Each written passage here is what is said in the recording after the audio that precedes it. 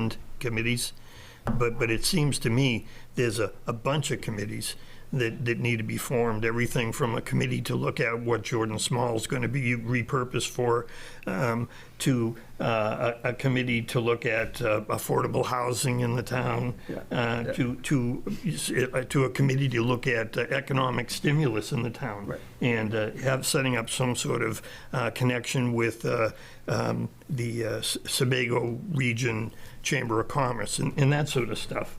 A traffic committee because the traffic study group no longer exists. They ended in 2012, I believe. So I guess my question with a lot of these is that there's going to be ad hoc committees. They're either going to be committees set up by standing committees and boards. They're going to be subcommittees, or they're going to be ad hoc committees established by the town to study some of these issues. And my guess would be that that's going to be the role of the implementation committee, to see that there are those resources and those committees available. But I just guess, where should we be putting the recommendation like we did for the economic committee? So this plan calls for the establishment of a comprehensive plan implementation committee. And then we have a local goal, which I was trying to find really quickly. But I saw that, yeah. There is a local goal in here somewhere to reestablish the Economic Development Task Force. Yes, there it is. Bring back the Economic Development Task Force. Yeah. So those are the two committees that we're specifically calling for, the Implementation Committee and Economic Development. For Jordan Small Middle School, we do not say form a committee, we just say have a public process. I think it's kind of a bigger to be determined what form that will take. I just don't think we know right now. And then we don't specifically call for any other committees, but I would guess that, it might be something where the implementation committee might have a working group or something like that if they need to do some focused. Sometimes implementation committees do that, right, where they have a couple people go and do some research on one topic. And then it might have to sort of be, as these things come up, the implementation committee could make a recommendation to the select board, oh, we need another committee. But we're not recommending more than just the implementation committee and economic development specifically. I think anything we have a question about falls upon the select board, because ultimately it is their decision in the end. So whether a committee is formed is their decision in the end. If a committee decides we should do something, it is still the select board's decision in the end. So if we're not sure, I think it should fall to the select board, because ultimately they're the ones that are going to appoint the board or committee or whatever it is. Well, yeah, but Kelly, you're talking about a town appointed committee. I'm talking about a subcommittee of a standing committee. I don't believe that I believe, correct me if I'm wrong, I believe we could call for a subcommittee of this committee to study traffic if we so desired. I don't think we would need the approval of the select board to do that. Am I incorrect there?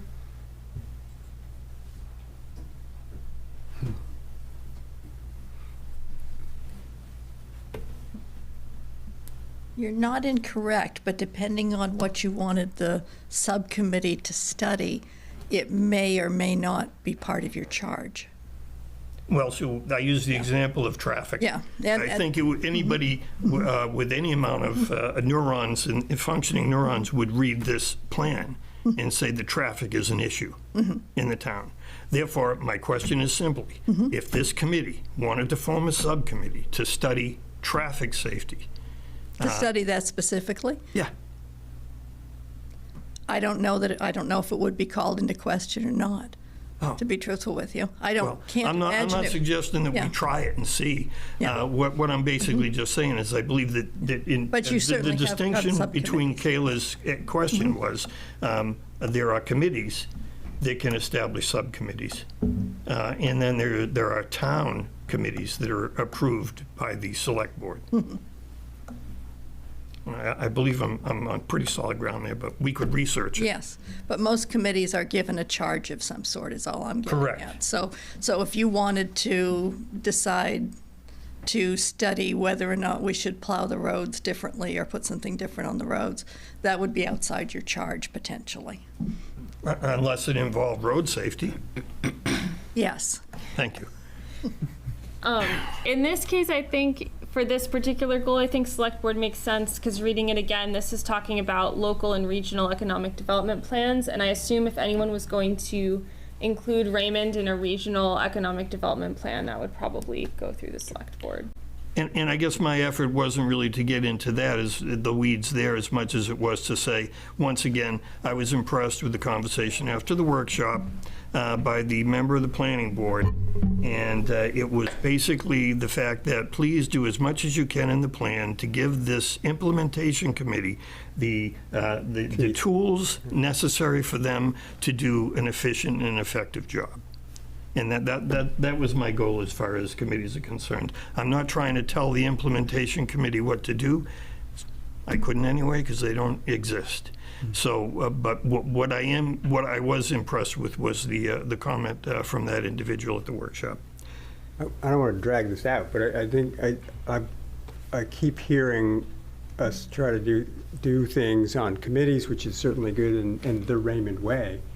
But case in point, North Star Planning, I mean, if we attempted to do this comp plan without professional help, we'd be in a very different place. And having excellent or even good professional planning support, economic development planners, I think we should incorporate that somehow in our charge to how the implementation committee ought to go at it. They don't just have to make an ad hoc committee to solve complex traffic problems in Raymond. I mean, you need pros on that stuff to do it right. We're in a new age, you know, that the age of doing it the Raymond way all ourselves is in the rearview mirror, I think. There's certainly stuff that we can do, and this committee's done an excellent job, but couldn't have done it without professionals. Yeah, I don't disagree with that, John. I think that we are at that stage of the game where consultants and people with specific expertise need to be involved in helping guide us in developing this. So I guess that's just my sense. Edit was that the Economic Advisory Committee or whatever they were are defunct. So that was my point. Okay, so we've got a few more edits to responsibility here.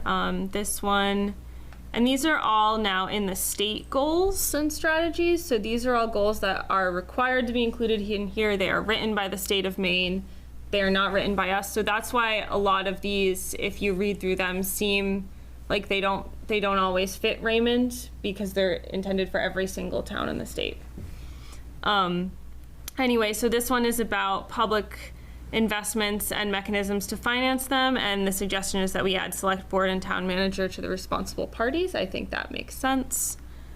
Let's see. So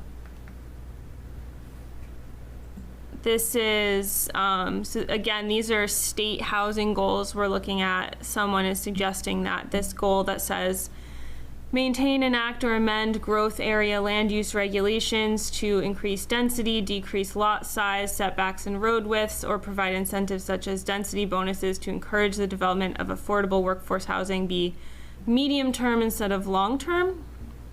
I don't have a problem with that. Yeah, that's my edit. I just figured once again kind of give a little better guidance and time frame for whoever's going to try and implement this. 5 to 10 years is a long time. 10 years is way too long. I think it makes sense to shorten it as well, Yeah. especially when the state has a goal of creating so many Yeah, and I think homes. I think the goals specific, we have some more Raymond specific zoning and lot size and those kinds of goals, and those I think we gave a shorter time frame. I can double check on that though. I had a comment on 2A that didn't make it onto this. Did the state write the actual context, or was of that specific goal? I was looking in particular at density bonuses, and the conversation that we had at the last meeting was to explore these types of incentives and I just don't want to come across as recommending them if that's not something that we're required to do by the state. This is the state's This is the state, okay, so- all right. And we do actually have in our ordinances density bonuses for cluster developments and the like. So those have already been implemented as far as, but not everywhere. Right, I think I'm thinking specifically of the conversation around Gorham and what they do and not knowing if it's something that's right for the town, and maybe it is and maybe it's not, but we'll have a conversation rather than a recommendation. Sure. Yeah. Yeah, so I think I'm looking back at the local policies, and so we had exploring additional programs or ordinances like we talked about in Gorham. We gave that a long-term goal. I guess the idea of exploring additional programs that's seemed like fine. something that might Yeah. happen a little bit at a time, but then we have some other goals. Strengthening open space subdivision and clustered subdivision standards is medium term. And we have some other land use goals in here. I'd have to scroll through. I think we have some about the village character. I think those are all, most of these are flagged as medium term, which is 2 to 4 years. That might seem like a long time, but when you're talking about ordinances in a town meeting town, it's probably going to take, a year or two to get that process through. Okay, then we have, so this is another state goal. It says seek to achieve a level of at least 10% of new residential development built in the next decade be affordable as defined in Maine Title 30A. So this suggestion is to change this from medium term to short term. And I guess that's my edit, and what I'd just say is that my understanding is that was one of the priority goals of the 2004 plan. They made it clear to the implementation committee. The implementation committee came out in 2010 with its final findings, and we weren't any closer to it than we were in 2004. It was a state requirement in 2004. Obviously, the town didn't go to jail because we didn't achieve it, because I don't know many communities in the state that actually were able to achieve that. However, it remains a requirement of the state. So I guess I just shortened the time frame to say, well, let's just find out. Are we going to have a task force to look at affordable housing in the town? And maybe that'll be a subcommittee of the implementation committee that will look at that, and we'll have some solid data as to whether we can achieve that or not. Any committee members' thoughts on making that? It's a little bit of the way the goal is written by the state is a little seek to achieve, like I'm not seek totally to achieve. I mean, Yeah. we can seek to achieve in 1 to 2 years. Yeah. I just think I don't have a problem anything, with it because we're Okay. seeking. anything that was on the implementation committee's charge, of which less than half of it was, and less than half of their priorities were ever achieved in the town. It just seems to me that we want to give the implementation committee as many tools as possible, but hopefully someone's going to hold their feet to the fire, and we'll find out. Can we get these things done, or can't we? I think, if you're fine with that, I think you can seek to achieve. Achieve. Yeah. Unfortunately, it's not my wording. It's their language. Yeah. Okay, this is a suggestion to include Budget Finance Committee. I think that's fine for now. All right, and we're back to, so another, this is suggested to be short-term is the goal, explore the possibilities of registering short-term, sorry, this is written twice, but explore the possibilities of registering and regulating short-term rentals. Yeah, per the discussions that we've had before, and plus the discussion I had with several people at the workshop, And I don't I know, think did I'm- anybody receive anything in the mail? I did. Yes, Oh, that oh. caused quite a little chatter online. So all I'll little tell you mom is that it feed. was shared to me at the end of the workshop. And by the way, there'll be something coming in the mail. So if you didn't get a chance to see it, or maybe it went out because it was just one of those cards, informational cards, and there is a survey online, not a town line, about the question of Short-term rentals. short-term rentals. So it just seemed to me that there is some segment of the community that's actually organizing. And therefore, it behooves us to state it in the plan that it's something that we would want to see and probably explore it sooner than later. I don't know, maybe a subcommittee that would look at it. I think that's fair. I think I also might have accidentally put a couple of these goals in two places, so I will make sure the timeline is right and that they're in the right Okay. place. Okay, so this is right. That's a great edit where it says provide the code enforcement officer with tools, training, and support. We should include the code enforcement officer. And then, yeah, so that's all I have here. And I didn't get any comments on the inventory chapters. Those were just interesting and fun to read. Yeah, so you did all review those We've already done that. way back in the beginning. Well, North Star was perfect, and we did a good job of editing ahead of time. You So all I did read a them. great job of I just editing enjoyed it and- as Yeah, well. I thought it was a great job. Yeah. So do we have any other comments on these? I guess I just have a question. Yeah. Where did the CIP document come from? Town manager. Oh. Sue, could I ask you a question? Yeah. Okay. You want an answer, I'd best go back to the podium. Nah, well, that's fine. And we know who you are. Yes. So, in that CIP document, I think for 2027, because I think it's out over 5 years, there's like $181,000 for improvements to the gym at Jordan Small. That's what Rec put in, I believe. So that was my question. Who actually put that in the CIP? Some sets of those are from Public Works, some are from Public Safety, some are from Rec. I'm not sure if Public Safety actually made it in before tonight. We're gonna double, yeah, Yeah, we didn't 'cause I make sent any it to you- edits, so. I sent we'll- it to you late, We'll make so. sure it's in. So Public Safety wasn't there. Okay, Mm-hmm. so that was basically put in by the rec department? Okay, Just as an estimate, because he uses a gym now and has some ideas of what he'll need to start off with renovations. great. Or fixing things that are there. That was just my question. Thank you. I don't want page 3 in there because it'll be outdated by the time the plan comes out. Let me see, what's page It just three? goes to fiscal year 2024 to 25. Okay, I don't really see the point in that one. yep, that's fine. Okay. Oh, I see there's a comment in there. Thank you. I did not see that before. Yep, okay. So, any other comments, thoughts, concerns? The only comment I would make is this, and that's that, and I heard it mentioned earlier, I think the pictures are fabulous. It's really terrific, very, very Yeah. nice. Good graphics, I'd- excellent. I'd graphics. move there.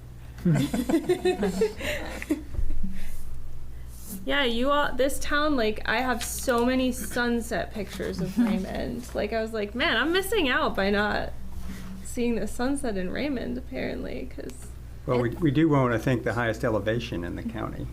there you Oh. go. Yeah, with the views over, yeah, with the mount, on the edge of the mountains and Yeah. the lakes and just even sometimes the clouds around here. I don't know what it is. The sunsets really are something to look at. Sam, thank you for the pictures you provided as well. That was nice. I liked the ducks. Yeah. Good. Well, so I will stop sharing my screen.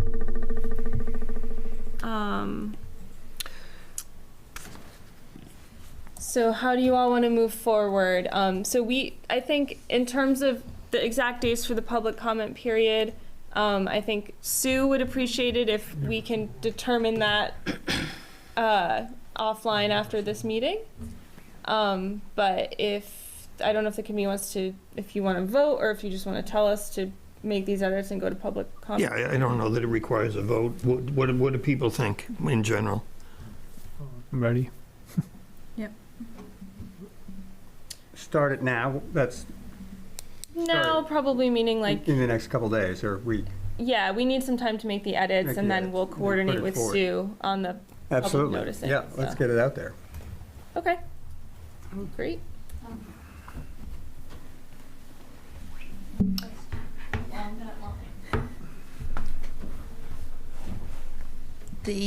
Most of the month of November, our videographer is gone to play with volcanoes. So, and that's for like 3 weeks. So you might know, if you look at the town calendar in November, all 5 days of the first week of November have meetings, and then he goes away and doesn't come back until almost Thanksgiving. So November is going to be hard if any of these meetings want to be televised. I was actually going to ask about that. If we're collecting public comment, Mm-hmm. but we're not, and we're going to have a public hearing December, Yes, we don't need to. why do we Do you meet need- November? Yeah, What do we have to discuss? Yeah. And do you need any public meetings to be here and televised is really my question too. I think we're gonna have the public hearing in December, so that's set, and I think I would say to the committee, I don't know if you need to meet in November. I say we take the month off, collect public comment. All those in Are favor? we doing anything at the election? So that was gonna be, I was No. gonna suggest that maybe instead of having a meeting in November, that might give committee members some time to help publicize this through other channels. Yeah, we can focus our efforts for I mean, November. We can It- display a poster Spreading the that word. says, check out your comp plan, now's the time to make comments. Public comment is open Yeah, until December 4th. we can do that With a at the QR election code. that doesn't even Yeah. have a person there. Yeah, Yeah. right. It could be a. And we can discuss, I don't know, we need to discuss it just now, but as far as the November election, that's been our format in the past of kind of getting the word out for a workshop or something like that.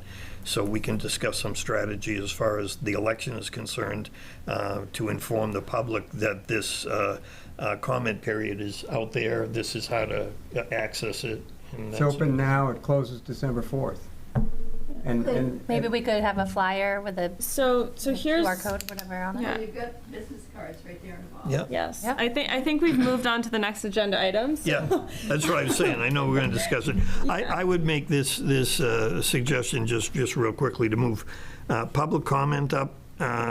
So I don't know if there's anyone here that's here for public comment, but rather than have to sit through all of this, if they would like to make a comment now, without objection, we'll just move public comment to this point. agreed. Any public comment? Anybody on Zoom? But I probably should introduce our code officer, Jason Williamson. Oh, Excellent. terrific. All right, Jason, good to have you. So he's kind to the public. All right. Well, good to meet you. With that being said, I'll close public comment and go to the discussion on the public comment period. I think we've already kind of gotten into it, but let's continue it. So I think what our plans would be, we will be updating the website to have links to review this. We will send out an email to the email list we have. We can make you flyers and social media graphics to share. If you want something poster sized for election day, I can, make something bigger. You can make a regular flyer, and if we want, we can have the town Yep. print it bigger. Yep. And we can affix that in our Perfect. usual fashion. With a But QR that's code, That's yeah. a choice we can make closer to election between Peter and I, or I think, yes, so we're not having an illegal meeting. Yeah. If you could just provide a few things for us That sounds good. to just have available for people on election day. Another question I want to ask you before we make this public. So we have, like how you've all been commenting using the Adobe comment. You know, you can just place comments in the plan. When we put this up for the public, we can just do it like that and have people comment in the document. I also usually have like a comment form online in case people have trouble with the Adobe interface.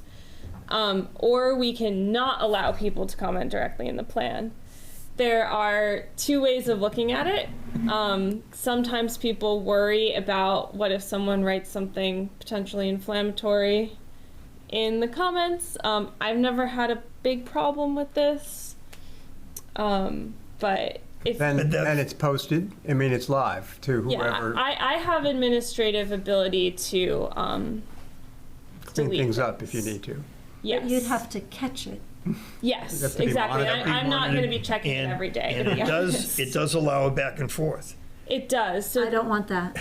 No, I don't think we want that. I don't think it's a good idea to have them be able to comment on the document itself, but I would like to do all other available options so that we're accessible to everybody who has varying technological skills. So I'd like to make it known they can email at Yep. so-and-so to let us know their comments.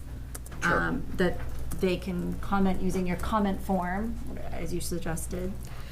But I would agree, and it avoids other individuals going in and looking and seeing other comments, and then them feeling that they need to respond back with a different idea or a different comment.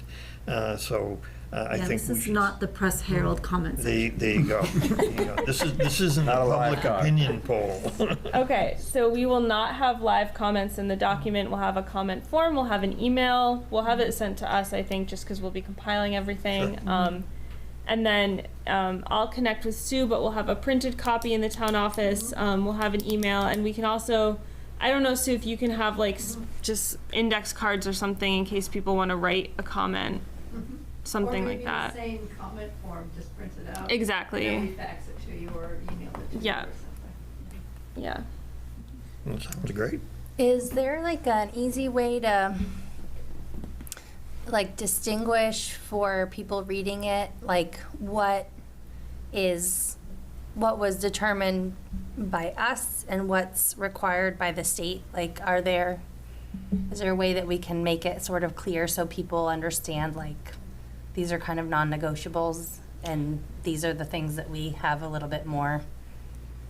Yeah, I think what we usually do is like we'll have some narrative on the web page that this is going to go on where we say like I usually post it in sections, so like here's the comprehensive plan, this is the forward-looking part of the plan, this, and then we can explain that there's local goals determined by the town and the committee, and then there's also state goals in here. And then when with the inventory chapters, we explain that these inventory chapters are, a collection of data that is required by the state. The content in here is what Required by the state. we have to do. Yeah.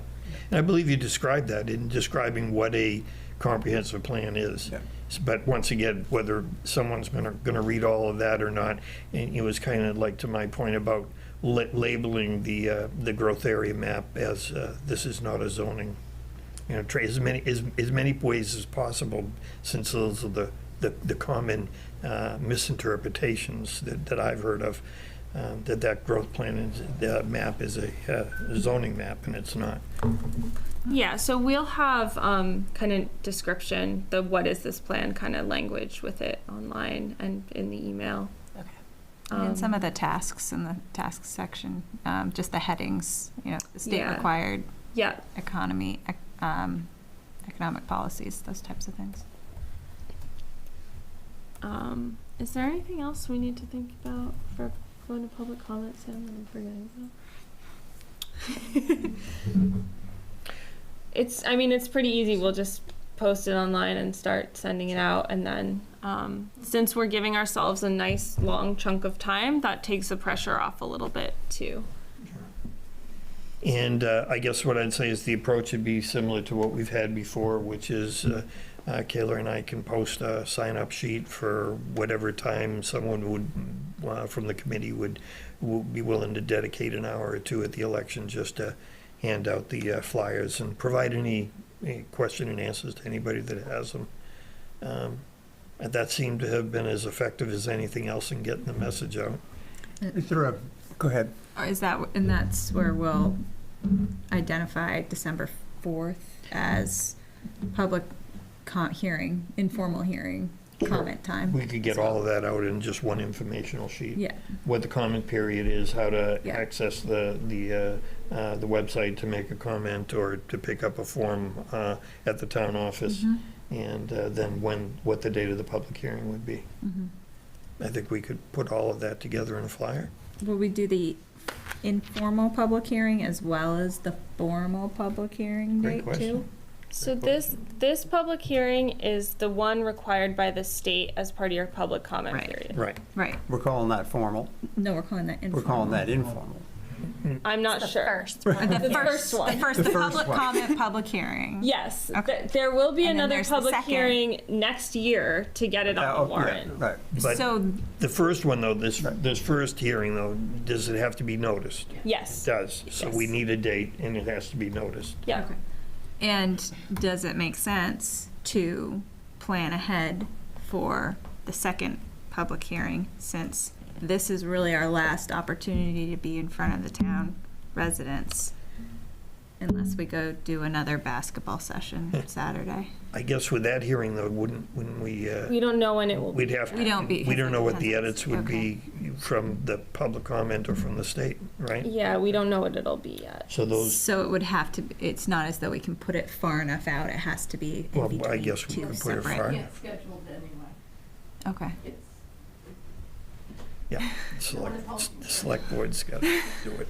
Okay. Just whisper it to Sam and That is going to be at a select board meeting Oh, I see. Okay. when the warrant's ready. Got it. There'll be a time to go over all of the ordinances and everything like that, so, right. and all of the warrant articles. Okay. So that hasn't been determined yet. That'll be Typically determined probably in December. February, March, or not that No, late? that one's, January? that one's more like end of March, April. Maybe in we that can time put a period. teaser on the flyer that says, and stay tuned yeah. for our final meeting. That's a good idea, absolutely. Yeah, so I know you're talking about election day. Anything else? In our original, once upon a time, we talked about doing a video for this stage of the project. Any other events, anything else we want to talk about doing? I mean, if people from the committee want to, record themselves talking about it, I think that would be that would be more engaging than me talking about it, because no one in Raymond knows who I am. But, if there's any interest in making a video, we can put something together. But I kind of want to leave it to the committee for what you think would be most impactful at this point, whether it is flyers, signs, videos, attending other events. I want you to put your focus on whatever you think will be most valuable.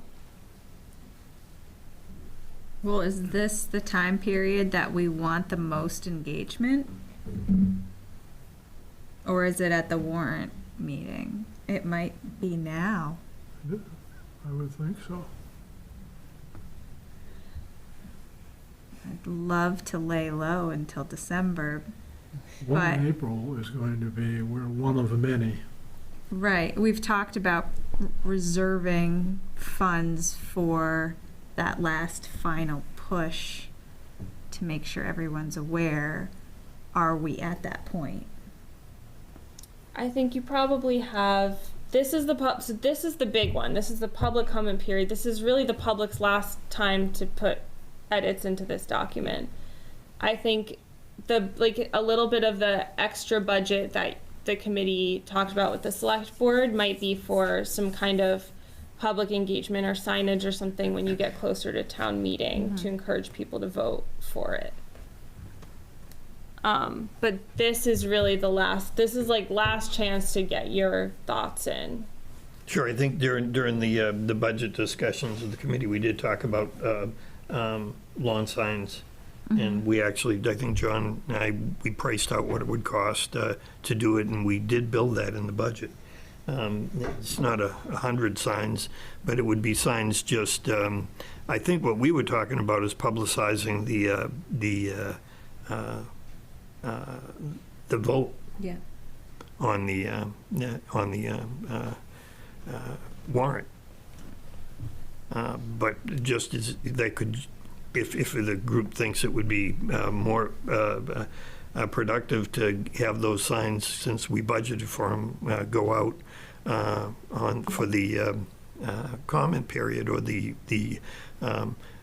least the public hearing on the comment period, would that be more advantageous than getting the word out on the vote on the warrant? Or Objectively, signs would have a lot of competition right now. Yeah. Might not be super effective at Yeah. this stage. Yeah. Well, I mean, we have the compilation of all of the emails and contact information that we've collected from people so far. We have pretty much a 2-month window to put word out on social media, on the website and everything. And then we have the biggest election that we're gonna see during our entire time that we're a committee here. So I feel like there's plenty of opportunity to connect with the public and people and make sure that they understand what's happening without necessarily having to go above and beyond, or, I mean, those opportunities are. I think the flyer handout, on November voting day is going to be key, and then come on December 4th if you've got anything else to say, and bring it to us, because then that's it. It closes. Yes. So And I'm then- not then hearing street- anyone volunteer to be in a video.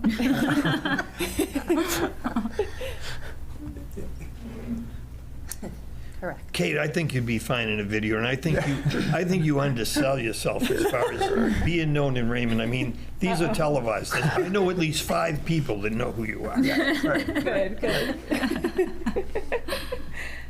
All right, well, we will work on getting some materials to go on the website, social media, the flyer. I think our priority is going to be giving you all the materials to get it out in social media and at Election Day, and any other, sports games, Halloween, anything else you can. We have tons of business cards, I hear, so I think if people can be handing those out, it'll be on the website. I will email you all when it's posted on the website, so you can start promoting it. Probably don't start tomorrow, because it's not going to be up for at least a week or so. We wouldn't go as far as having draft compiled documents, hard copy documents at the November voting day to pass out. I think Not that would be gonna a go that lot far. of printing. Yeah. Well, if there's a flyer, if there's something that people can take and Point their point their browser phone at. at, and, yeah. Yeah. Could we get a printed copy in the library too, Sue? I don't see why not. Okay. And the town office. Yeah, town office Yeah, I and mean, library. getting some print copy around would be good, because not everyone's savvy with QR codes. Right. Yep. So we'll write on that flyer too that there's printed copies available at the town office and the library. Well, good, Okay. Well, sounds good. great. Okay. Alrighty then, if we're through the discussion about the public comment period, I guess next on the agenda would be, John's going to give us a little overview of community partnership resiliency funding that's become available or is going to be extended, or? Yeah, and I think that it's probably less applicable to our comp plan mission than I was hoping. But this is the third or fourth round of state and federal money, and unfortunately Greg's not here to counter the grant initiatives that come down from various channels. But the web link, oh, look, you got it. Yeah, good for you. Here I am at 5 of 6 sending you I was already here. a link, and there it was. So the entity, this has been going for several years now. They've got federal and state money to help towns plan for the future. It is certainly a climate and energy focused initiative, and there's language in this website for an option that allows for planning and planning resources. But again, that's mostly around climate-related stuff, and I was hoping there was an ability to include stuff that would be attractive to, say, Public Works and doing, related to big storm events and culvert replacement and things like that. And there's a line in there that says specifically that's not eligible for these funds. So in that our comp plan isn't so much focused on making an energy efficient Raymond with plans for getting a lot of PV out on roofs, or say nothing about getting them out on the land. It's probably not the best fit, but it's one piece that was interesting was a map of all the towns in the state that had enrolled in the Community Resilience Partnership, and we're sitting in a zone surrounded by towns that have enrolled in this partnership. And the grant funds that come are between $5 and $75K for, again, largely energy retrofits or planning. Can I tell them? Yeah, you Okay. can tell us. So, there is, as part of this program, the state offers something called a service provider grant, which is where a government organization or, say, planning consultant can apply for $10,000 from the state to help a town enroll in the partnership. Yeah. And we've been discussing with Sue about if we could apply for that money for Raymond. Are you guys that So we entity? would, yes. So you're looking at. We're looking at it. So we are planning to. We have a letter of support from Sue. We're planning to apply for this in the next round. Perfect. It's not due until November. They won't announce funding until next year, but hopefully we will get $10,000, and then we can help Raymond enroll in the partnership and help you apply for your first grants through it. And I will add, John, that you can't get culvert money through this program, but Maine DOT now has a special program for things like culvert replacement where you have to be enrolled in the partnership in order to apply for it. So there is DOT money for the sort of culvert, big DOT money for big culverts kind of things available. That's excellent. Do we Is know, there DOT money for sidewalks? Yes, but not through this.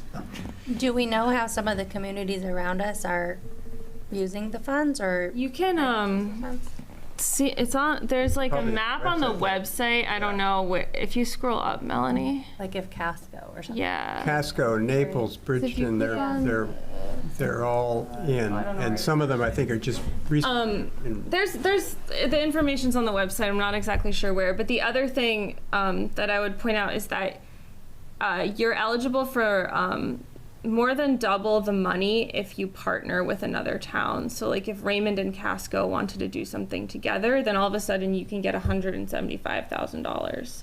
Raymond gets it, or Raymond and Raymond and Casco together get 100 for a joint as opposed to project. 150 total between the two of them. Yeah. Okay.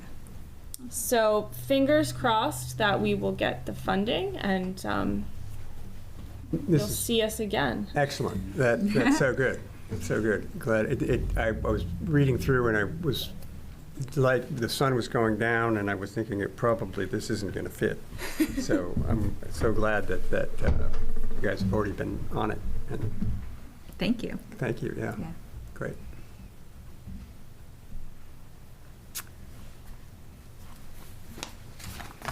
I think that's it. I mean, I don't think it would be a separate committee, unrelated to comp plan, probably to drive a bunch of energy efficiencies in the town of Raymond. But glad to know we'll have some tools and some expert help to guide us. No guarantees, but hopefully. Great. Right.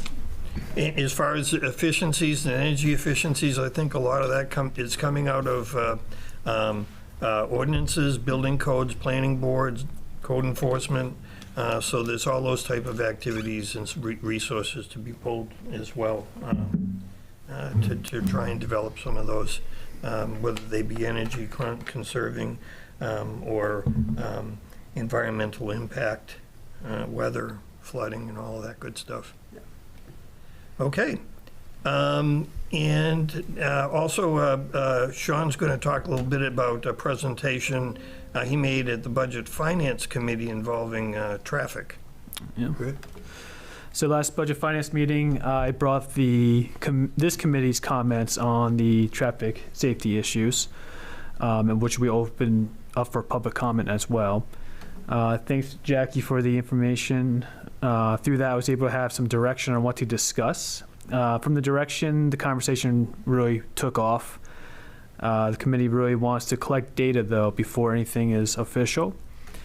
My understanding is that we have a radar speed sign, but it doesn't work, and it's not that it doesn't work, it only can do one speed. I forget what that speed is set at. 55, I believe. Yes, and that's not what we want on Can these we trade roads. that in for another model? Right. However, though, our public works director, Nathan White, says that he can borrow a sign that should help us be able to collect some data. So big thank you to Nathan. So that's kind of where the stages we are, beginning stages, but we have a little bit of direction. But Budget Finance Committee does want to collect data before we start to dive kind of further deeper into how, if we were to spend money, how that money would look and how we would budget for that. So That's especially great. thank you to your insider information there. Just your knowledge helped me bring some direction to that committee as far as this is kind of what the vision is. So thank you for that. That's all I got. That's great. Okay, so I did happen to watch that meeting. I was unable to attend it. And I think it was an excellent discussion. A couple of things that struck me was, number one, now the reason we actually, I think, was DOT gave us one, and the county has one that they can let us borrow. But I guess what I don't want to see is the goal, and it's a priority goal that's in this plan, that's looking at traffic calming in general. So a number of different ways. The feedback, the radar speed feedback signs, as we had in this discussion, are effective. The research I've done is it's effective to a point. I mean, a lot of the data is saying as soon as you remove it, the speeds go back up. There's other data that's suggesting that, yeah, there is an average of 5 to 10 miles reduction in speed, but that they need to be strategically placed, which means usually you're going to put them in a place like, let's say, the Village, where it's going from 302 and a speed of 45 or 50 miles an hour down to 25 or 30, that you would strategically place it there. Just placing them randomly, the data I saw was it's not all that effective. When the discussion also said that the one that we have, I believe that came from Maine DOT, I think so, that there's a computer part that doesn't allow it to adjust the speed. And I got the sense, although it wasn't discussed in any detail, that computer part is broken, and they have not been able to locate a replacement part for it. But we actually have one here. Had I been at the meeting, I would ask the question, did we deploy it? Or did Maine DOT give it to us broken? Which, thanks a lot, all we're doing is paying to store it. If they can't find a part, is it because it's 100 years old? Because otherwise, why can't you find a part? So I didn't get to ask those questions. But also, in doing my research on these things, what I found is and I've seen examples of them, we're used to seeing the trailer with the solar panel and the big flashing screen. But more and more, what's happening is those are being replaced by individual portable signs that go up on a post that you can take down and put on another post. I priced the trailers. When I heard the comment that these are $15,000 for a standard one, and up to $30,000 if you want to get one that collects data, which I believe is what the goal here was, to collect data, and also provide some traffic calming, that almost $6,000 on what I saw is the trailer. Of the $15,000 price for the thing. So the signs run more like, that will collect data, run more like $4,000 or $5,000. And what's recommended as a strategy is that since you can take them off their bracket and put them on another site, they are portable, so you can target places for it. I've seen them permanent, I'm sure we've all seen them. What they do is they post the speed limit, 40 miles an hour, and then below it is the display. And so, but that's just one way of traffic calming. And what's come through loud and clear to me on this committee is that's one of the number one priorities for the people in this town. It's the speed on the roads, both the primary roads and the back roads. And that there's got to be a way to calm it. We've talked about maybe, like some other communities have done, contracting with the sheriff's department for additional hours just for traffic control. That's expensive, and it seems that's kind of putting the cart before the horse, because once again, we need to get DOT involved in this. That's why the plan says that we're going to have a master plan with MDOT on traffic in general and the roads. But I mean, it's much less drastic to make the investment in getting that data and posting these strategically, these less expensive signs that collect data, than it is these big behemoths that you got to have a pickup truck to move around, and that they have a third of the cost is in the trailer. So I guess what I was just concerned about in listening to the discussion was that I hope it doesn't get lost on what this plan is trying to achieve with addressing the community's issue with speeding. It would allow us to calm the traffic, hopefully, not absolutely, because there is no one cure for it. It would also, more importantly, I think, collect data for MDOT, so that then we could say at the very least, I believe you need that, to then go to them and say, we want a traffic study. But at least it's getting the ball rolling. Yeah. If we don't have the data, then MDOT is going to say, how do we know there's a problem? And we're not going to do a traffic study because they're costly. But that then puts us in a position for everything from roadway changes to potentially decrease in traffic speeds, to hopefully decreasing accidents and all those other good things. Much safer town. Yeah. So that was my sense of the research. I mean, and quite honestly, what communities bigger than us have done is they've gone through that evolution, right? Right up to the point of what we don't want to do is have to, because we can do this without MDOT. If we want to put speed bumps on one of our roads, we can do it. But like It's a little extreme. we have a fair amount of state roads that go through, like Egypt Road We and do, 85. but and we've those are all also state got a roads. number of country roads where it's not. So whether you want to build an island, if you want to narrow the road, I mean, there's a number of things you can do to slow people down. What I'm saying is that those probably aren't that well received by the community or our visitors. So before we have to get to that extent, I would think that what we need to do is collect the data and to get MDOT with a master plan so that we can address these things.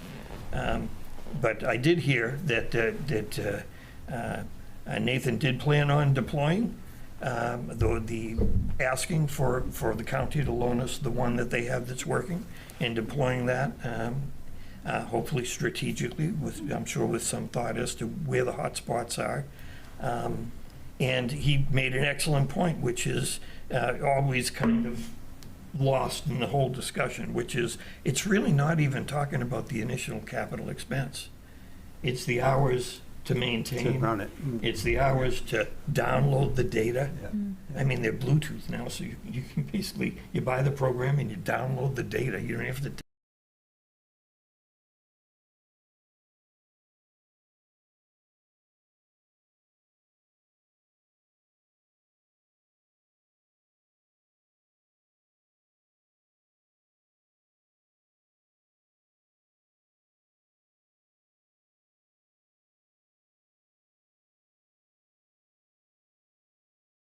Sound check, 1, 2.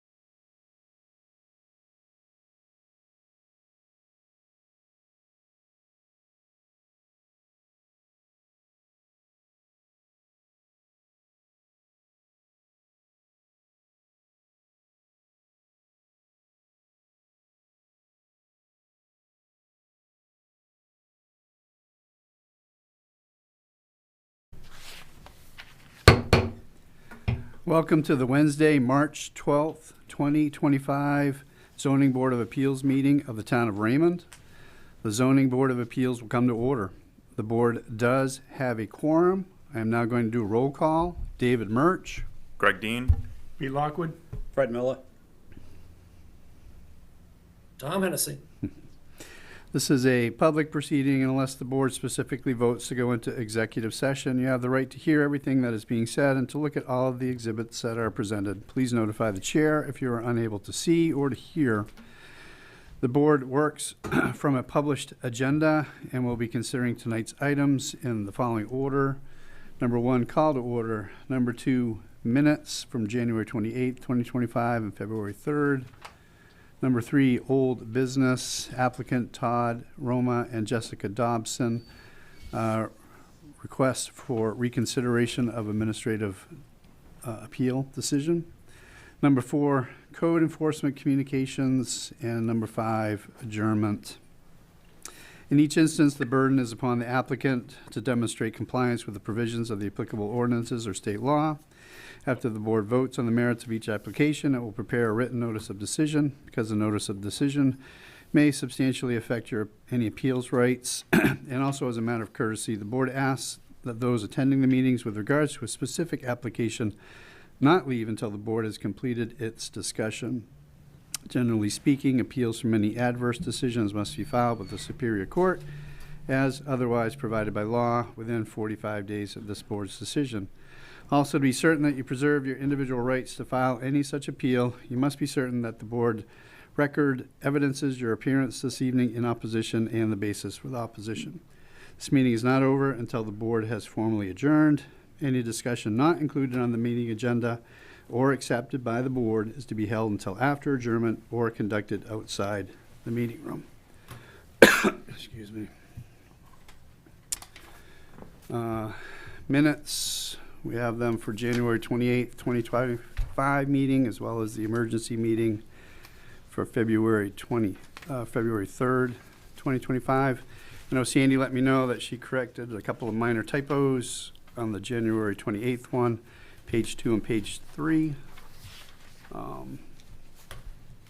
But did anybody have any discussion in regards to this? Any corrections or modifications that need to be made? No, I don't. Good. Okay. I'll go ahead then and make a motion to accept the minutes as provided by Sandy outside of corrections of 2 typos. I'll second that. Any further discussion? All those in favor, we'll do a roll call vote because Tom is online. David Murch, yes, in favor. Greg Dean, yes. Pete Lockwood, yes. Fred Miller, yes. Tom Hennessy, yes. Excuse me. Next up is old business. Applicant Todd Roma and Jessica Dobson. Location 141 Raymond Hill Road, map 13, lot 29, zone RR. Description: request for reconsideration of administrative appeal decision dated February 3rd, 2025, of the notice of violation dated October 29th, 2024, land use violation. Excuse me. Good evening. If I may insert myself at this point? Yeah, please. I was just going to ask you if you could take us through some of this. So Sure. The very first thing I want to say is that your opening remarks about time periods for filing appeals and so forth do not apply to this. There are different time frames for filing an appeal because this is a reconsideration. And in order to figure out the appropriate timeline for appeal, you need to go to the law, and I would suggest the parties consult with their counsel on that. So 45 days is not the correct amount with regard to this particular issue. So this is a reconsideration request, and the board has the inherent authority to reconsider any request within the 45-day period from the vote on the decision. Additionally, a person, an outside party, has the right within 10 days to file a request for reconsideration, which would have the same effect. It's going to the board, and then the board would decide. In this particular case, there are a couple of issues you may need to consider: timeliness of the request, whether you could allow the request to go forward under your own authority if there was incorrect information conveyed to a party about the deadline for filing a request for reconsideration and so forth. So those are all initial considerations. You walking it back a little? So the reconsideration itself, the first question that the board would consider is whether to reconsider the prior decision. Whether to reconsider the prior decision is not re-arguing the case. The question is whether there's any significant reason for vacating the prior decision and then engaging in the reconsideration. So the first question is whether to reconsider. It's not a re-argument of the prior case. So what would be a reason for reconsidering a case? Well, it's possible that in some extreme circumstances, there may be true equity and fairness issues that arise because significant information that was not available at the time of the hearing suddenly became available in that 45-day period, or if there's some other irregularity that needs to be addressed. For the most part, you've made your decision, so it's your discretion whether to reopen the case and then decide the case. But the parties, I believe, have appeared tonight and they want to make their spiel. That's completely within your discretion whether to grant it. That's very nutshell, and I'm happy to answer questions as this proceeds. I do have one question. Obviously, we'll consider the timeliness. If the request for reconsideration were to pass the timeliness test, what is the next step? Does the applicant then give us like a quick summary of, or do we go by what's been presented already through documentation? How does that look? Okay, so if the request is timely, or if you decide to proceed with the question on your own, then you could allow the applicant to speak to explain why he thinks that you should reopen the case. Again, this is not the time to re-argue the case. It's to explain what other factors have come into play that make it inappropriate to let the existing decision stand. So the first question is still going to be whether to reconsider. If the board votes to reconsider, the effect of that would be to vacate the written decision and then set the zoning board back to the position you were right before the vote back on January 28th. So all the evidence is there. You could hear new evidence if you wanted to, and then you can re-argue the case. So the first question is, do you reopen the case? And voting yes doesn't mean that you're granting it, just means that you're reconsidering it. The second question is then the merits of the case. Does that help? It does. I'm sure we'll have more questions as it goes along. So thank you. Welcome. So in regards to the land use ordinance under section 6.3F, it indicates the Board of Appeals may reconsider any decision within 45 days of its prior decision. A request to the board to reconsider a decision must be filed within 10 days of the decision that is to be reconsidered. Vote to reconsider and action taken on that reconsideration must occur and be completed within 45 days of the date of the vote of the original decision. The board may conduct additional hearings and receive additional evidence and testimony. So we received a request for reconsideration from Mr. Roma. We do have to look at the timeliness of it. It was received by the office on February 14th, 2025, Raymond Town Office. There are two essentially dates when it comes to a decision. First date is the date January 28th, for which we as a board voted to deny the appeal. If we go out 10 days from that date, it brings us to February 7th, 2025. Second date that we have to consider for a decision would be the date that the ZBA voted to adopt the findings and conclusions. That date was Monday, February 3rd. If we go 10 days from that date, it brings us to Thursday, February 13th, 2025. So regardless of the date of decision, February 14th goes beyond both February 7th and February 13th. So our ordinances do not allow us to waive or give, consideration to changing that 10-day deadline. So I don't see that there's anything we can do at this point, but at least to consider the timeliness of this request to be untimely. But I bring that for us to discuss. Now, I'll add to this, and in fairness, it is confirmed that the town did inform Mr. Roma that he had 10 business days from the February 3rd date. And if we look at that, that pushes him to Tuesday, February 18th. So given the information that was conveyed to him by the town, which was incorrect, but it was still conveyed to him, he did provide the request for reconsideration in time in regards to that. But based on our ordinances, the request, the way I see it, did come in late. So, and as we've heard from Attorney Hamer, the request from an outside has to be here within 10 days, but we as a board can essentially consider that untimely and potentially deny that request, but then we as a board could also consider the request ourselves. So hopefully that makes sense. If it doesn't, let's ask Attorney Hamer for clarification, but hopefully I'm explaining it well. If we could, I'd like to just have him chime in again about it, Yep. make sure that I'm hearing everything correctly.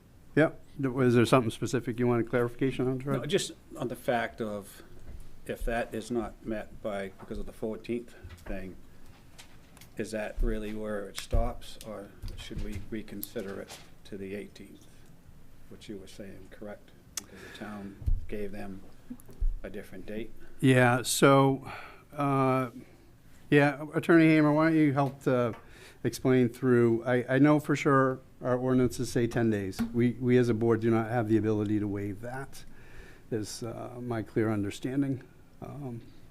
Yes, that's correct, and your summary was actually quite good, it was accurate. So the board has the inherent authority to reconsider any action on its own authority within 45 days. It's got to complete any review within that 45-day period, but the 10-day limit does not apply to you. So while the applicant may have, for whatever reason, missed the deadline, the board may itself decide to hear him out anyway on your own authority.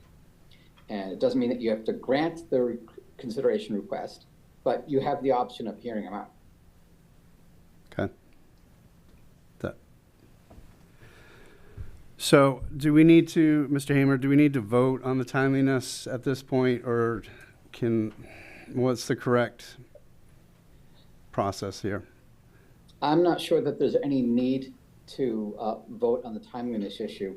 Okay. I think that the question is, unless you're going to say that that's it and you're not going to go any further, then I think you vote it's untimely, and then that's the end of the meeting. If you are going to allow any discussion of whether to reconsider, then you just proceed. Right? You have that inherent authority. Okay. So, given that incorrect information was provided, I would like to extend Mr. Roma opportunity to still speak. Does anybody disagree with that?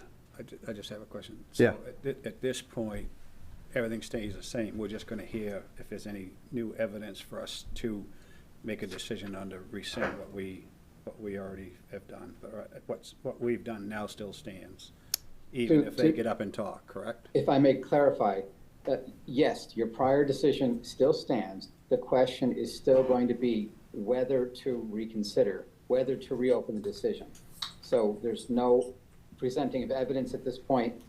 Mr. Roma would be afforded the ability, the opportunity to explain why he thinks that the decision should be vacated and the board should reconsider. So the first question is, do you reconsider? not arguing the merits. That would be the second part. And if the answer is, yes, we're going to reconsider, then you move on. And if the answer is no, there's no interest in reconsidering, then that would be, they would have a vote to that effect, and that would be the end of it. Okay. Good. Okay. No objection to having Mr. Roma speak? No, I think it'd be prudent. Yep. I mean, we're here. Agreed. I'd like to hear what he has to say. Okay, Mr. Roma. Something funny? Yeah. Okay.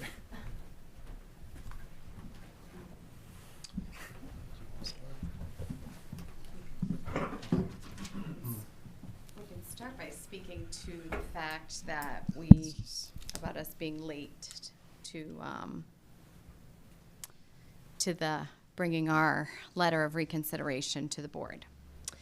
We specifically asked you on February 3rd during that meeting, Todd actually asked you 3 different times and asked the town's attorney for clarification on the 10-day window.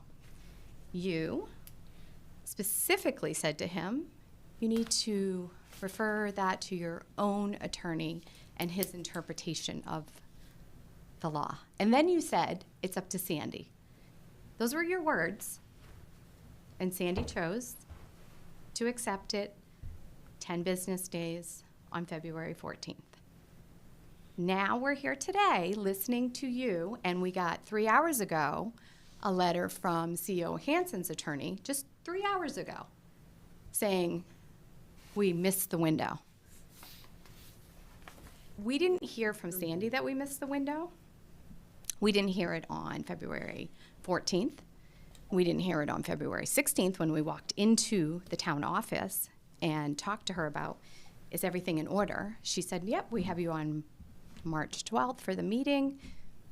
Everything's all set to go. We got to figure out what you guys are going to have to pay, which we did pay $1,056 is the money the town took from us. And then to have this, letter of reconsideration. So I'm even hoping during that that you- time, we still didn't, let us speak. We actually paid good money for this meeting. So at no time did anyone say you missed a deadline, right? Nobody said it until Kathy Plummer's attorney sent a letter. And then all of a sudden, our town's attorney sends us a letter with all the ordinances and all the information. We asked for that from you, from the town. No one gave it to us until Kathy Plummer's attorney said we were late. And then we were late. And then we come in here today and we're still hearing, oh, you missed the deadline. So we'll have to decide whether or not we want to hear from you or not. What are the rules and regulations in this town? I mean, this is really, really disturbing as taxpaying citizens and people who are trying to live our life in this town. Rules and regulations are all over the place. And from our first meeting with you, it was very clear that rules and regulations are all over the place. That's why we asked for reconsideration. And that's why we're here today. So you even, out of your own mouth, just said they were given the wrong information. They were given 10 business days. You even said that. So how are we supposed to know what the rules are if you're telling us the wrong rules? Are we supposed to just pull it out of thin air? I don't understand how you think we're supposed to know these things. Your attorney didn't tell us. You didn't tell us. Sandy didn't tell us. Sandy accepted our information. She took our money. The only reason we found out we were late is because Kathy Plummer's attorney said we were late. And then our town's attorney agreed with her. Can you explain how we're supposed to figure these things out if you guys won't tell us the truth?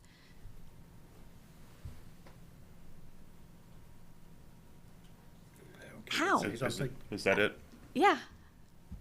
Now Todd can talk to. Todd Roma, 141 Raymond Hill Road, Appellant. I'm here because we signed up for a letter of reconsideration because our last meeting was skewed. And for us, it's been skewed for quite a while. We did provide additional information, and again, I'd like to thank Mr. Miller for seeing something in the background. There's been a lot going on that, that does play into us being here. And unfortunately, in the last meeting, there were facts that were accepted that are not accurate. You know, we're talking about the pictures that were set up. We're talking about the timeliness of this. There's a lot of things that are still under question. You know, we showed a picture of an empty tent, and your facts of finding was, unfortunately, Mr. Hennessy threw out at the end, without asking any questions during this time, he threw out the idea of there could be hundreds of people, and this is getting bigger and bigger. There were no facts, nothing to support that. There was a picture of a one porta potty. We're setting it up as one or more. 1 + 0 is 1. There are facts that were just skewed against us on this. I'd go back to the fact that we're working off of a ZBA ruling from years ago where, you know, Mr. Murch, you looked at it twice, but I don't know if you really saw what was behind that, because the ruling just said that our application wasn't accepted, and we left. And then we got a letter from Scott Dvorak unilaterally telling us that we cannot have weddings, any weddings, on our property. And you accept that. There are select boards, zoning boards, planning boards, yet you let Scott Dvorak just go ahead and say, Mr. Roma, you're the only person in the town of Raymond that cannot have any wedding on their property. How does that, what equity is that? How are my rights being infringed upon and no one's batting an eye at it? And it goes back to the fact that we had a poor relationship with the neighbor down back, to which CEO Hansen was friendly and accommodating. And I showed you a picture of, we had to fight for months after our property was torn up. My wife was assaulted. I came to the town for help. We wrote for months and months, and nothing happened. They couldn't even show us a permit until about 7 months later, a lawyer comes back and said, well, CEO Hansen had said that they can do that. He was already in Wyndham at that point. And then at the same time, Scott Dvorak's attitude towards us changed. So all of a sudden we get this unilateral dictate saying that we cannot have weddings on our property. And that's what you've been going by. And that's what's been keeping Kathy Plummer safe and sound. She thought that we cannot have any private events on our property. Paid, unpaid. So we do have plenty of information. We did show you the fact that this leads back to CEO Hansen's. He and Floyd Brown, the contractor, he was fine about throwing out the fact that my buddy Chris. So yeah, we do have a very strong connection there. And then it goes over to the other dot, which is Kathy Plummer and our family used to get along well. And then something changed. And then lo and behold, Floyd Brown is then building the facility for her son. And since then, she has not been welcoming at all. She's been fighting this tooth and nail. We've been, every one of these occasions, we've got Kathy's legal team against us. I know you don't want to draw those 2 points together, but there is a really strong connection. Because after we were told that we can't, that our town got, like our property got torn up, Floyd Brown is then working for the town, renovating the town hall. He then also did some work on Mill Street last year. He's done like 4 jobs for the town. And yet, that's fine, you're hiring him and all, but don't give him the preferential treatment. We're paying the same taxes. I'm paying the same taxes that Kathy Plummer is. Why am I not getting any representation? And if you've read what we sent you, if you did, you will see that our land was torn up. There were clear-cut land use violations. We begged the town for help. We begged them for help. We begged Don Willard. He ignored every email we sent. Every email, to the point that he actually, I could no longer send him emails. He blocked us. And you know what he did? He gave every complaint that we had about our land being torn up and what was happening to us to the code enforcement officer to make the decision. That's as far as it went. He didn't talk to anyone else. He just gave it back to the same CEO to make the decision. And you know what that CEO told me? To stand down. And you know why he told me to stand down? Because that man right there gave that contractor a wink and a nod to do what he wanted to do. And I have all the evidence to back it up. The town knew what was happening to us, and they didn't care. And that's why when CEO Hansen came back to town, we get a violation notice on our property. Obviously, Kathy complained when we hosted our friends. Now, mind you, our friends we hosted in 2022. Kathy Plummer went to the town, complained that there's a wedding, but CEO Hansen wasn't here. Who was here? Alex Soroy. Alex Soroy. And you know what Alex did? What a normal CEO should do for any town. He called the town's attorney to say, is this a violation? This woman's complaining. And you know what happened? The man who was at this meeting, that ZBA meeting, which was obviously a setup, he says to him, check out the email that I talked to you about on the phone. And that email was from Todd Roma in response to Scott Dvorak saying we could never host another wedding unilaterally. And we asked for clarification because that's not what that meeting was about. And we never got a violation notice in 2022 because there was nothing that we were violating. As everyone in this town knows, you can rent your property. As everyone in this town knows, you can host private events. And we got no violation notice. When did we get one? As soon as Chris Hansen came back to town. And we didn't get it in August when we hosted our friends on our property for that event. We didn't get it then, even though he drove by. You know when we got it? One business day after Kathy Plummer yelled at us for having a Halloween party, stalked our children in the backyard, and then yelled at us. And I asked her, why are you so mean? Why are you doing this to us? And she said, the town doesn't agree with what you're doing and you'll see about it. And one business day later, on a Tuesday at 4 o'clock, we get a certified letter from Chris Hansen telling us that we're in violation for hosting a wedding back in August. Not violation for hosting a wedding, we were violation for having a tent, a porta potty, and parking signs on our property. That's something we didn't even talk about in the last meeting. You guys flipped it to talk about that we're some big commercial business on the top of Raymond Hill. A big commercial business on the top of Raymond Hill. I mean, we hosted one wedding for a friend in 2 years. We host private events all the time. You had tons of people here the last time telling you that. That's what we do on our property. We have a beautiful place, and we are a place of gathering for this town. We do good things in this town. Todd and I have been coaching in this town for years.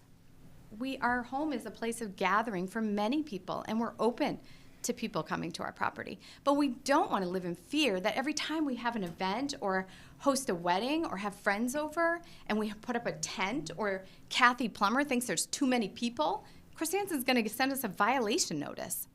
It's not fair. And it only applies to us. That's the kicker, too. Because what did Chris say in the last meeting? We're the only ones that had someone complain. There were people in here saying, even Tim Davison, I host weddings. And you know what else? Chris Hansen lied through that whole meeting. He said he wasn't related to him, didn't even really know him. That's what he said.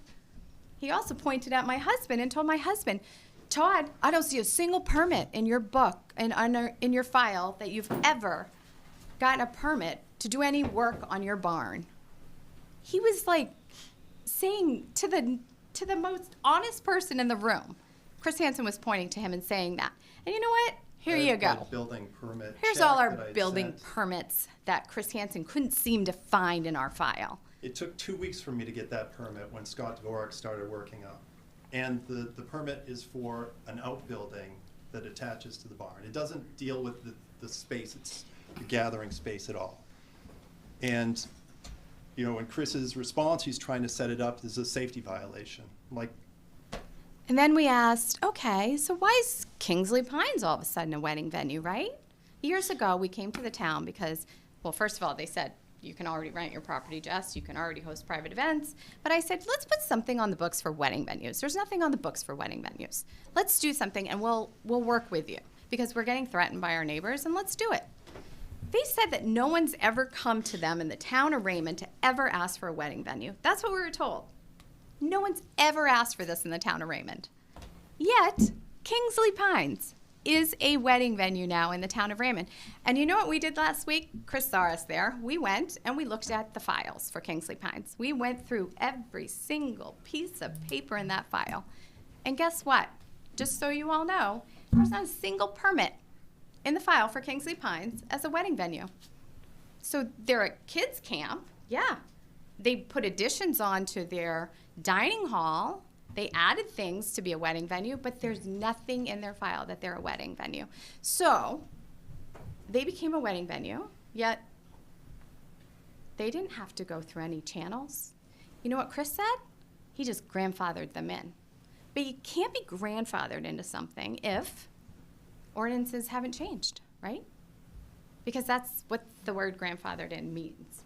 And when we were going through this with Scott Dvorak back in the day and met with a bunch of people in the town like you, they said to us, you know what, no matter what, you guys, you've been hosting events on your property. If we ever change the ordinances, you'd be grandfathered in. That's what we were told back then too. And that's why when we went to the board, we were never afraid that we were never going to be able to host another wedding or have another private event on our property or rent our property, because we were just doing this because we asked for something on the books. And now we're being punished for it, big time. But Kingsley Pines, they never came to the town to say, hey, I want to be a wedding venue, what can we do? They just did it. And you know what? Then they just started advertising for it. You can Google them right now. And they don't have to sit here and get violation letters and pay thousands of dollars for meetings to talk to you. They just did it because they were a kids camp, and then they're like, you know what, let's become a wedding venue. Even though we were told in the town of Raymond, now you can't host weddings because you get a fine like we did. Oh wait, it's only us, that's right. It's only us. Yeah. You also took things like the LLC that we have, which is, you know. So I'm going to just pause for a minute, because we're not here to really dig into a lot of the details of which has already been presented to us through the letter of reconsideration. Really looking for a summary of where you feel that we need to consider the reconsideration. Well, if we need to take it a step further, we will. I've tried to grant you as much grace as I can with regards to this, but I need to not review everything that's currently in the letter of reconsideration. so we can't talk about what's in the letter of reconsideration. No, we need a summary as to why we should dig into these details further. We're telling you because of what's in the letter of reconsideration is why we should be digging into it. Okay. The That idea the is facts that of finding the were facts not of finding were correct. not factual. They were not based off facts, they were based off conjecture by just seeing a tent. And misleading. in And some cases. misleading, and You also took things like our ability to have off-street parking and turn that, like, the conversations that went on during that were just stunning, because we're able to offer a safe, affordable option for people to come in and park off-street.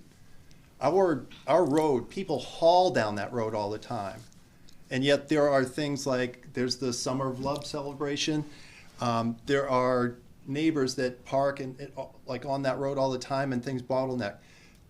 The week before we received this, the week before the event for which we're getting a violation, Kathy Plummer allowed the other neighbor to park on their property to get it out of the way. So why are we being disciplined for our ability to have people park safely off the street? You know, those are one of the things that were just skewed. And the violation was for a tent, porta potty, and parking signs. Is that a violation in the town of Raymond? And if you are saying it is, then it applies to everyone in the town of Raymond. Not just us, everyone. No one can drive by a property and have a tent on their property without Chris Hansen driving by and giving them a violation notice. No one can have a porta potty delivered. No one can have parking signs. No one. Not just us, no one. You can't single us out, which you have. You turned our LLC into making it where all of a sudden a commercial business. The LLC says rental, because if we choose to rent our property. So again, this is in the documentation you provided to us. Okay. But see, we came here today because Sandy took all our information. Again, we paid a lot of money to the town. We worked hard and got everything to her on time because we were told we had this window. And all of a sudden, everything flipped the script on us. The whole town flipped it. Only because Kathy Plummer's attorney sent a letter. So I understand that you can only go by your ordinances, but we asked you what they were. We asked you for clarification, and you wouldn't tell us during that February 3rd meeting. We asked the town's attorney. He wouldn't tell us during that meeting. You told us to ask our own attorney and see what his interpretation was. Those were your words. And then you said Sandy. And we did all of that. And so, yes, you can choose now. I mean, this could all be a setup again. You could all just be like, yeah, we're just going to blow them off and send them home. That's fine. That's fine. Because we're used to it by now in this town. We just feel like, you know, we're trying to do the right thing by the town. We have paid a lot of money to try to do the right thing by the town. And we're trying to put this evidence before you because. And we're trying to show you this evidence to show you what you were missing as you had it the whole time. You're like, there's something I'm missing here. And we wanted to show you there was something you were missing. You were right on. There was a lot more to the story of why we were being targeted over everyone else in the town of Raymond. So make your decision. You can choose to let us be reconsidered with our evidence. You can choose to just ignore us and say, you missed the deadline. But that's definitely nothing that we did. We did not miss a deadline. So to be clear, yes, you did miss the deadline. However, we are moving forward as if you did not miss the deadline. We're not doing anything different now than if you had submitted the paperwork on time, just to be clear.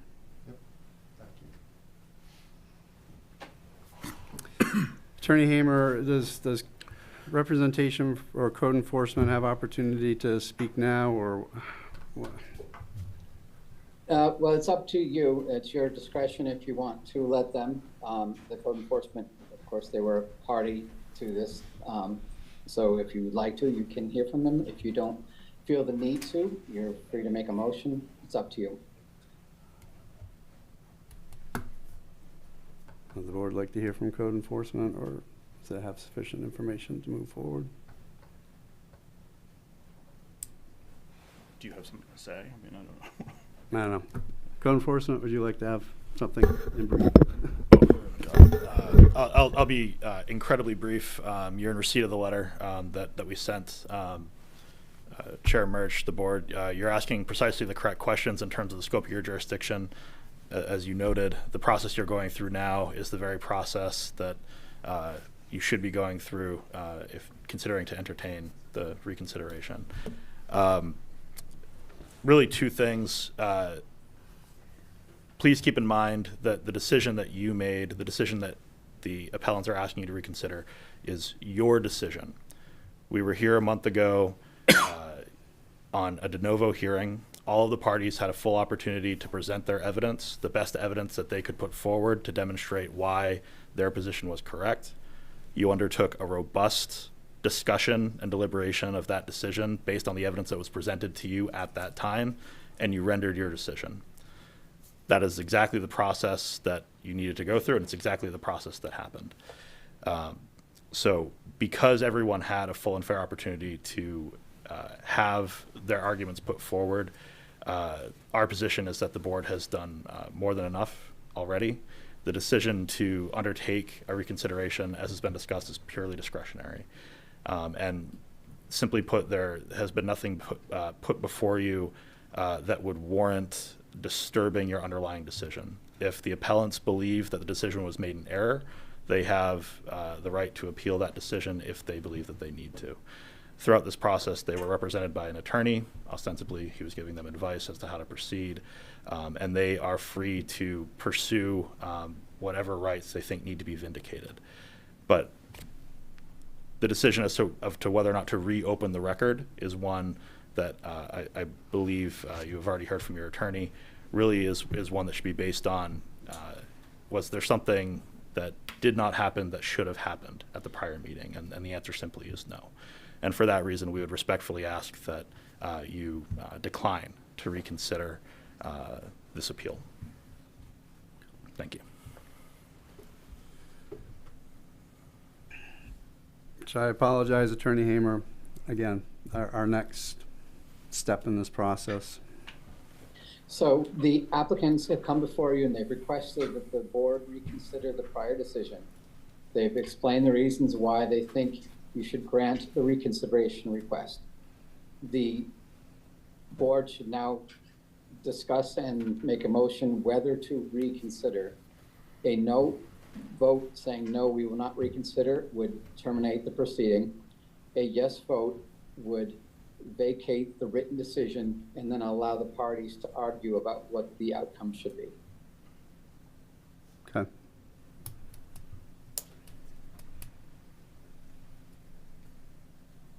Open it to the board for discussion with regards to moving forward with reopening this.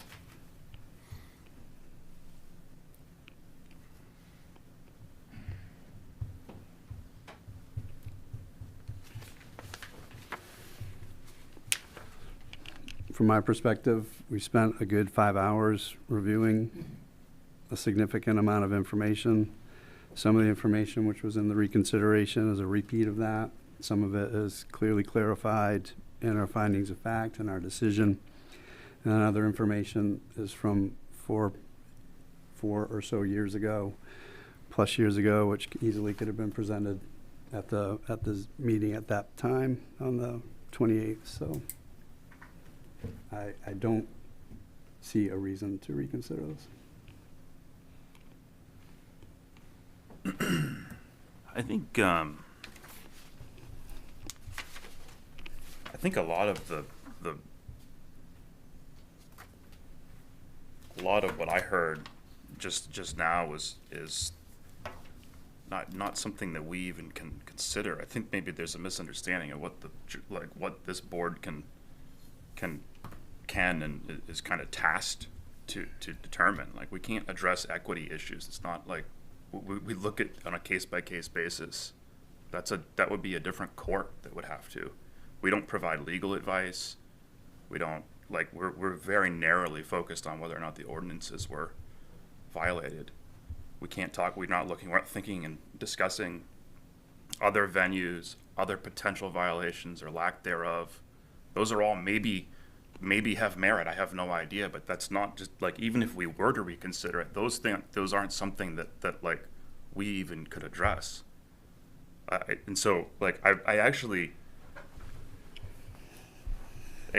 it's painful. Like, you guys are very passionate, and you should be, and I feel for you guys. But like, we really don't have a broad ability here to, even if we were to do it, I don't think there's a lot that we could address based off from what I heard. And so I tend to agree with you. I just don't think that. I tried to enumerate the marquee issues as you were speaking, and there's no single thing that stands out that an error that we could correct or something that's new that that would change. I think that we're displeased with the ordinances, and we don't make the ordinances. That's a finding wrong. There is no ordinance. There is, the whole You've point. had We're not going to litigate this right now. Right. We've had hours already. Of course. Yeah, I mean, I'm thinking along the same lines as Dave and Greg. I mean, I do think you folks have been through a lot, but I don't think that changes the decision that we made at our original meeting.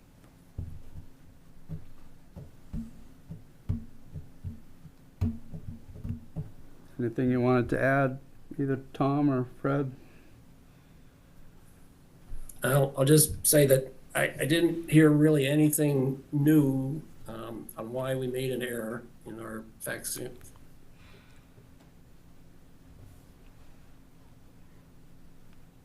You're muted, Tom. Sorry. And I'm sorry that, you know, they have problems with their neighbors. A lot of people in the town probably do have similar problems. But I can't see enough here to open the door again to reconsider.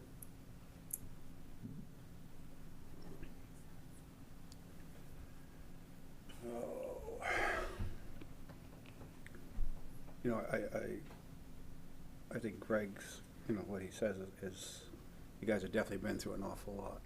And in one way, I almost wish I knew more of what this all, back in the beginnings, I think this could have been resolved a long time ago. But in our last meeting, I remember asking, are we here for what the original one was? Are we here for the one that was issued for the last wedding you had last year? And my recall is that anything in the past we were not to look at because that had been done and taken care of. And we were looking only at the fact of the violation that you received for the one wedding you had last year. And if I recall right, and you guys may remember, I ended up asking if there was a violation, what you did was a violation of the town from that point of the violation in last year's wedding, if that was a violation for the town of Raymond. And if I recall, my answer to that was given to me was that yes, it was a violation. So in that being said, that's why I think that we based our information on that particular thing. Nothing to do with the past that you just told, because that wasn't what we were asked to do when we came to this last meeting. So everything you say, my heart is understanding where you're coming from, and I wish that there was something that we could do for that time period that we're talking about, from the one that happened and last year, that one wedding, to now. But we have to, at least in me, and I'm looking at this, and I would like to have our attorney, Hammer, speaking, and the rest of you guys, is that we're looking at this as, was there a violation from that time period to now, right, to now. That's what we're here for. Right, that's what we're here for. That's right, that's what I'm understanding, that we're here for that. And my understanding is that is a violation. So I don't think. Ask the town attorney that, if having a tent and porta potty and parking signs is allowed. We've already discussed Yeah, that. I think that we've already been, you know, that's why I said I was told it was, you know, we were told it was. So, I mean, I don't see this, you know, as much as my heart is, I don't see anything that's changed for that one wedding that we're talking about to now for us to reconsider. And that's, if I'm looking at it wrong, somebody please tell me, but that's what I. So to ever have a wedding in the town, we get to. That's not the, no. I'm going to make a motion that we deny the request for reconsideration. Do I have a second? I'll second it. Do we have any further discussion with regards to this? Is there public comment? This is not open to the public, no. You said it was. This is not an open public, no. Not, it's open for the public to join and be a part of, but to speak, no. All those in favor of denying the request for reconsideration? David Murch, yes. Greg Dean, yes. Pete Lockwood, yes. Do I get a refund? Tom Hennessy, yes. Fred Miller, yes. Wow. That's amazing. So no one. No, let's stop.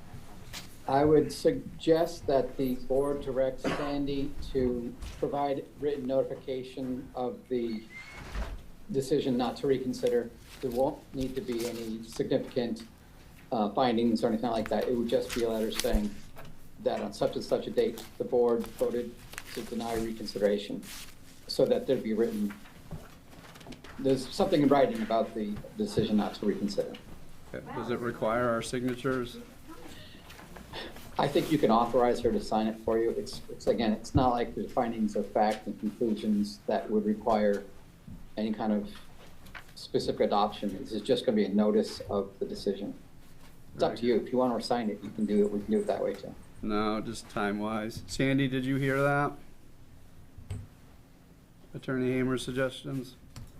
Yes, I did, and I will take care of that for you tomorrow.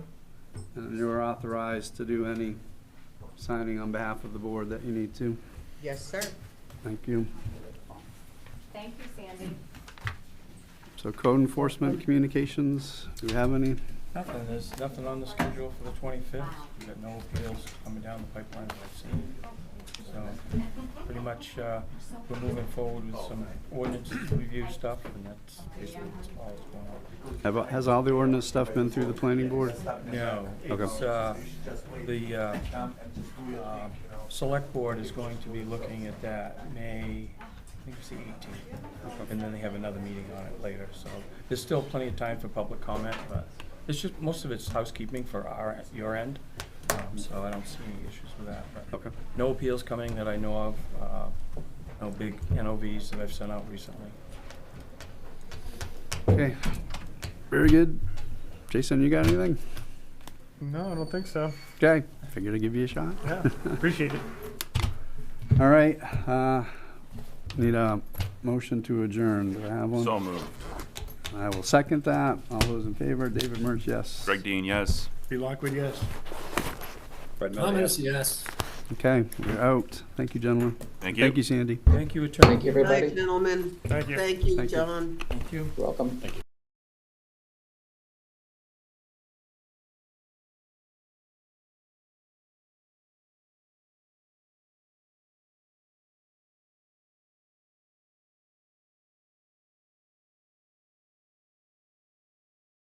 Would you speak to that, if you don't mind? I absolutely don't mind. Okay, that would be great. Sure. I guess what I'd say is that, number one, the 2004 comprehensive plan, or the old plan, is still in effect, and it's in effect until this plan gets adopted by the town in June, or doesn't, gets rejected. And in that 2004 plan, as you can well imagine, there was really no mention of solar farms because there were no solar farms in 2004. But what it did speak to was that development should be excluded on the 302 corridor when it was abutting a residential property. And I think that was the issue, and certainly the commercial solar farm fit into that category. What I've said, unless I've been totally misinformed by the state, and as Ben basically mentioned at the beginning, the comprehensive plan of a municipality has no statutory force. Legally, we can't pass ordinances. And this map, as Ben pointed out, is not a zoning map. So to speak to the other caller just a moment ago, as far as critical rural areas, we're not the ones here, and this plan is not the plan that's going to be changing the zoning in the town. The zoning in the town is basically changed by the people in the town. Well, that's their influence on planning board, select board, and the like, and their influence is what changes ordinances. But as far as the effect, as was alluded to, my understanding is that as far as the courts are concerned in the state of Maine, the comprehensive plan that is approved by the state for a municipality forms the legal underpinnings for all of the zoning ordinances and development in the town. And therefore, if you have a comprehensive plan that says X, then the planning board and the selectmen cannot propose ordinances that are Y. In other words, they cannot be in conflict. If they are, what does it mean? It simply means that legally the municipality is in a poor position. And so anyone that challenges what the planning board, select board does will be in a bit of a problem when it comes to Superior Court, because Superior Court's going to go to the document and say the people of the town of Raymond voted in X. Why are you proposing Y? And so that's my understanding of how it works. But getting back to the issue with solar, I believe what you'll find is in the action plans, there is very clear that the suggestion of the comprehensive plan is that the planning board put together a criteria for the location of any of these solar farms in the future, commercial. So that there be a criteria built into the ordinance. So as one landowner told me or asked me, he said, well, and I think this is true in the state, if I've got a 40-acre farm, and the only way I can keep that 40-acre farm functioning appropriately is to put 5 acres in solar farm that I lease out to someone, ultimately, what's the greater good? Well, the greater good is, probably going to be to keep that agricultural land in production. And therefore, understanding that if it meets the criteria, if it has the appropriate buffers, the appropriate considerations as far as how it abuts up against residential areas, that's what this plan was outlining. And hopefully that's going to be a discussion at the planning board going forward. Maybe not this round, but eventually. Thank you. I appreciate that being in the plan. So I guess what I'm hearing is that there is no recourse other than legal in order to hold the town accountable to the comprehensive plan, the spirit of the comprehensive plan of the people of Raymond, right? So is that my understanding? Is that correct? That legal action is the only thing that can hold our townspeople to... I can tell you that I served for 25 years on the Zoning Board of Appeals in this municipality, and I learned very early on that that's the position you want if you have absolutely no political aspirations, is once a month getting together and telling your neighbors what they can or can't do with their own property. But ultimately, yes, it gets decided in the courts, and so literally it's got to be the courts that will eventually grapple with those issues. If no one challenges it, it happens. Right. Okay, thank you. Thank you for your comment.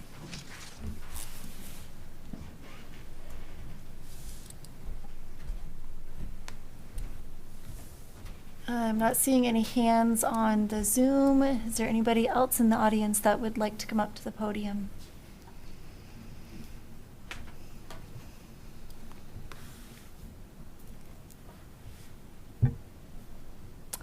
Okay, going once, going twice. Don't be shy. You're here for a reason, I'm sure. Okay. I'm not seeing any other hands up, or nobody is standing up to go to the podium. I guess we can close the public hearing, or we can just go on to our review of the comments. I think Ben was going to walk us through the online comments. Okay. I can do that.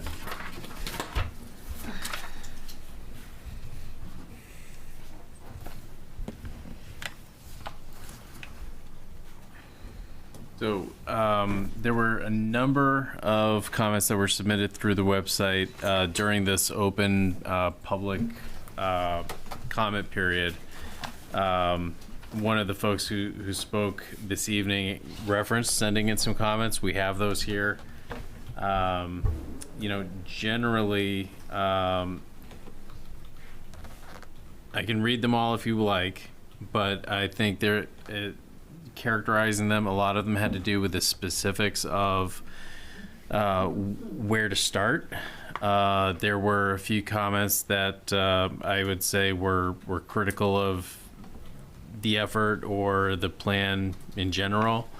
By and large, most of the comments were supportive with some specific direction to say this, for example, this is a great plan, but we need to pay more attention to Raymond's water resources, or this is a great plan, but I don't think we need a path or trail down Cape Road, for example.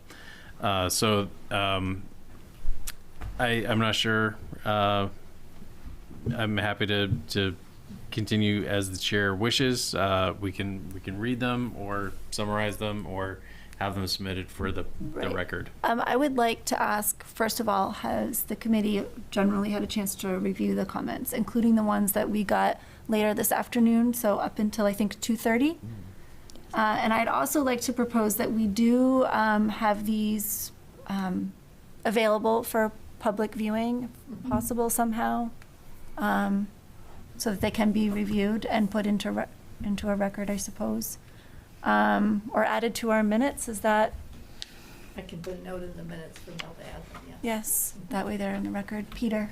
Madam Chair, I guess what I'd recommend is that what we can do is certainly discuss generalities. In other words, when I did the review, I saw some trends similar to the things that Ben was mentioning.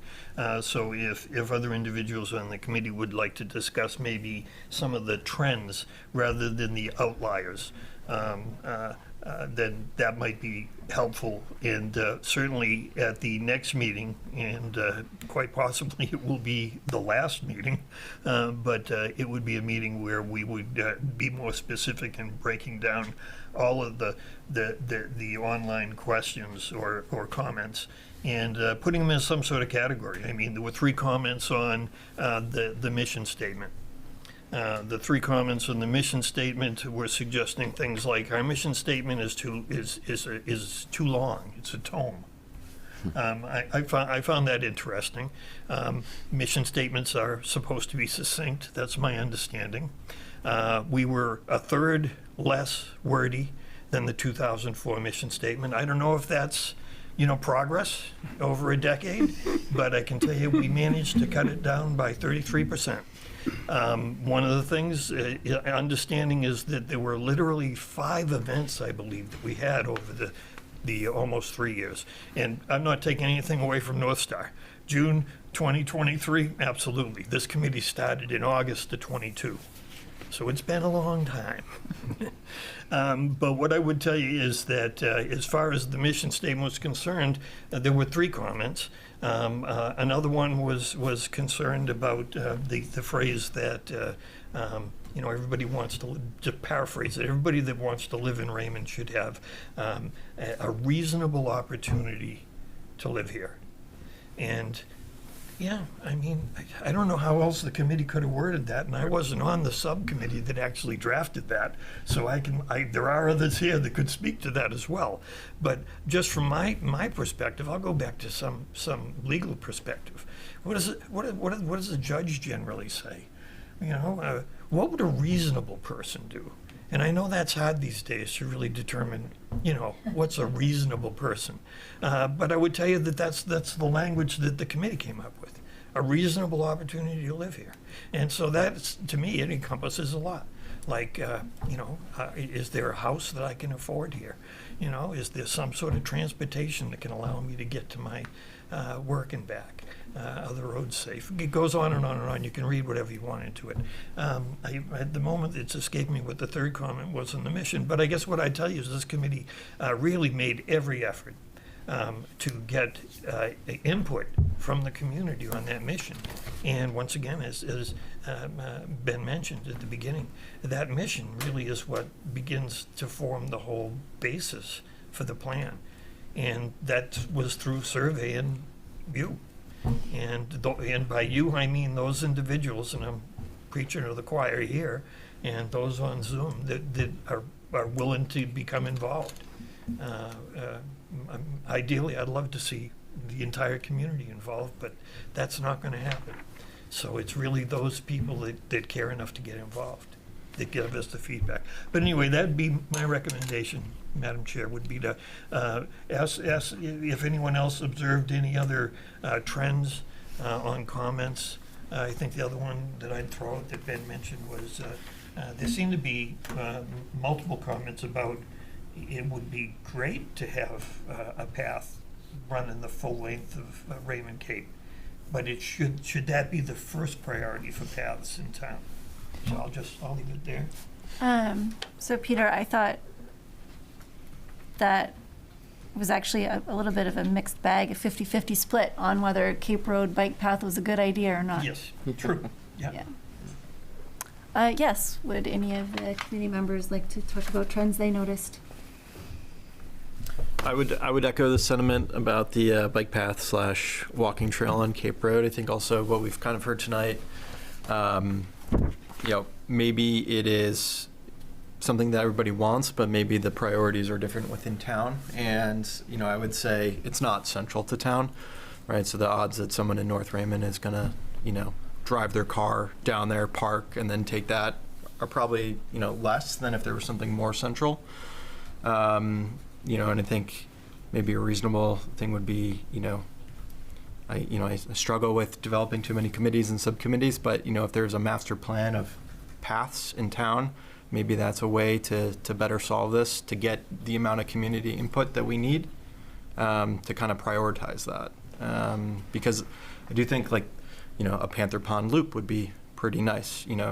Connecting the new village areas together would also be pretty nice. And I think that there, obviously there's a lot of privately owned land in town, and, none of this works without kind of working in mutual cooperation with landowners that would allow that. So I think it might be a great idea, but we have to think about the implementation committee, and they're going to have to implement it. So there's practical considerations. So I guess that would be my comment.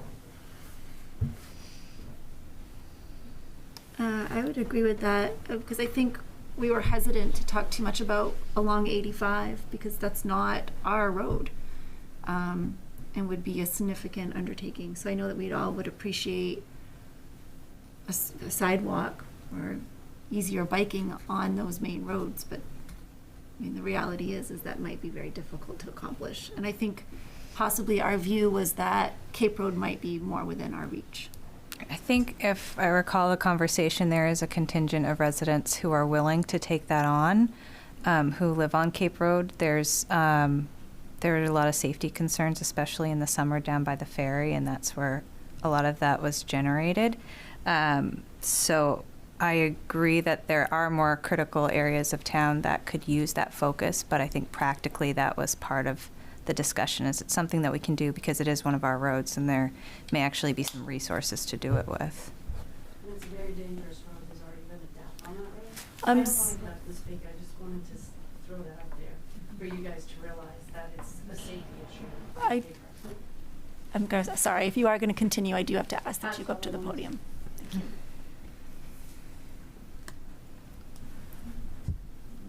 I think too we should kind of think about like how many people can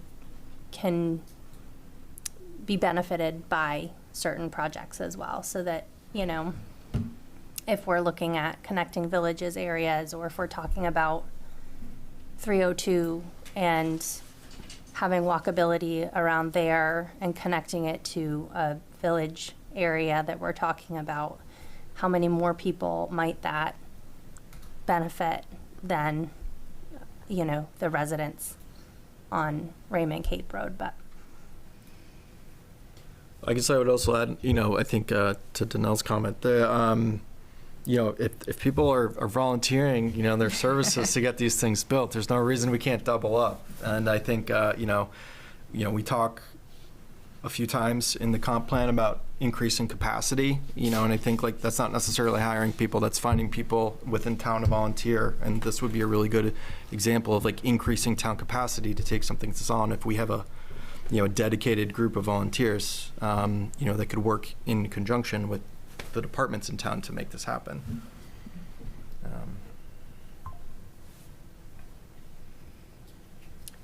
I'll just add that this committee's work would have been so much greater, and I believe nowhere near the level of completeness had we not had North Star planning. I think it's an incredibly complex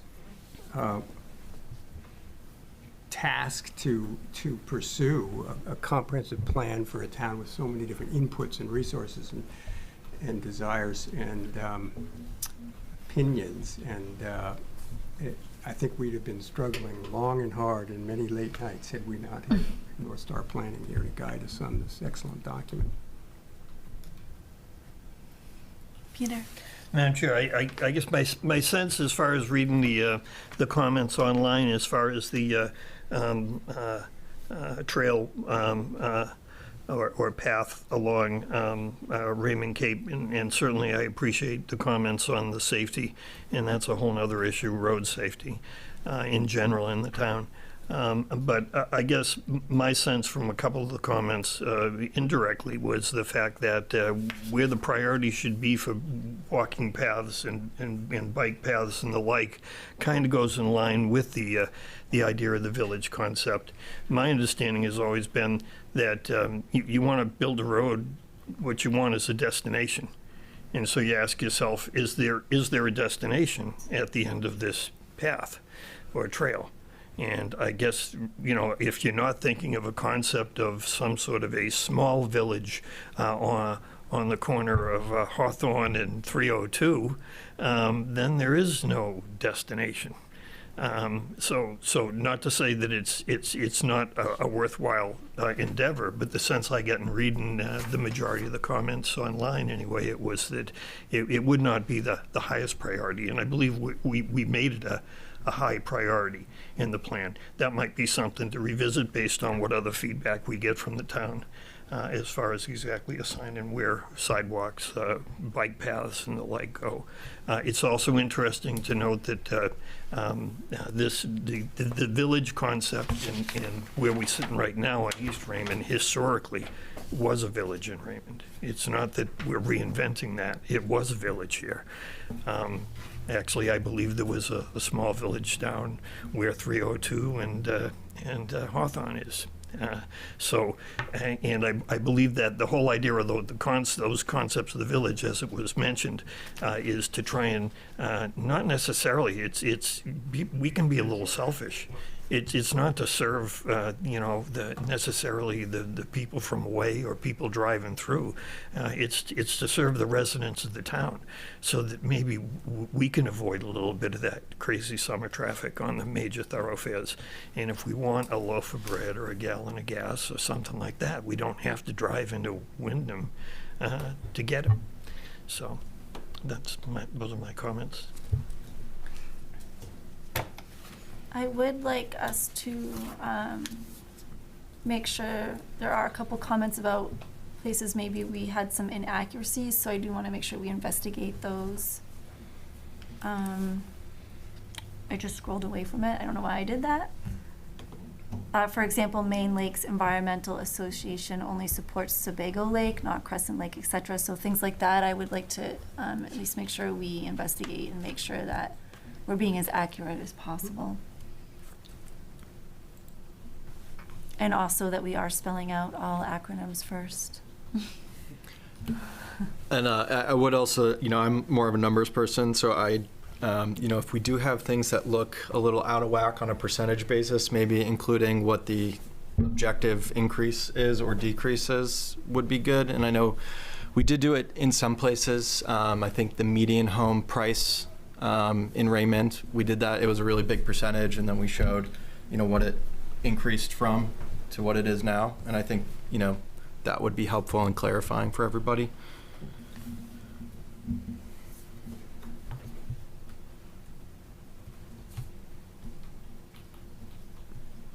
Go ahead, Peter.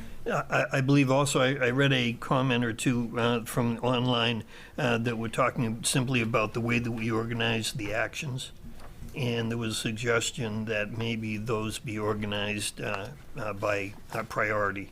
In other words, we have ongoing, and then we have high priority. Then we have medium term, if you will, and then low term or low priority. there was a suggestion on one of the online comments that we organize it that way so it's a little more readable rather than having it bounce all around a high priority, a low priority, immediate, that sort of a thing, that we organize it in some more readable format.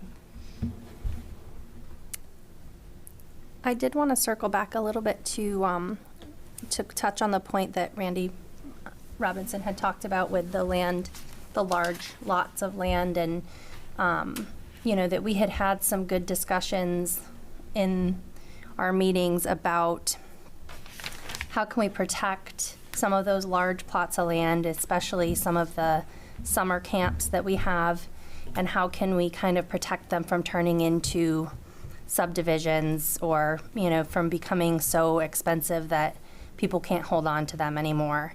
And so, kind of talking about what are possibilities that we could give as options, type something like creating recreational space opportunities for trails and whatnot, but it's not saying that somebody who has a land, and works it can't continue to do that. And there's no, it's not like we're recommending ordinances or zoning rules about how people can use their land, but trying to explore and recognize options of how can we help protect those large lots? How can we help protect the resources and the natural resources that are there? How can we make sure that they're being forested and farmed in a way that preserves the land in sustainable ways, and wanting to make efforts to help protect those resources. I think there was also some discussion about ensuring that people who do rely on their land are able to utilize that land, just like Peter was speaking about in terms of keeping their farms or keeping their maple production business. So I don't think the intent there is to exclude those uses at all. And if there are concerns, we'd certainly want to hear what those particularly are. Yeah, I would echo that. I would say that there was discussion here, although I didn't see anything online about it. But as far as ordinances and development and commercial development and everything else, and I think there was a pretty deep discussion about when the word came up about preserving our farms. There aren't a whole lot of farms in the town of Raymond anymore. There's some, but there aren't a lot. But not tying your hands to the point where if someone has a farm and they want to keep it going, what can we do to keep that land, agricultural land, even if it were to the point of saying, well, are there ordinances that would allow in the rural areas agritourism, a petting farm, farm stands with farmers markets, all of those type of things would seem to be something that at first thought when you say, no, we don't want any commercial in our rural. Well, think about it sometimes as far as what you can and can't do. If the ordinance is designed appropriately, you can have both. Do we make a mention, Ben, you had mentioned in your presentation, the concept of these open space developments. If one of these landowners that owns a large lot decides to sell it and a developer buys it and decides they want to make a subdivision in there, I want to make sure that the plan kind of mentions that in these type of rural and critical rural areas that, open space type plans would be what we would want to see so that it clusters the housing and the development into a smaller portion of the lot and could maintain and protect a larger portion of the lot, and rather than having 5-acre lots throughout a subdivision where you're really spacing things out and not making it so that it can be utilized efficiently and protected sufficiently.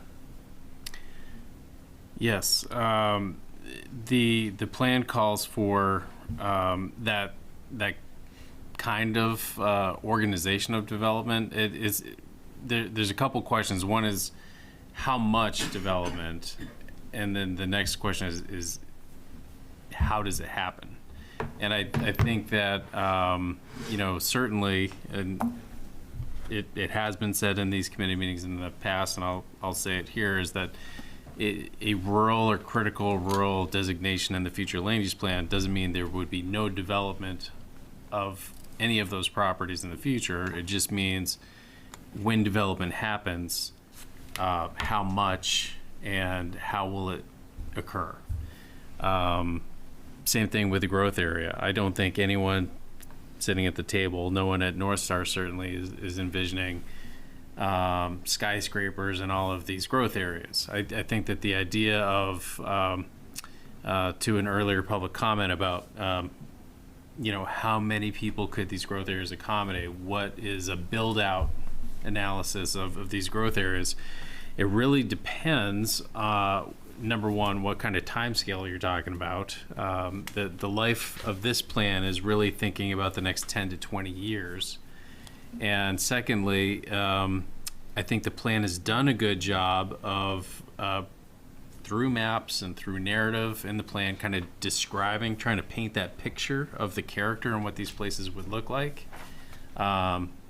Not too far in the future, but again, maybe 20 years in the future, so that you're providing good guidance for policies and zoning ordinances, so that when we say growth area, we're not talking about 40 homes per acre. We're really just talking about something much more modest, much more Raymond scale, and that's described in the plan. And how that actually gets implemented and what that means and how fast it gets implemented is going to be up to the town to go through that prioritization process.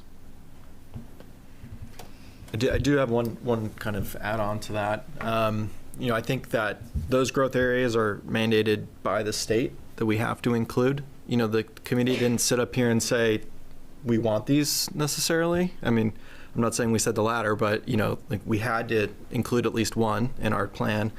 And I think the state has implications for those growth areas, and I think we should just all consider that. I think LD 2003 is a good example. They specifically call out growth areas that are in town's comp plans for, basically added density bonuses and things like that. So I think it would be prudent, for us as a town to realize that there's likely future zoning, incentives from the state that are going to come due to the housing crisis in the state. And I think LD 2003 is a good present example of what they're probably going to look to do. And I think that, designating those growth areas in a way that, the state ultimately can push down zoning changes, on a 10 to 20 year timeline, that it could happen. And it just did happen. So I also think that, consolidating development ultimately preserves the natural resources. And I think that's been shown, and I think that is also represented pretty well in our open space plan. And so clustering, housing and subdivisions to preserve bigger blocks of uninterrupted nature, I'm hopeful people can get behind, and I think that is something that works well with municipalities and also works well with developers. And I think everybody can win in that kind of situation. I would agree with that, John, and I'd just say that as far as referring back once again to the 2004 plan and the 131 action plans, one of the things that was clear in 2010 when the implementation committee for the 2004 plan came out with its overall review, one of the high priority actions for the 2004 was to direct growth or direct housing development into the growth areas. And we failed to do that. We continue to fail to do that. And it's once again, high priority on this plan. But I can just tell you from 2004 to date, we have failed to do that. The vast majority of development in the town of Raymond as far as housing are single-family homes on large lots. And it's exactly what John is saying. What does that do? Well, it breaks up basically large tracts of land that could be used for open space or conservation. And so the whole idea of pushing, trying to direct that building growth in the growth areas preserves overall the rural nature of the town. We just haven't been successful in doing it.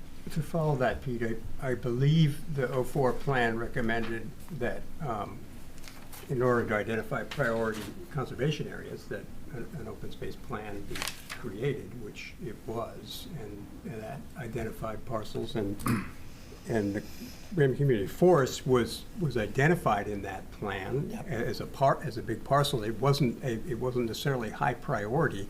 It was an opportunity that came along when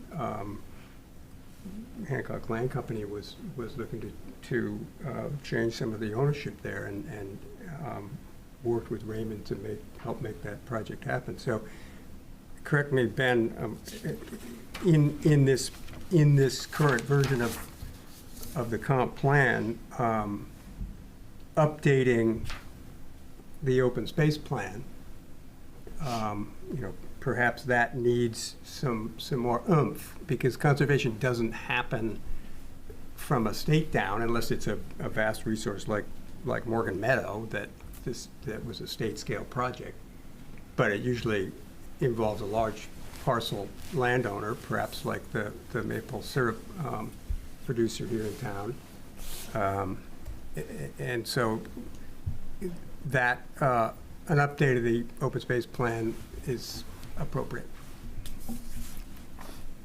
Yeah, I'd echo John as far as, it may sound like I'm a gloomy Gus as far as the 2004 plan. I think that given what the tools they had at the time, and that I thought they did an outstanding job, and that the open space plan that came out of that was a huge success of the 2004 comprehensive plan.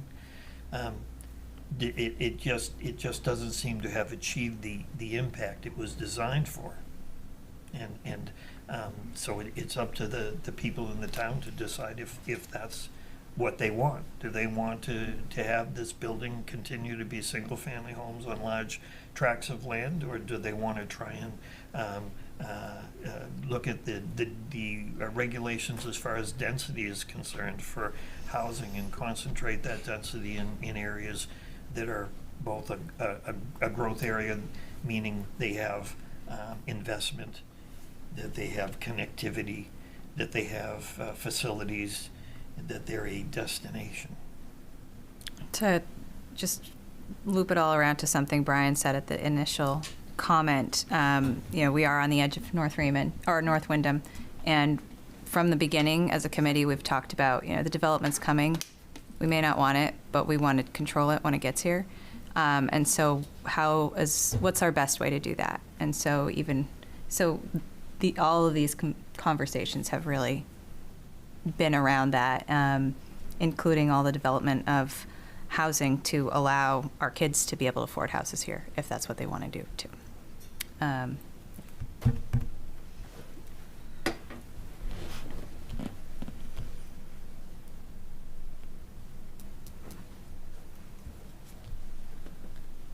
Okay, any other comments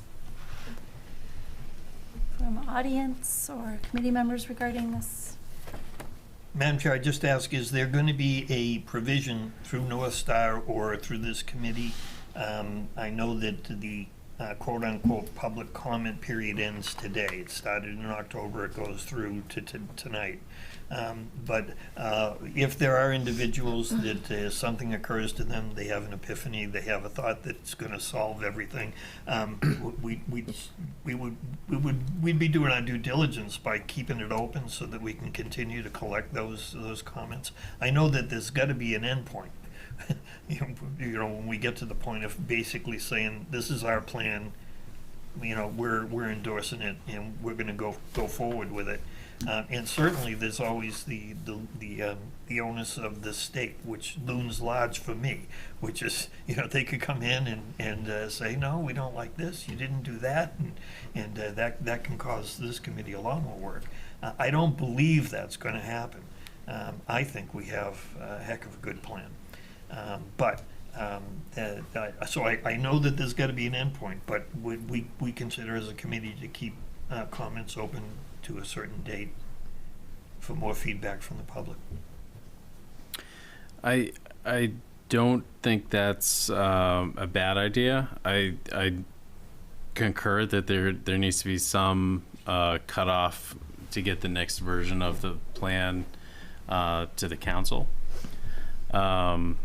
As I noted in the PowerPoint, we are expecting to get comments back from the state in January sometime.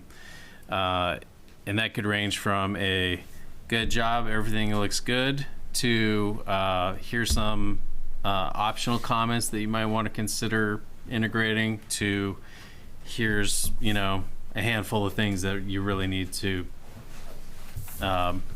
beef up or add to the plan. So I don't think it's going to be a wholesale, major update. Usually if that's going to happen, they would have given some indication of that already and say your plan's not complete. They would do that within the first few weeks of the submission. They haven't done that. So I think that they're really more focused on, does this plan address the state requirements? And we have built the plan so that it hopefully would, and we'll see if we can get it right on the very first try. But in January and February, we would be taking any state comments plus the comments we've heard this evening and that we've gotten online so far, and kind of working with the committee to integrate those into the document that is online right now. And if the committee wanted to leave the website open, it's scheduled to close, but if they wanted to leave it open until the point in January when we get state comments, that might be a more natural time to kind of put a pin in things while we integrate those comments into the plan. And I will say it's not done until it's done. And what that means is there could still be changes coming out of a select board review. They go through their own public hearing process before putting anything on the warrant. But once it's on the warrant, it's kind of locked in that form. But I think until between now and that point in March, there's room to make adjustments and reprioritize and calibrate things. So long way around. I don't think it would be a problem to leave the online comments open until probably mid-January. I don't know exactly when we'll get those state comments. If you want to tie it to that, or if you want to pick a date in mid-January, I think either approach would still allow us to stay on that time schedule.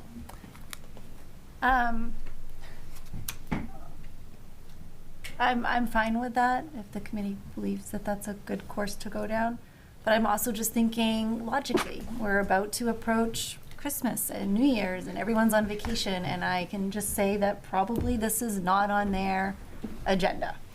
I even think it would be fair of us even to go to, say, the 20th of this month, because I just think realistically, what would we expect to get back? And then that makes more of a rush for us and for North Star to put it all together. So I'm just trying to be, I don't know, I just trying to be a little bit realistic, I guess. We have given a lot of time, and I'm not saying that more time would be better, obviously, but I just also want to not put undue burden on anybody, and also just think about what we're working with as far as the time frame. Sure. Well, I get, my comment would be that simply I think that's a great idea, and since we can't take any actions in a public hearing, that after this public hearing is over and we go to our regular meeting, that we make a motion. Sounds good. Okay. There is a hand raised online now, Madam Chair. Okay. I do not have glasses on. I think that says Marilyn. Yeah. Go ahead, Marilyn. Oh, I just wanted to make a comment that a lot of this is ideal thinking, but pragmatically, what Brian Walker suggested was finding a way to implement some things is probably going to take financial input.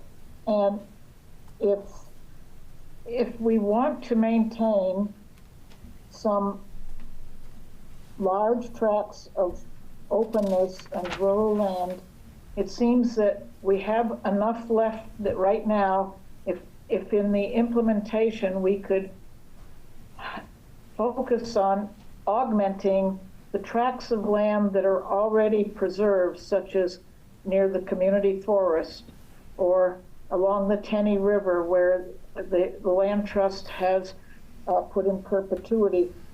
Cannot these areas be looked at for augmentation to add to them so that they're not broken up before it does get developed? And it takes money and fundraising for the land trust to affect some of these preserved tracts. And if we could set up some kind of a bond financially to have it at our disposal to help augment when we're working with some of these groups to be able to offer some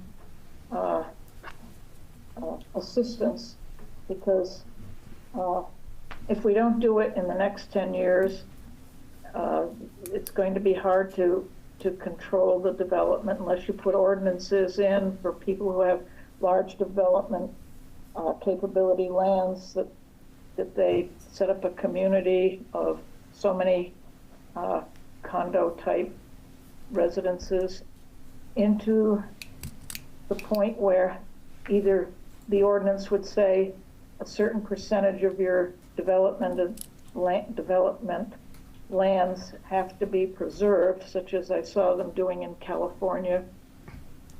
That can be implemented, but there are some areas in North Raymond and elsewhere that we could take a look at and see where we might try to keep a corridor of uninterrupted lands and preserve the feeling of openness available to everybody. Where I lived before, I saw that people went out on their lunch hours into the salt marsh, one little road to have their lunch, where they looked off into the distance over the marsh. They didn't see any residences. People congregated there. They sought them out.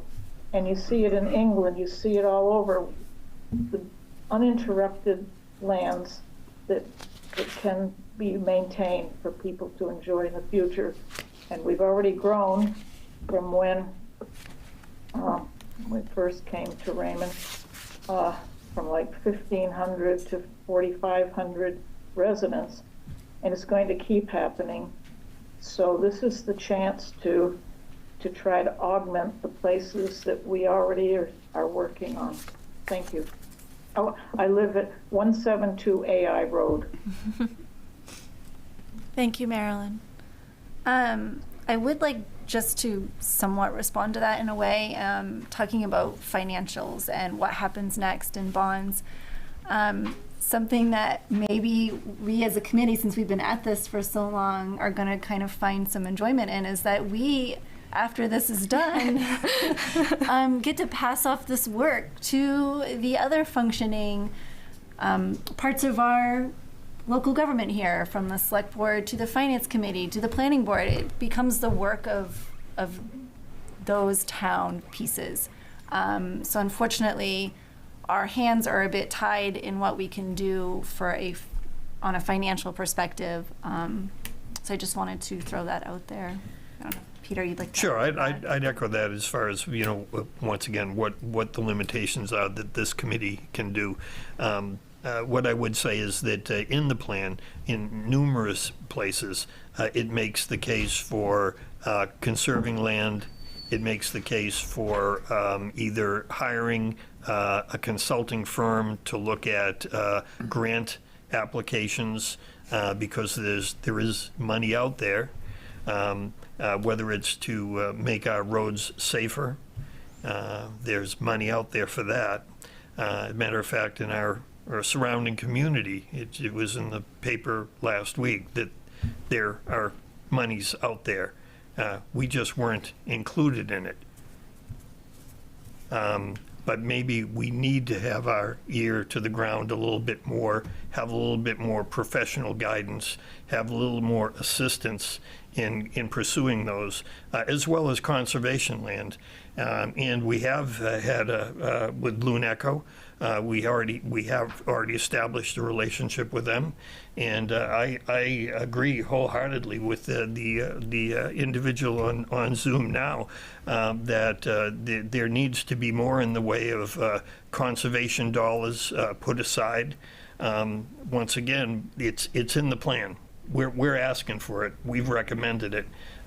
Now it will be up to the implementation committee, the select board, budget, finance, and ultimately the people in the town to make that a reality. I believe what surprised me is when we had a discussion earlier on, there's, I think, $35,000 that's in conservation fund. That's money. Still in the open space fund. In the open space fund. So that money is there. And I believe that the comment from the individual from Loon Echo was saying, well, that's a nice start. That's a chunk of change. But we need to improve on that in order to be able to fulfill the objective of preserving more property. By the same token, everything that we've talked about as far as ordinances are concerned are really geared towards focusing on where building takes place and where it's appropriate and where it's not, whether it be commercial or residential or environmental.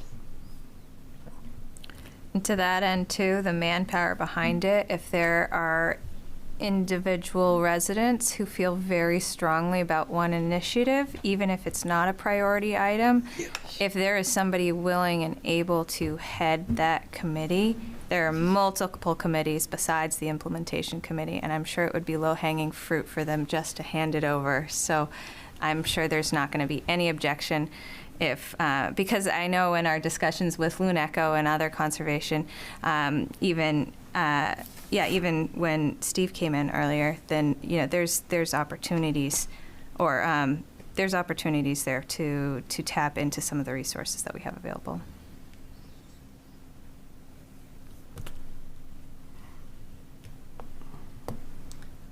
Okay, I'm still not seeing anybody else get up to the podium, and I'm not seeing any hands raised. In the interest of time and moving us further along, I'd like to ask if anybody would like to propose a motion to close our public hearing tonight. So moved. Second. And all those in favor? And Sean, I see your hand raised. Excellent, thank you. So now we will conclude with our regular meeting. Can I just have a question? You said at first it was mid-January, now you're saying December 20th to close public comment? We'll decide that. We're going to decide that now. Yes, we'll decide that very shortly. Yeah, that's okay. Thanks, folks, for coming out. Thank you. Yes, thank you. Thanks for your work. Got it. Okay, so, thank you. You need it.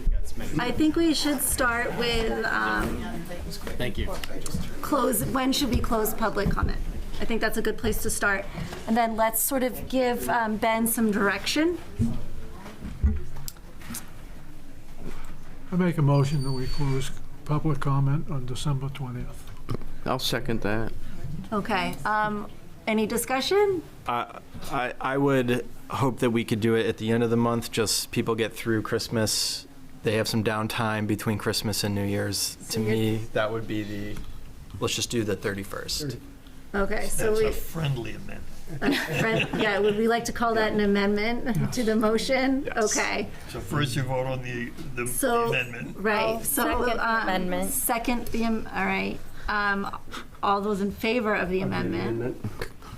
For the 31st, Sean, if you're following. Instead of the 20th. Okay, instead of the 20th. And then we will vote on the amended motion. So, and I've already had a second on that. So all those in favor of the amended motion? Done? And Sean, I see your hand up. Okay, so January 31st, do we still, no? December 3rd? December Sorry, 31st. December Um, 31st. Close the public comment. Close public comment. And this Madam applies to Chair. the person who presented, it's one at the 11th hour at 59 A minutes. prize. Okay, you get a donut. Yeah, right. I missed who seconded the No, amendment. that's the way to do it. Jackie. Oh, I thought she made the emotion. Okay. No, John. No, John made the made amendment. Jackie seconded it. John as in Clark, correct? John Yep. as in Clark. Okay, Yep. perfect. I was trying to type and lost track.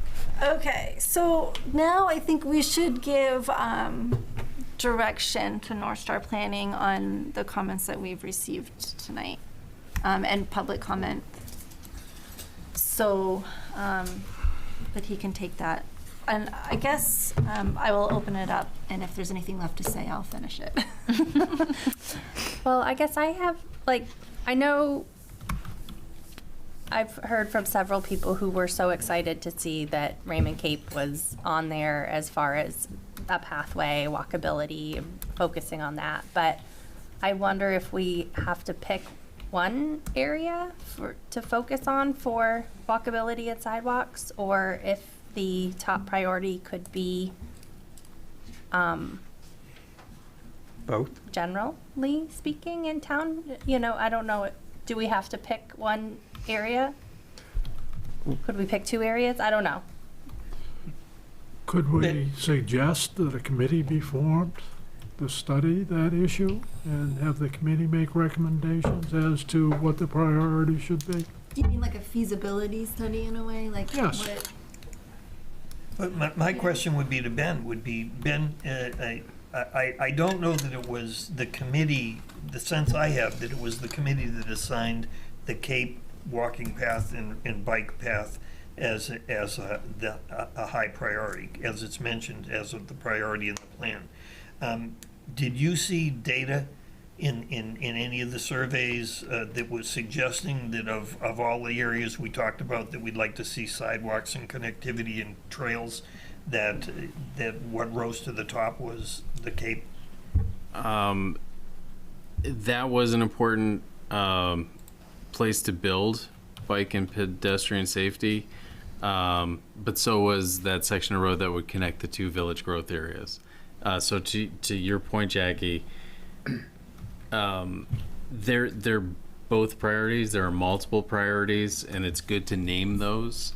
But it could be up to a committee, it could be up to the select board or to the public works folks as they build their capital improvement plan to do that prioritization. I think another thing that just kind of like identifying the priorities generally can do is leave it open for opportunities that come along. So if DOT is going to be doing a bunch of work in 302, for example, or there's a road project scheduled 4 or 5 years from now for Route 85. Naming those priorities in the plan will make that part of the conversation in those efforts, so that it's not necessarily going to be the kind of thing where we have to do this and we can't do the others. It's more like, let's list where we have priorities and where we have visions for improvements, and we'll make progress as a community with outside agencies like DOT as they move their plans forward as well. I think there could be things that kind of fall into your lap if you list them in the plan. Like if there's a major commercial development on 302, it would give the planning board the ability to say, hey, this is an area where there's supposed to be enhanced landscaping and sidewalks. And that becomes part of the planning. So as an example, when we in 2015, 2016, when we got the state money to go half and half with the sidewalks in the village, even if we had not identified the village as which at that point as a priority to have sidewalks, the state was gonna go halves with us if we put the sidewalks there. But, so with any type of grants or funding and things like that, a lot of it's gonna be dictated by the grant giver. So are we gonna say, no, we can't take, a 50-50 split on this bicycle path or this sidewalk because it's not one of our high priorities? I think, so I just don't know about handcuffing ourselves to anyone rather than state what we've stated in the plan very clearly, which is Both are options. a high priority for the town is connectivity, bike paths, walking paths, and improvements that reduce traffic safety issues. And, I understand, but naming the priority would be, another way to go. And but I would say that based on at least the feedback that we've gotten from the online comments, that what a few of the comments came back and said, I don't know why you're making Raymond Cape a priority. And I'm always sensitive to the fact that, since our sample size is always so small, it can be 5 people that live on the Raymond Cape that say, I would like to see it. And I understand there's a woman saying that there was a fatality on that road. Well, yeah, so I guess I could say, well, I guess we need walking paths and sidewalks on Egypt Road. Okay, so maybe, I guess my thought would be if we could make it more comprehensive as a priority list item to not just cover Raymond Cape, but list that as one of the options that we would want to pursue. So Raymond Cape, connection of the villages, or a loop around Panther, something, along those lines where it might list a couple options. Do we have the actual language we could just pull up and then maybe we could just look at it real quick? Is that okay? Well, I was gonna say, because what I'm hearing is like, we don't want to tie ourselves, but we want to sort of in some way be a little bit specific, right? Because Yes. we want to give direction. So saying we would like to create more bike pathways and connectivity, with the focus in mind of connecting the village areas and Cape Road, like calling those two out specifically. Consider that. Well, so we're giving detail, but we're also keeping it open. Yeah, I think that's good. I like that. Yeah. Did you get Yep. that again? Yep. I can bring up that section of the plan if that's helpful as I'm doing it. If it's not helpful, tell me real quick. I liked Kayla's language. I was fine with that. Yeah, I think we're Okay. Yeah, I think we're good with finding a way just to be, include those two areas, highlight them, but also state clearly that we're open to all areas. Because quite frankly, all roads would be improved with sidewalks and bike paths. So, there isn't one in Raymond that would not probably benefit from that.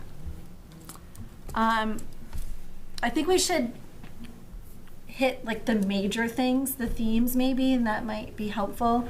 So vision statement was mentioned a few times. I mean, personally, I feel like we really went over this many times. Many opportunities for public comment. I kind of feel like continuing to grind over it really is probably not, in my opinion, the best use and utilization of our time. But that was mentioned a few times with the comments online anyway. Is there any feeling that we wish to address that in any way? I'd say that we've had similar comments before already, and we had many discussions about them, and the vision statement that we have is a result of all the comments, both critical and positive, and we've already hit on those things, and we don't need to discuss it any further. Agreed. Agreed. agreed. Agreed. Okay. I think, let's see. How about comments about organizing goals based on priorities? Now, I think actually as a committee, if I remember correctly, we had sort of talked about that ourselves anyway, about how we organize it just for even our own sanity. But anybody who's reviewing this, so I don't know how much of an ask that is. Or I don't, I know the state mandates a lot of Right. that giant list. you know, so without creating too much work, is there a way that, it sounds like that was comment received, do we have any desire to be asking? Yeah, to format the actions according to their priorities, starting with the highest priority down to the lowest priority. Yeah, I think in general, what we've tried to do is format the list so it lines up with how the state's going to look at it. So the goals are arranged by topic, and I think that was the comment. Is, you know, instead of looking at these by topic, let's just prioritize these things. So to that end, I think prioritization is good. That's kind of behind the effort to call just a handful of these things up as highest priorities and tie them in with those priority goals. If you want, I think we could do another version of it, or just have like, here's the hard copy version sorted by topic with the high priority ones listed and first for each topic. But I think electronically, if we can provide the actual copy of the spreadsheet, you could sort it however you wanted to. It just wouldn't be part of that document. I don't know if that's like going to get to where you're talking about, or if I'm missing the mark. Could we maybe have one more exhibit that is only the high priority items, and it is specifically addressed to the implementation committee? Yeah, I think that's. And get rid of all the non-high priority items, right? We've got the master list. They can always refer to that plan. They're going to work through the whole plan, but exhibit 3 or something is implementation committee high priority items, and it's just the top 10 or something. Yeah, I think that's a great idea. I mean, with the time we have into this thing, to not give the imp committee that kind of guidance would be giving them a free rein to pick and choose from the list that we might well have spent a lot of time on thinking that's a good one, but it's not a priority. Does that sound like a reasonable compromise between state expectations, ease of their review, and it sort does. of picking and highlighting, even though I feel like in a way we sort of already do that with our list of goals, but if that seems fair enough, it sounds like it's a good compromise. Yeah, and I think we've done that. We've taken the first step at calling out the very highest, I guess we can say. Yeah. But there should be like all of those high priorities, right? The next tier. If that's not enough, you know, when you've implemented all of these things, there's a bunch of other things to do. More. I think that's really consistent with the philosophy we've had kind of from the get-go, is that it can be a little overwhelming. Yes. To look at a list of 130 things that you need to do in the next 10 years and kind of wonder where you get started. So we really went to a lot of effort to kind of make sure we're calling out the most important, but I think like there is no problem at all in putting together a little bit longer of a list that would give some discretion to the implementation group to say, look, you know, if we've got 25 high priority actions, what are the 3 we're going to do once we get through the list on page 2? You know, I think that's very doable. Okay.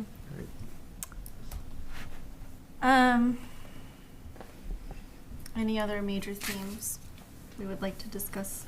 I have one. I think this is a newer idea, and it's hopefully not too big of a curveball, but in the in kind of the village areas, we describe certain types of development. And I did do a little research in some other comp plans. I thought what might be helpful is maybe like some precedent imagery of what it means in the context of the current streetscape. And I think an example would be like Main Street in town. You know, we're saying, you know, like what does a 3-unit multifamily look like on that current road? Can we have a simple sketch showing how big this house could be, and things like that? So when we start having, you know, conversations and people are like, well, your comp plan has labeled this the growth area and we can build any multifamily we want. People can be like, actually, like, we have this image of kind of what we were doing that fits the character of the street.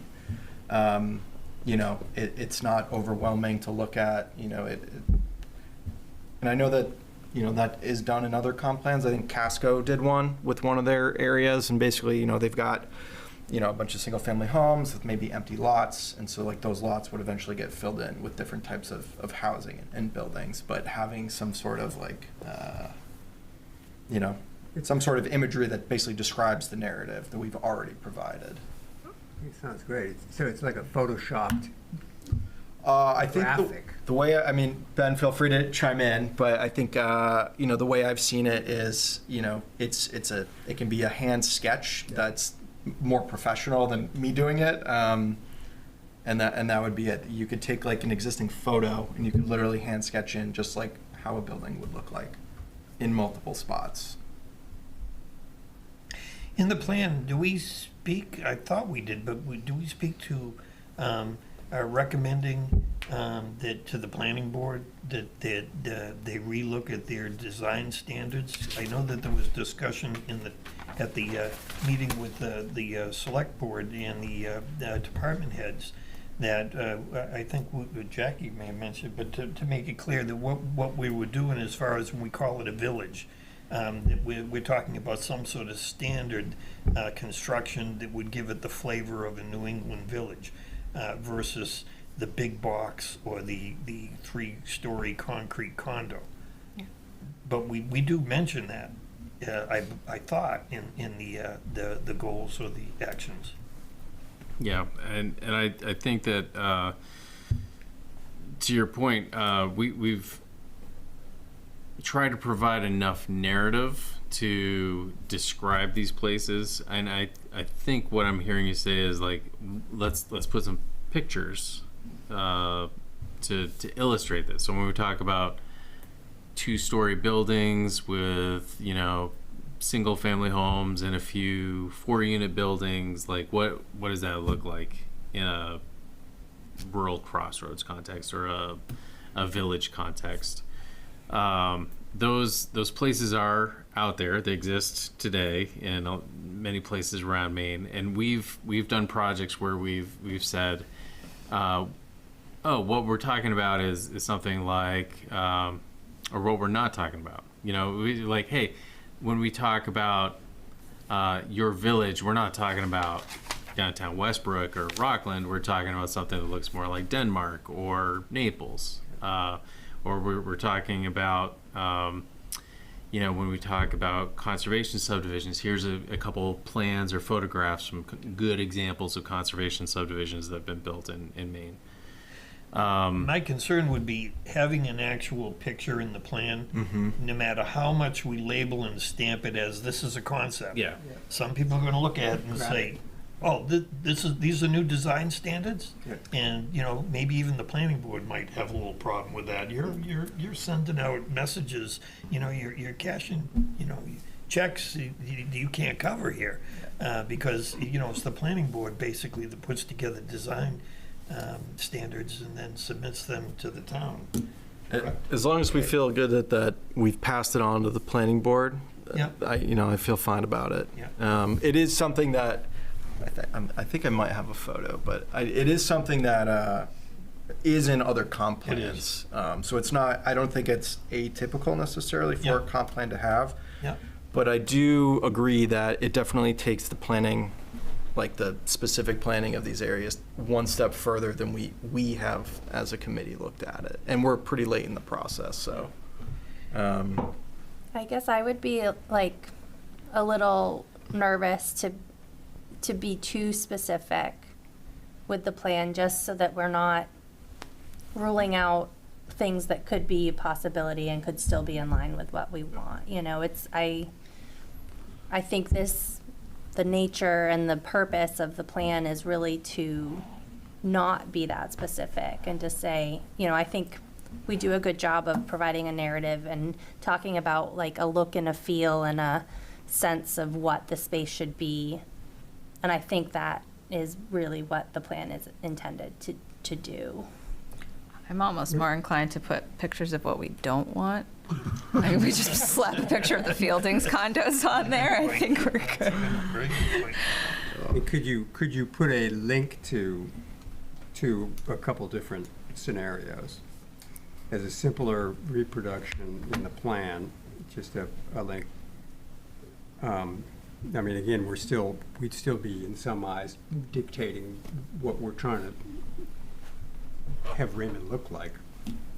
But wouldn't be going as far as to have the actual picture or graphic or sketch, but just some resources that the committee could use to explore, make sure that they include a variety of design.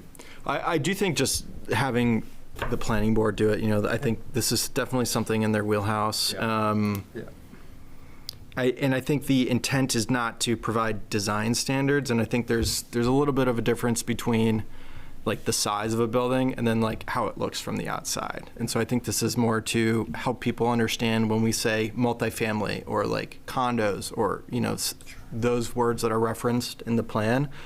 It's not a 5-story building next to a single-family home. It's the ER clothes store, replicated somewhere. Yeah. It's a nice, classic-looking building that could serve multiple purposes. But I understand the concern that as much as we stamp it as a concept, that might not be how it's taken. So, And it could be used in a negative way against the plan.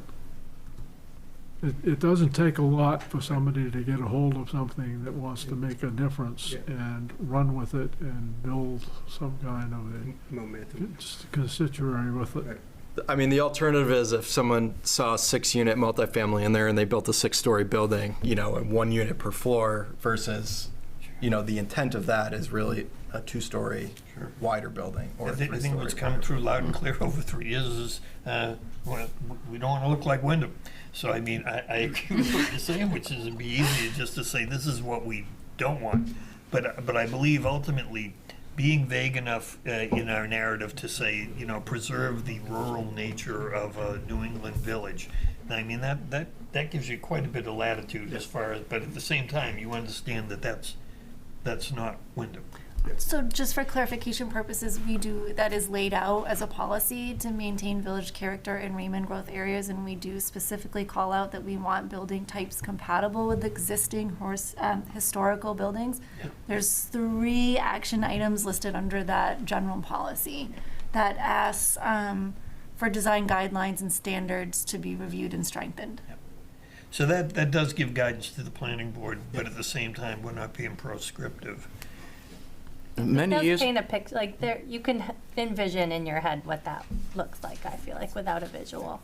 And do we have a height limit? I can't recall. And the 30, growth limit is 30 feet. 30. Yeah. 30, Okay. 35? Except for barns. Okay. That applies in the 302 growth quarter too. Right. Yeah, many years ago, Terry DeWine did the design standards for the town of Raymond. It was more for Now the village. the village, but he had really nice pictures and Yeah. and I don't know if he did any residential type of things. It'd be worth looking at that document to see if anything like that's in there. Well, if we go forward, I mean, if down the road, if we're doing transportation studies and whatnot, that's going to involve imagery and, presentations by engineers and that sort that will paint a picture visually too for what it could be, what we could see. And a number of the projects that came to the planning board, they did look at the design standards, and a lot of people, they're voluntary, they're not mandatory, and a lot of the applicants would take those and they would use them. They'd incorporate them to some degree in their developments, and I feel good about them taking a look at those and honoring. That's over the last 6 months or a year or more that you've been on the P board? Oh, yeah. Yeah. Decades. Yeah, right. Are there any other major themes or trends that we would like to discuss to give guidance to? I think I just want to reiterate making sure that based on the comments received that if they called out an inaccuracy that we just double check on that and double check on acronyms And I guess maybe us looking at the numbers. I know you had made a comment about checking to see if numbers seem right or don't feel right, that we give a different reference point. I don't know. I think that's more of a task for us as in our final reviewing of it. And I guess in a way, I don't know. I don't know that the numbers are wrong at all. I think it's more of a, I mean, I can use the specific example. If you see something that's increased by like 100 or 300%, but it's gone from 1 to 3, it's not as big as an issue if it's gone from 1,000 to 3,000. Yeah, so for instance, if something was increased by 3,000%, but we're talking, I believe it was 9 to 60 or something like that. Like exactly. Put those in not- parentheses, 9 to 60, if we want to. Well, actually, there's a table that directly references it. You can derive 300% from that if you do math, but we don't actually call out 300%. Well, probably. If memory serves me, there was one online comment that basically told you, Ben, that all of your demographic data was incorrect. If it's the one I'm thinking of, it had to do with like how recent the data is, like where do you draw the line, and the data that we're using is from 2022, which was the state data pack that the town had. So that is not too old to understand trends and themes and draw some conclusions about what the town needs to plan for, which is really the intent of the data. So if it's more than 3 years old, that's when the state says, go get the data pack and brush these numbers up. But if it's within 3 years, it's clear enough. Okay, so otherwise what you're saying is the state will call us out. The if our state, data seems yes. too old. Correct. Okay.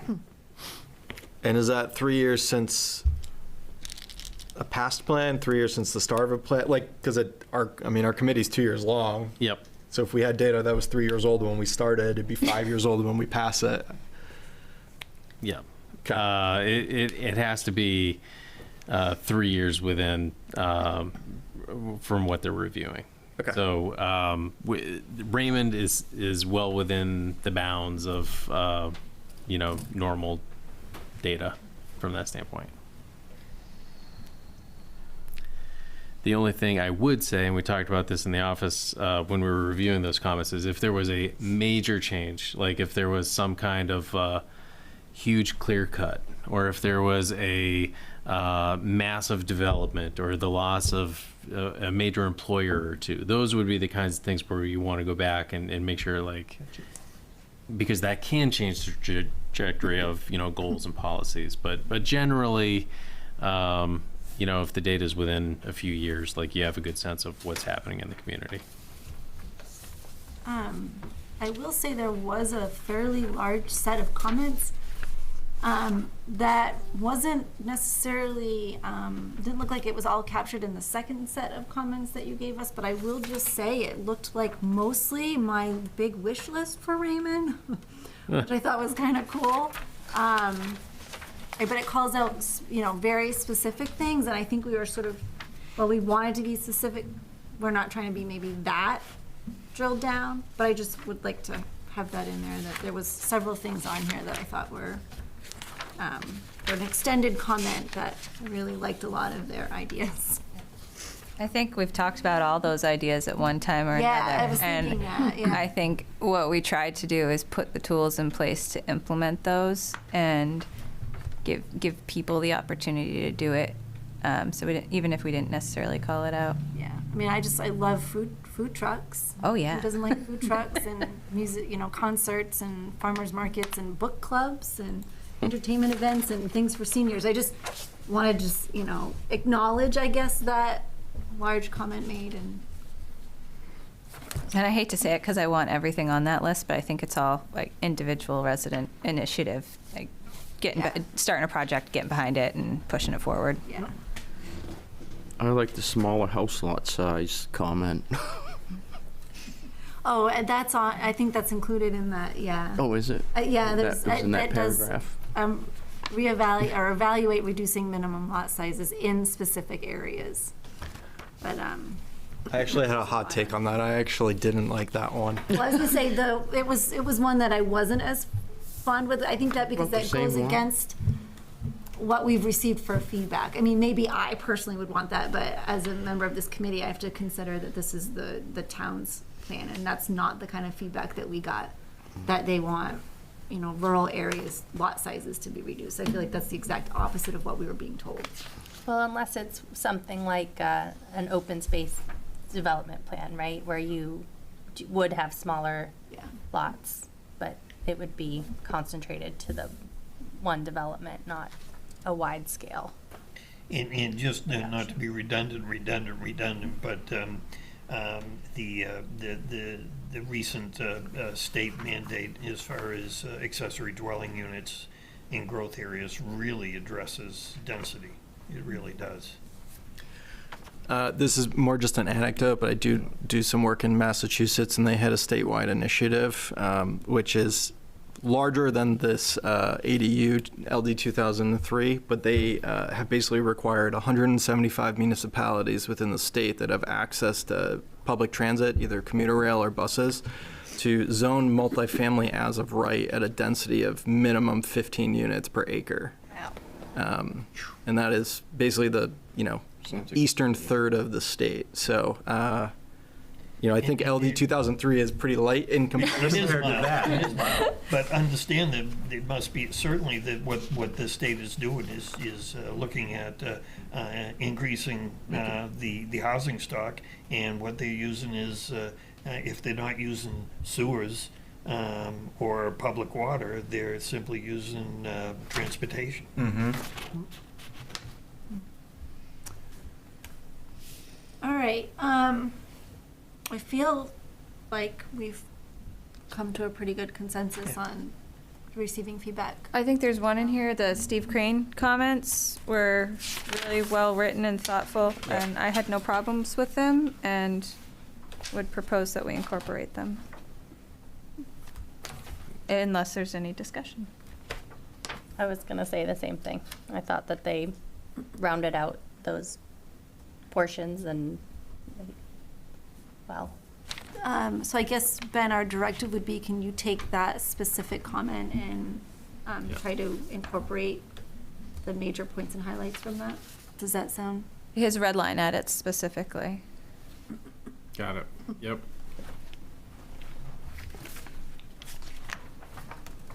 Also, did anybody drive through town today between 8 a.m. and 12 p.m.? Did anybody notice, how many state troopers were pulling people over along 302? I guess they had a traffic detail in town today. So I saw several people pulled over along 302 and on Main Street today. Nope, I didn't. But Good to know they come out around. in numbers. Oh, they were behind me on my way into work today. Well, I don't know if it was part of that effort in the Lakes region to do some traffic calming or what, but they were specifically here in town, I noticed. I know Peter had shared an article with us, and I wish they called out more specifics on what their plans were, so we can steal ideas. That's what you do. You steal other municipalities' ideas. Take their good ideas and you make them your own. Yeah. I guess my question is, why aren't we a part of it? Well, I was gonna wait till public comment, committee comment, but I'll take this opportunity since it's been brought up. You opened the door, so to speak. That would be my question. My question would be exactly that. I mean, there are these are three communities. They surround us. They've been working on this for a year. They got funding through grant money to implement it, and that's the question. Where are we? Why didn't we hear about this? And I will just tell you, and this may be, this is just my own personal thoughts, there was an acronym that was in that article, and it basically talked about the Greater Portland Council of Governments, which we used to belong to. And I guess I'll ask this question. I could ask the select board. Why aren't we part of that now? And nothing against North Star, but the 2004 plan was done by the Greater Portland Council of Governments assisting the town, the municipal people in town. And they did the plan. And I will tell you that I just did a little research on it, and unless I'm way off base, it's about 50 grand in dues annually. And from that, there's everything from support on grants to assistance with planning and everything. And I guess I'm just asking that question. And why didn't we know about this? So that's my committee comment. I didn't realize that it was a membership. I thought we just were part of it. Nope. No, you have The club you have to membership. pay to reap Okay. the benefits. Gotcha. Okay. Do we have any other further additions for Ben and suggestions and direction? And Ben, I guess I will ask you, have you received from us what you were looking for? Yes. The one thing I want to clarify of all of those things was the additional exhibit about the high priority goals, like consolidating those into a single location. Are those ranked? Are those the goals with the time frame of that are short term items? Is that what you mean by high priority, or is there a different? I think Oh, as far as is it like 1 to 3? prioritization, we were looking at timeframes. Yeah, 1 to 3, like the first sort of. Yeah, it says short term is 1 to 2, medium is 2 to 4. So if we can kind of collect all of those 1 to 2 year short term items into a single exhibit, that's what you were. Listed by priority. I would think that would provide guidance Okay. to the implementation committee as clear as we can. Got it. I mean, the reason that we put timeframes on it was because originally there wasn't, was to give them more specific guidance. Not necessarily hold their feet to the fire or dictate to them, but basically saying, we'd like to see some action within 1 to 3 years on this. That's good. And the next question, I think I brought it up earlier, but will this group review the changes in end of January, February timeframe online? Like review, hey, here's the updated document based on the feedback, or is there going to need to be a meeting end of January, early February in order to kind of discuss and verify before it goes to the select board? I will say this, and just, I think we are. I'm going to say the same thing. We might, I don't know, Peter. I think, and you can clarify this if I'm wrong, but I think we are tapped out on North Star planning. So Last I saw was $1,500. So we are at the end of our rope. So I think if we're going to meet again, we're going to have to do it on our own. I am personally fine with reviewing final changes to make sure the things that we asked for got implemented. The changes that the state asked for, it's not like we can be like, what are you talking about? Like, that's not what we want. So I feel like what is important for us to do as a committee is to review the changes that are made and make sure that what we propose, like go back in our minutes or rewatch this meeting and say, are the things that we asked for done? Specifically. And then I think I would feel comfortable putting this forth to the select board. So I don't know how everyone else feels about that. I mean, I very much enjoyed my time with you. I'm not trying to cut it off prematurely. But I just also think we need to be realistic about everyone's time and respectful. And I So would that's say my sentiment, is that we don't necessarily to be need another meeting. fiduciarily responsible, I would say that if I calculated the $1,500, if I believe that's correct, that is remaining, and I don't know how much of that is going out, but we had planned on at least purchasing some signs to basically advertise at for the vote at whether it's the town meeting or the referendum. In June. Yeah. Which I believe that's what we were talking about, getting those type of political signs, a few of them, and place them around town, reminding people that, this is an important vote. You got to please vote on this, support it, support the plan and vote on it. So I would like to preserve as much of that, cash that we still have without going over budget, if we can possibly do it. Yeah. And Peter, did we ever look at how much mailers would be we actually had a committee, excuse me, we actually had a citizen ask me about doing a mailer to let people know, again, putting out there with the QR code. Do you remember what that would have cost us? 3,500 comes to mind, and I could be way wrong, but for No, some I was reason, thinking that around feels that. That's like what we had. Yeah. that's what it is. I'm sorry, what was it, 5,000? 3,500. 3,000, okay, so that would be over our budget, so we would Yes. probably be doing more of what Peter was saying, signs. Yes. I think if we all did a review electronic version, that would be fine. It'd be time to take your time to go through it carefully, and And I we're think saying that would be just incorporating the comments to date, and before Ben goes to. I think if there's anything earth-shattering, maybe we can revisit that. Like, you know, maybe if we've received more comments that anybody reviews and says this is earth-shattering, I think we really need to meet again. Yeah. Otherwise, I think Peter and I, with careful emailing practices, can poll the committee without having a formal meeting by, you know, BCCing everybody and saying, have you reviewed it? Do you feel the changes were made? I feel like if we do careful emailing, Yep. we don't have to meet again. And we can still get the general consensus of the committee, or at least get your, yes, I've reviewed it. I'm all right with it. And I mean, this goes to the select board. People will have a chance to comment at the select board meeting on And the it. select board has a chance to comment on it, Yeah. right? More than comment, Yeah. the select board. They have to approve it. They have to approve it to go on the warrant. Right. And I think Ben was absolutely correct. We've learned this by experience. Once it goes on the warrant, it's either up or down. There's no changes after that. So Ben, does that seem, I mean, you've proposed the question, I was already sort of thinking this, like that we really don't have the funds to utilize you again?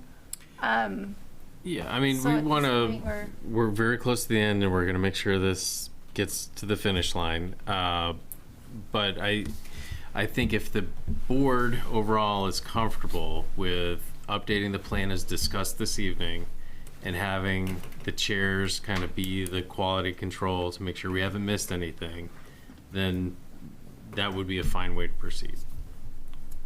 Okay, so if we're in consensus with that, then I say that that's how we move forward. Good. Unanimous Right. consent. Yes. Unanimous consent. So then, Without an objection. we need to approve our minutes from our previous meeting. I should have put the date on the agenda. So if someone has a really good memory and would like to put forth a motion. The October minutes? Or just, yes, or general motion, please. For our, I'd move that we approve them as written. Second. and all those, are any discussion? Not seeing any. All those in favor? Sean, you're blacked out. Can you say yes or no? Yes, I approve. Thank you. So that was approved. I guess real quickly, I know we've been here later than normal. Peter and I think Frank, did you participate? And John did hang out at this last election. I went for more of the tail end of it. I think maybe 5 to 6 or 4 to 6, something around that range. And it was very busy at that time. And Peter had mentioned that we were on our second 500 pack of flyers. And I would have to say that once again, in my experience, in my time there, almost every single person was willing to listen to a 3-second, hey, this is the comment period and this is what we're doing and the draft is ready for your review. I would have to say a majority of people were willing to take the flyer and said thank you and looked it over. So I would say that was a successful outreach. I still find it interesting that 1,000 flyers went out and we've gotten 25 odd official comments that we think are individual, and a handful tonight. I just like to point that out, I guess. Well, you're only going to usually say something if you have a change or a gripe or whatever, right? So I think we can assume that most people We're entirely Loved satisfied it. with it. I think that's a great way to look at it, and I really appreciate your optimism. Peter, do you have anything you'd like to add to No, that? it was a great experience for me in this whole committee. And I think one of the most fulfilling things was going to the elections and actually having that 1 minute, 2 minute conversation and meeting my neighbors and hearing what they had to say. Okay, next. Madam Chair, we yes. have lost connection with Zoom. So Sean's no longer on the meeting. We hit our max meeting time. Zoom is timed out. Yeah, we're timed out. Yeah, if we have to vote or anything, we still got a quorum.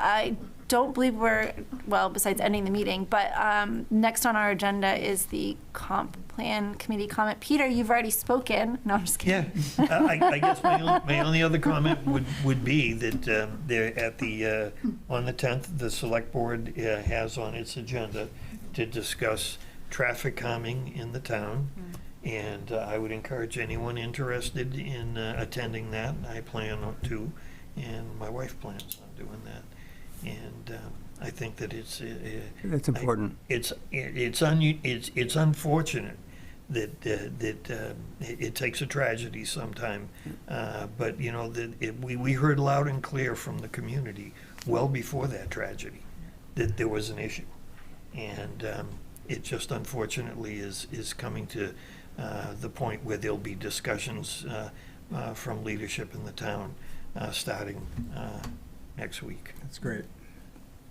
That's all I have. Thank you, Peter.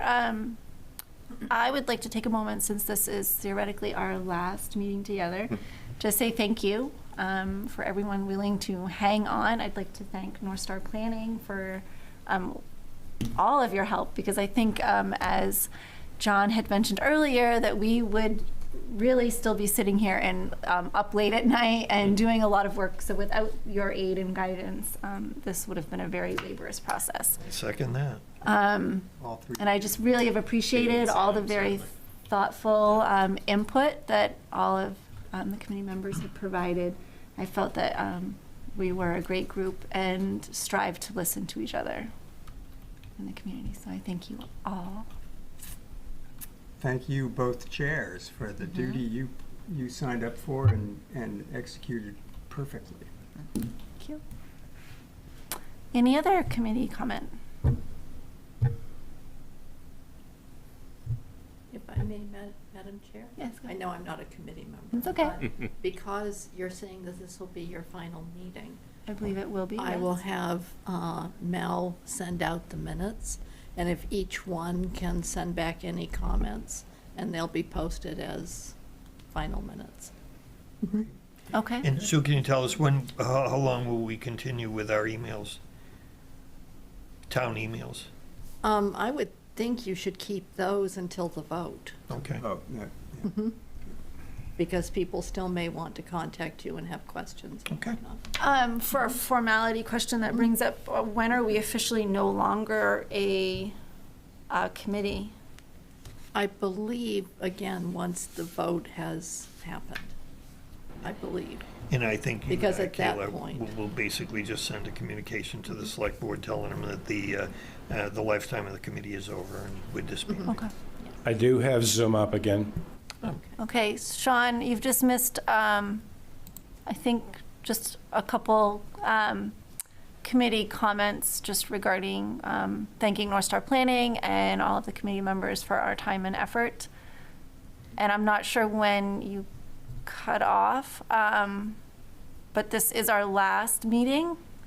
So we will continue to communicate limitedly via chairs by email.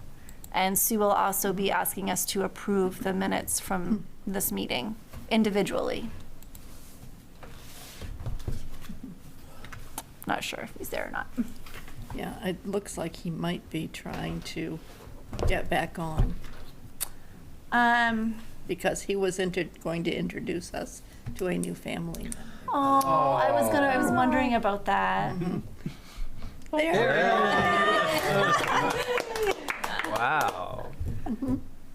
Muted. Can't hear you. Muted. working. No, he's not muted. No? No sound. parent? No, we don't have sound. No, but you're But we not, can Yeah. see Don't wake up the baby. a lovely addition. Congratulations. No, sorry, but I know he was, congratulations. Sean did tell me he was born on Black Friday. And so he's 5 days old. Wow. Wow. Congrats. That's lovely. So did he say the name? He didn't, I didn't get that far. Okay, maybe we don't want to make that public. We were, That's fine. we were chatting back. A future implementation committee member. Oh, I'm so sorry, we can't hear you, Sean. No. Okay. Not seeing any, further items and discussion, so I would entertain a motion to adjourn. So moved. Second. A second, and all those in favor? Sean, I know you can't speak, but maybe I see it raised. We are adjourned. Thank you very much. Thank you.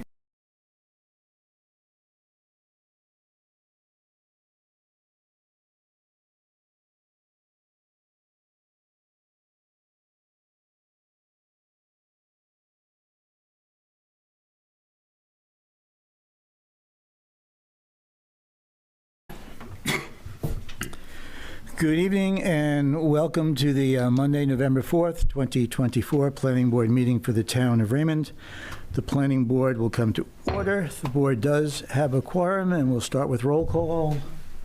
Stephen Clark. Mike Richmond. Robert O'Neill. Ed Kranich.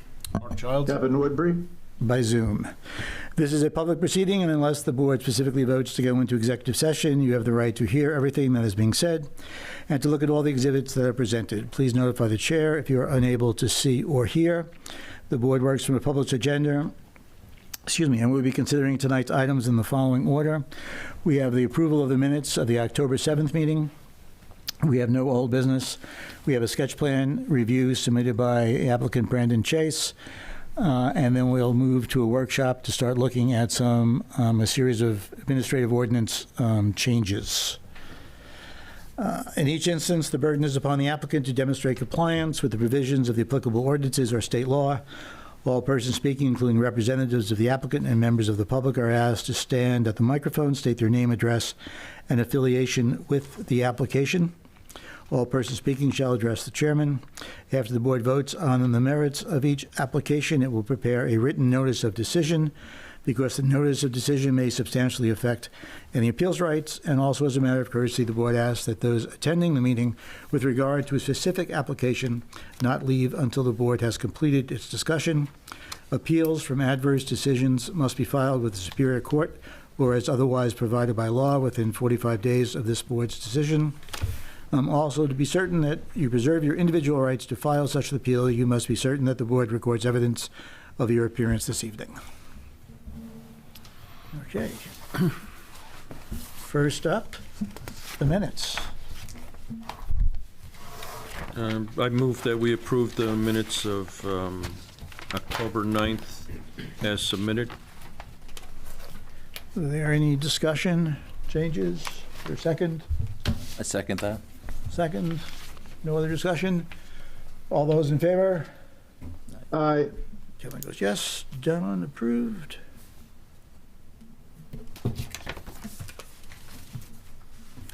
Onto the pile. Okay, new business sketch plan review for a cluster subdivision. Jim or Brett, who wants to do that? Jim? Thank you, Mr. Chair. Tonight you have before you an application for major subdivision for an 11-lot cluster subdivision on a parcel of land located off Raymond Cape Road. The property is identified as tax map 4, lot 29, and sits on approximately 37.3 acres of land. It is located in the LRR2, as all of the Cape is in a shoreline zone. So in addition to subdivision standards, you also want to be acclimated to shoreline zoning. As mentioned, this is before you tonight is a sketch.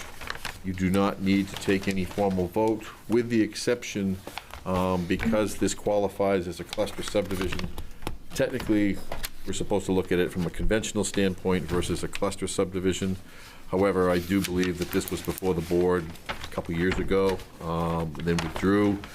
And I think at that time, the board decided that it wanted to see a cluster. So you could waive the conventional if you decide to, but I would advise tonight that you make some vote for acceptance as this is a cluster subdivision. Again, this is in the shoreland zoning, so you just have to pay attention to certain coverages on the lot.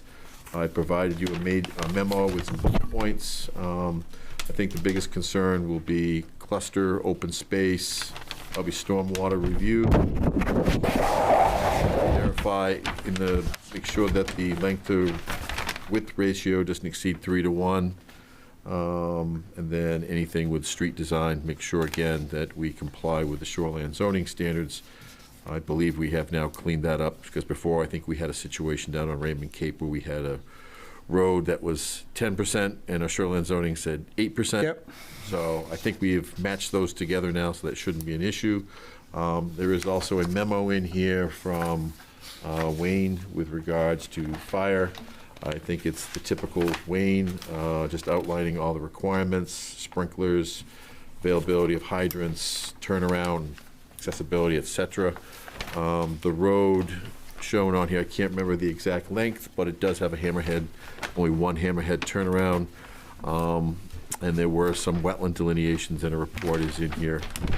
Based on that, I feel the board could make a determination tonight that it's accepting of the cluster development to let the applicant move forward, but the applicant is here. We can let them make a presentation, or you may answer any questions you have for them. Thanks, Jim. I think we'll go right to the applicant. Good evening, Andy Morrill, civil engineer with BH2M. Also with me is the applicant, Brandon Chase. Jim did a heck of a job there introducing the project. I will just point out a few things. This subdivision was before the board a couple years ago. As you all know, there was a cluster layout at that time. I think there was discussion about a cluster subdivision being the preferred approach. Applicant would like to proceed that way if the board feels the same way at this time. Our hope is to limit the amount of road, limit the impacts to the natural resources on site. So you'll see the layout as we've got it before you tonight is quite a bit less infrastructure than what was before you before, if those board members remember.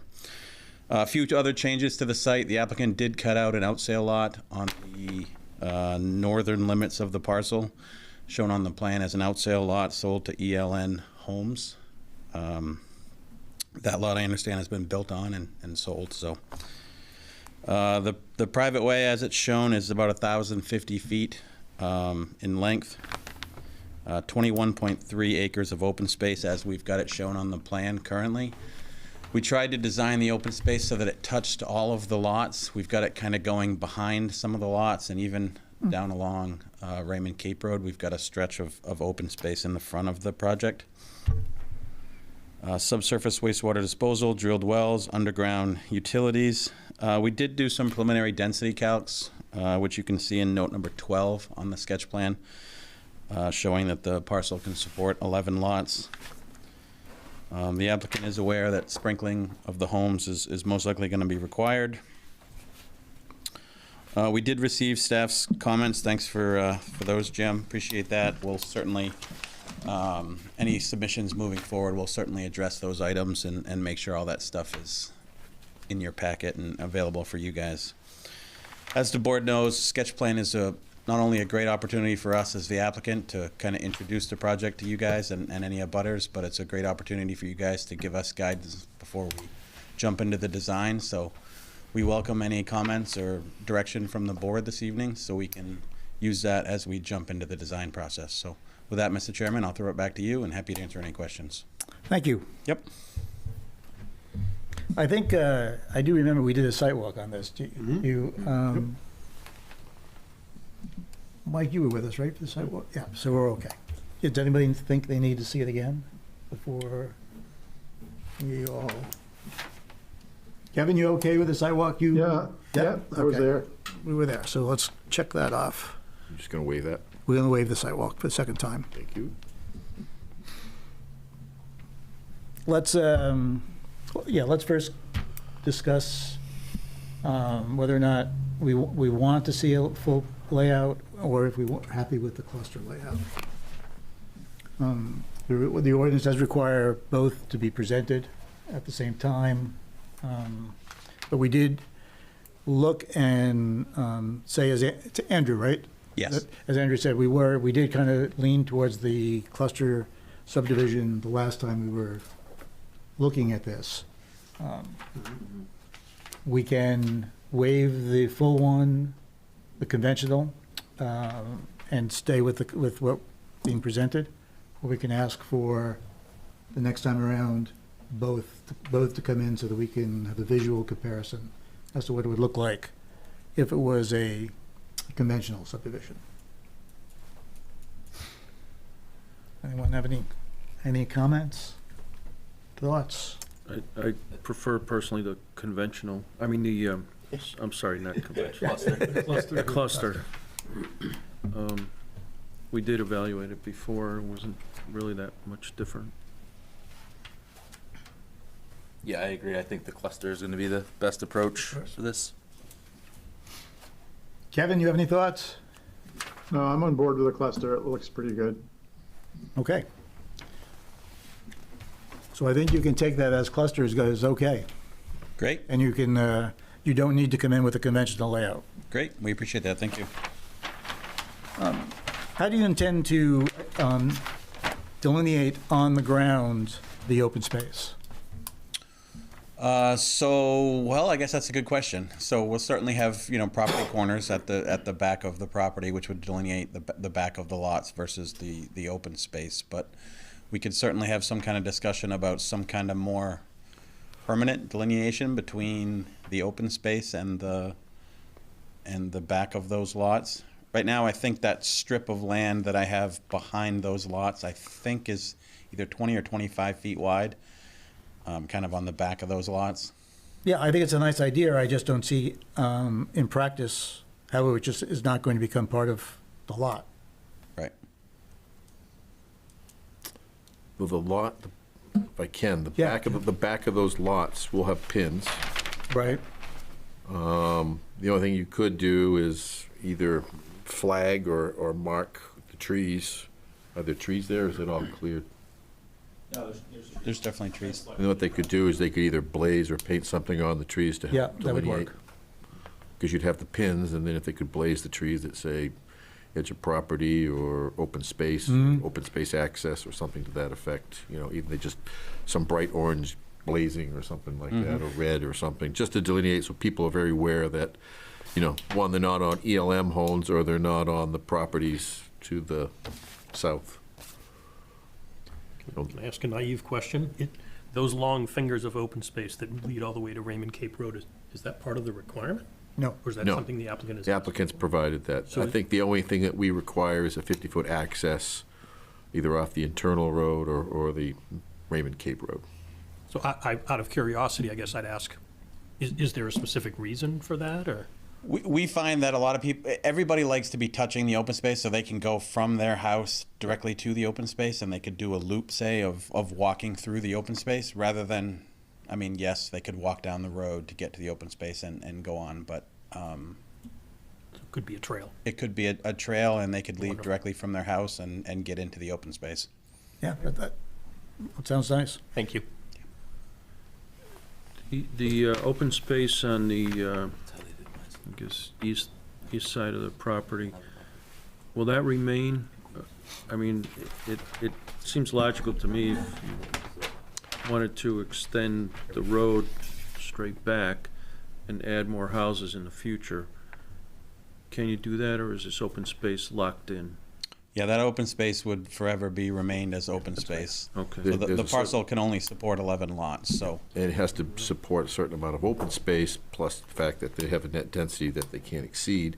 So there would have to be documents explicitly laying out how in perpetuity this open space would be held by the homeowners association. Does the Skillins property have access to another way, or is it? Yeah, I think they come in. Do they come in? Yeah, that's 302 side. Yep. That's a 302 side? Yep. Because I think that Bridle Path, or it was an old subdivision, I think that wound up in the back there, and I think Skillens had access to 302. They're long, narrow, big lots. Okay.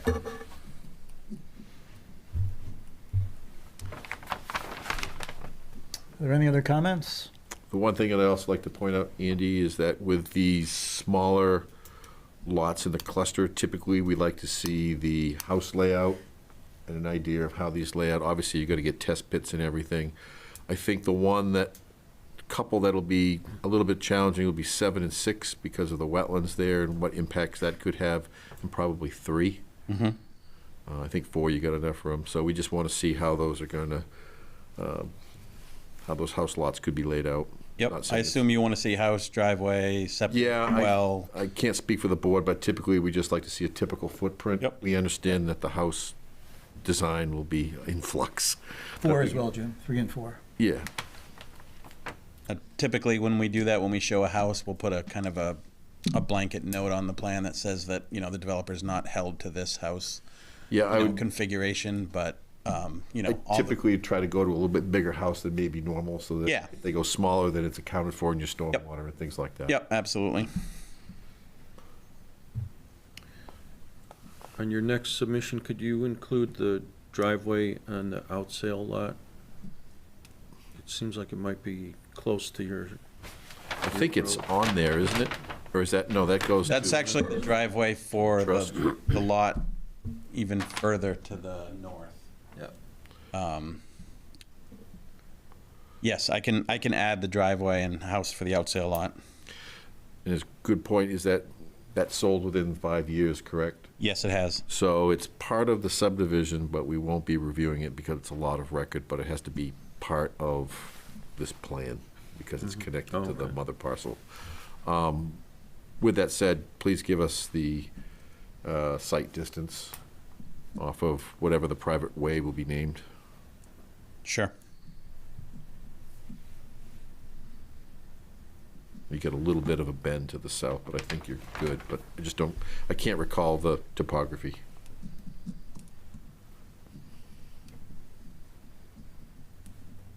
Was it 35 or 40 speed limit? I want to say it's 35. Yeah, it's 35. 35. Yep. It's your advisory, aren't they?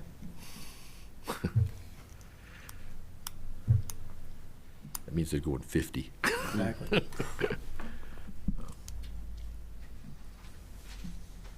And this is below, you've maintained that this is below DEP stormwater management permit, so now the town's ordinances will kick in for similar reviews, but you don't have to file for the state permit. Correct, right. And I was talking to the applicant, there may be some slight layout changes. I know the house that sits on the outsale lot is kind of facing towards this parcel. We may extend lot 1 a little bit, which may make our road slightly longer when we come back to you guys. Just concerned about those two houses and their proximity to each other, so. Yeah, because you really have 2 windows on lot 2, right? Correct. Probably. Yeah. The small little triangular window is not much of a window. It's a pretty small little area there. You probably, I would imagine, build lot 2 over where it, where the lot deepens out over there. Yep. Underground utilities. Yes. You're going to come in off, is the pole on your side or the other side? I believe it is on our side. Okay. If it's on your side, you can just drop and come in. If it's not, you can do a drop. Typically, we allow a drop pole and come in. Okay. I think we've, just make sure you check the cluster development standards. There's a separate article 13 in the land use code for that. Okay.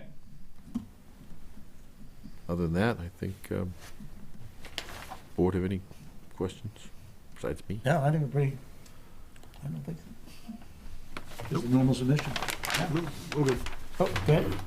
Yep, I'm good. No, I'm good. I think we're good. Do you have any other questions you need from us? No, we appreciate you guys giving us some direction this evening, and we'll see you when we come back. Thank you.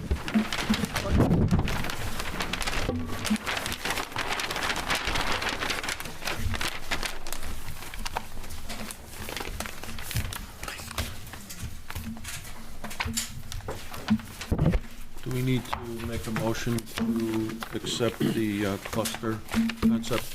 It'd probably be best if you did, just for the record. I think, I know you kind of took a straw poll, Yeah, I think- but I think, to his point, we're supposed to do it by the ordinance to, all right, the board's supposed to vote, so. Okay. I move that we accept the cluster development concept for this project. Second that Second. motion. any discussion? All those in favor?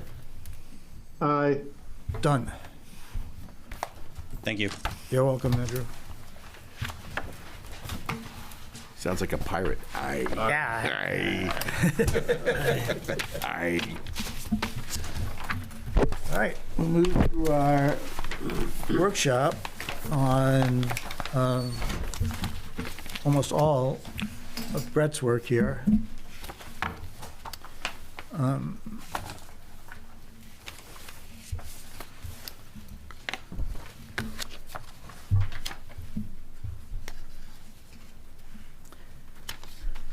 Brett, since you put most of this together, I think, how would you guys like to go through this? I mean, a lot of the administrative stuff, I think, is pretty straightforward. Yeah, agree. I don't think we need a discussion on every one of them, do we? Not everyone, no. No. Okay. So let's take a look. The extension of the approvals permit. That is just actually cleaning up what we've already have. Right? Yeah, correct. I think staff-wise, I think we kind of debated a little bit how it could be interpreted. So the addition of that verbiage there is just kind of meant to kind of clarify when that should start. Okay. The street ordinance, clarification of reviewing authority. Anybody got any thoughts? I think it's pretty straightforward. Yep. Okay. That was one that came from Board of Appeal? No. No, that's the zoning board is in the back. Okay, it takes you Oh, right. that one. This is the right one. The number of hard copy submissions, I don't think everybody's okay with that. Yeah, Last time we talked, right? Okay. Yep. Okay, Kevin, jump in. I'm not really looking at you if you have something. Number of hard copy submissions, the second one, same thing, just another change to 12. And again, hard copy submissions. 6, again, there's another hard copy submissions. I just remember us changing these not that long ago, but, Well, I think we changed to different sizes. I think the numbers. oh, is that what it was? Yeah, we went to the smaller size for you folks. All right, Article 7, Section 2B, again, changes, number of submission changes. Article 7, 2B, number of changes. Plus one digital copy is new, isn't it? Yes. I think in Is most. that for you guys, or is that for us? PDF? Yeah, for the record. For the and record, for the also- town, and if a butters come in, then we can give them the PDF versus making copies. Okay. Everyone all right with that? Yep. Okay, then we get to the piers, docks, and wharfs, which came out of an appeal that went to the zoning board of appeal. I think the only thing in here that is really, I mean, one is just adding a definition. I don't think that's a problem. Did you have one before that, that was shore frontage? Yeah, that is in here. The shore, Okay. oh, is that, yeah, you're right, that is front of it. So our ordinance mixes and combines shore and road frontage for determining the dock.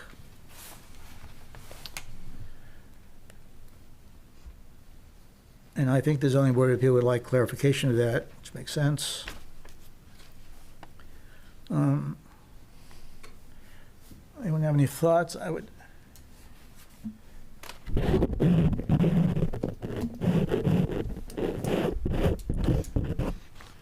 From a code enforcement standpoint, Yep. do you require 225? For somebody to put a dock in, or can it be less?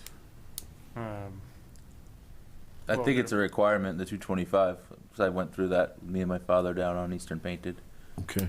I So mean, there are plenty of older lots that have less than 225 that get docks. Plenty. So these older lots would all be grandfathered, Grandfathered. so. Yeah, so it's I anything, mean, anything new. almost all the shoreline is lots. So is there just for curiosity then, should we have a statement in there saying that based on a certain date, lot of record is exempt?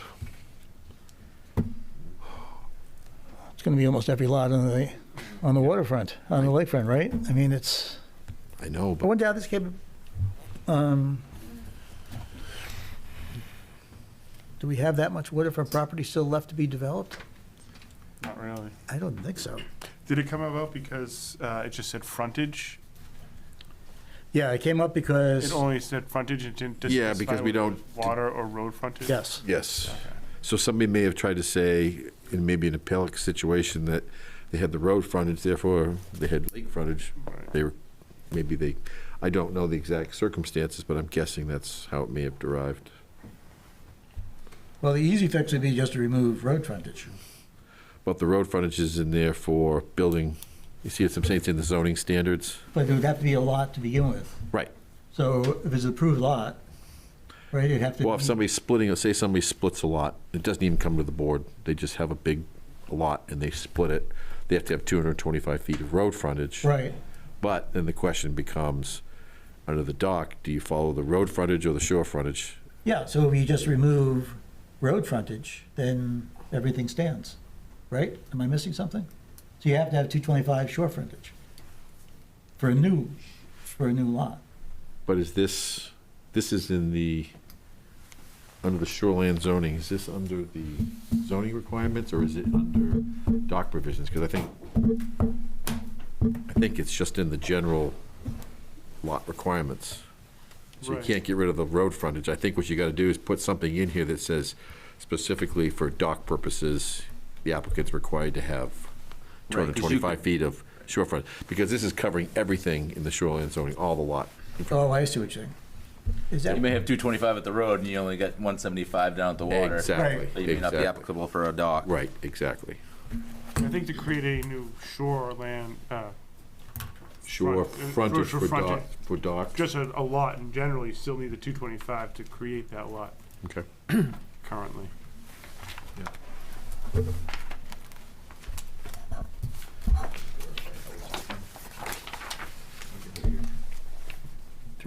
so, Jim, it's under piers, docks, wharfs, bridges, and other structures that extend over the normal high water line for bodies or wetlands. So I don't see it addressing all lots. 350. It's not in it, 56. yeah, it's on, oh, this doesn't have page numbers, but it's 6.4. Right, but under that section of the ordinance, what I'm getting at is, then if you go to the lot requirements, that's where the shore frontage and all these other standards come from, that's all. Yeah, but if we change it, if we don't include the road frontage in this section for docks, it doesn't, not going to affect the road frontage for a lot. Minimum lot standard.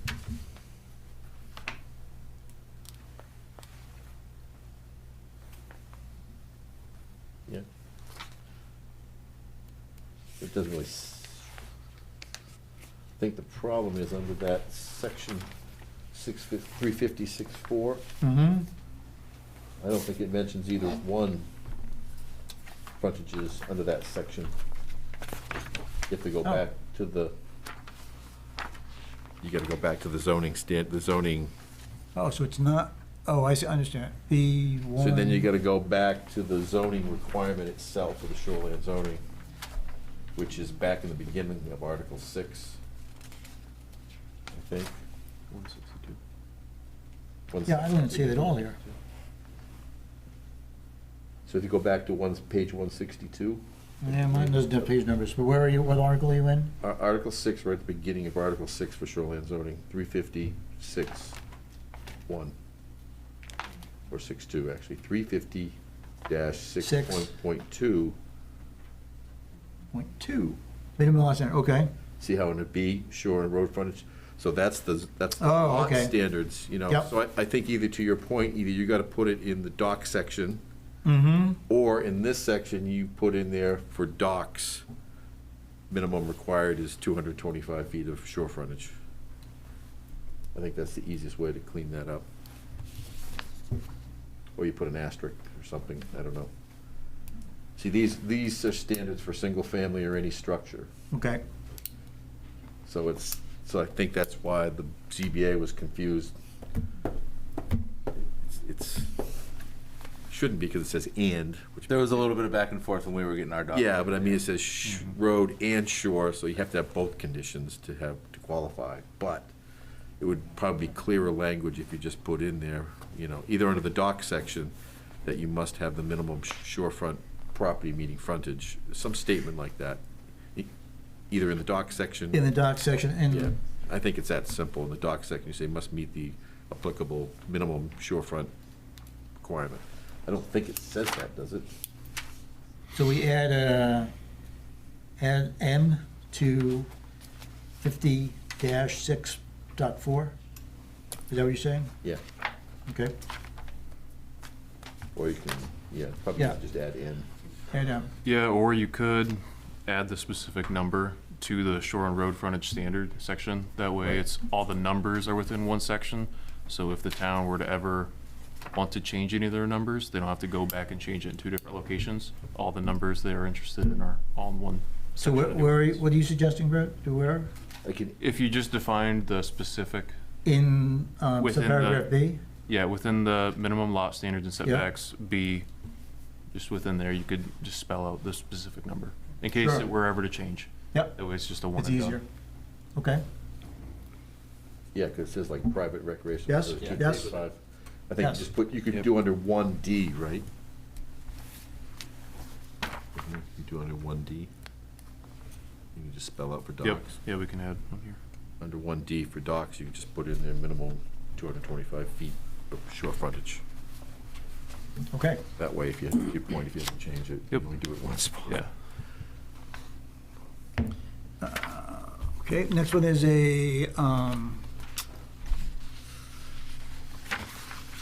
adding a definition of a dock. Hickory dickory dock. I think it's okay. And then the last one from the zoning board of appeals is dock length. So.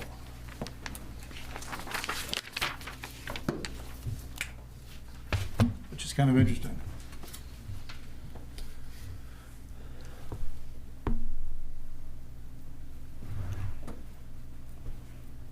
I think from the verbiage is not really clear as to what you can do. Yeah. Because, I mean, you see a lot of docks that have the T formation on the end. Yeah, that's how you would normally have it, would be in the. Right, because you got a boat slip or something, so I guess. The one in the middle doesn't make sense, like in this picture. Well, I think they were just doing. Yeah, I think you Yeah, typically see it on the end, drawings, right? yeah, You to see- see you various see- configurations. Usually you see an L or a T, Yeah. usually, but to your point, what's width, what's length? So this is a little bit more difficult. I guess I don't understand the purpose of having 12 feet wide by 10 feet wide at the beginning either, opposed to. Yeah. Right. Yeah. No, that one I don't understand. I get the 10 by 6, that's kind of the T, or it would be on, typically you see them on the end, Mm-hmm. but I don't understand the two. Side by each. Side by each, it's kind of a, I guess you'd call it The meat more of I think a. it's just asking if it should be allowed, and talking to Chris, we decided that that's not allowed. Putting This them side picture by is side. not. Oh, The picture's asking what should be allowed, what Right. shouldn't be Oh, allowed. okay. And when we talked about it, we decided that the middle one, as awkward as it is, we would allow that one, but the kind of the platform at the end, the two 6x10s, because you're creating kind of a gathering area, and that's really not what I don't Right. think we So no, want I to see. definitely agree with you that the front end, the two 6x10s should not be allowed. Then it becomes, how long or wide could that middle section be? Right. As long as I guess as long as the minimum dimension doesn't exceed 6 feet, it could be as long as it wants. Because, I mean, you could go out, I thought there was a distance in between from shore, like when you're in a cove, you can't extend further than X amount, whatever the open distance space is. Maybe I'm interpreting No, that wrong. right, into the water. right. I don't think there is a maximum distance. It's to get to navigable water essentially. Okay. And not inhibit somebody else Space. getting into. I think you got into this when you got There's some Marina. good neighbor stuff Yeah. going on there, but. That's, we had to, couldn't figure out who has the enforcement, right? Right. I think it would be helpful to show which side is the shore on this diagram. I was thinking the same thing. Sorry, not being a wise guy, but I was thinking the same thing, and I thought about it. I think it's just a representation of all different options. Doesn't really matter front, so I thought the same thing, though. Agreed, but if you're saying that you do not want to see the ganged up ones at At the end, right. To you'd want to define clarify that. Yep. The shore would be at the top of the drawing. So vague, the facility shall be no longer a dimension than necessary to carry on the activity. I know, I saw that. It's necessary. That's not really. Temporary it's pier, nice, dock, or but- wharf and non-title shall not be wider than 6 feet for non-commercial uses. But when is it a width, when is it a length? Well, they all have to be perpendicular to the shore with the exception of one, to allow for the L and the T. Then I wouldn't have to change my dock. But I mean, is there when Chris makes an evaluation or you make an evaluation, is there a maximum length that T can be? No, I don't think there's anything that. Because I mean, you think about it, that T is what's parallel to the shore, so. Yeah, but you just use one, right? We use one section. They're all sections, they're all 10 by 6. So we just have, But what if somebody wanted to do 2 at the end, is what I'm saying. yeah, you get one. Oh, you're saying you get one. Yeah, that was me. I was I'm not saying, I'm saying right now, is there a limitation, though, is what I'm. Oh, no, there is no limitation right now. That I know of, at any rate. Maybe, there's not. But if we address it as, you've got to have perpendicular, your 6 by 10 dock section's perpendicular to the shore, and one 6 by 10 section is allowed to be, perpendicular to the perpendicular dock. And is 6 by 10 the nominal sizes? I think that might be just a standard size. Most- Most of your residential are 4 foot wide. Yeah. Yeah. But I mean, lengthwise, are they 10, 12? The one I just put together was 2 6s to make a 12. Okay. Yeah. Well, that's what I was wondering. I mean, if you make it just so it's 6 by 12, it's a 2-to-1 ratio. It just might make it easier. I don't know. You may have to go longer than 10 on that one side too, because you have a 20-foot boat. You might need, an 18-foot boat or something. You might need more than 10 feet on that T. That's what I was getting at. How do we? What? What's the number? Even still, like, it should be one. But I tell you, most boats are going to be docked along the longer section of the Yeah, I know. perpendicular route. They're not going to. Right. Yeah, It's it's really 10 feet long enough for really a for boat. loading and unloading, right? Yeah. So I mean, two 10-foot sections are going to be plenty. For most, Yeah. And then if you have the 6 that goes to the T, but you make it an L, then you got loads of. Yeah, I guess I understand that too. Go ahead, Mike. Well, clarification, so, fun discussion, right? But what you guys were saying is you would rather prohibit people from fattening up the end? Right. We don't want it to be a gathering place. I think the docks are supposed to serve as just egress from shore to your boat. You get a lot of people out there, you get a lot of weight, people drinking, collapses, stuff going in the water. It's not supposed to be where people are partying. So just the flip side of that, though, to me, is that's the boarding place for people to get on and off boats, and much safer to have a broader area than people trying to get onto a 4-foot section or 5-foot section, so. I see that a lot. I know Coming off the a lot of these come from pretty much like Dockmaster, and I'm just wondering. They're all kits, yeah. Kits, if we should just reach out to them and find out what the Common sizes. Like the configuration. On configuration, just to give us a little background data before we just kind of arbitrarily throw things out. I mean, because I'm guessing it's like anything, you can have anything customized that you want. Yep. Right. So what is kind of the nominal, when you buy a kit, what do you typically? Most of them are just straight. You're Straight. driving in and out. But I mean, if you went and putted around the lake, you'd probably be a 50-50 shot that you see 10 by 12 platforms at the end of all these docks. Yeah. So there would be a little bit of confuffle, I bet. And then I guess the question is, since they're temporary, Or pull them in and out. Put it back in next year, and now you in violation? How do we enforce that? So if you have a temporary dock now, and you have a section that is larger than this, Now, it's a temporary structure, so they have to get a permit every year to put that dock in? Or is it a one-time? It's, I hope not. the thought is it goes in the same every year. Yeah. If you're gonna move it, I think that we'd like Well, and- information regarding that, but. Right, when we go get a permit for those, we apply and we say what we're gonna do with the dock itself, so, I mean, if it was approved in the past, then how can we go back and say, now you can't do that? How do you document that, though, I guess is the question. Everybody's got to come up with a new, Right. they're going to have docks that have been out for 15 years and come in with a new one that's bigger, just because they know it's one and done. Or transfer of ownership between houses. Right. That person doesn't like that dock anymore, and they throw a new dock in. I think we just need to go back. I think it'd be good to get, I don't know, maybe reach out to a couple of the dock people and just get some information on what is a nominal size. I don't know. I mean, I've seen so many different sizes on these things in around the lakes and everything. Oh, yeah.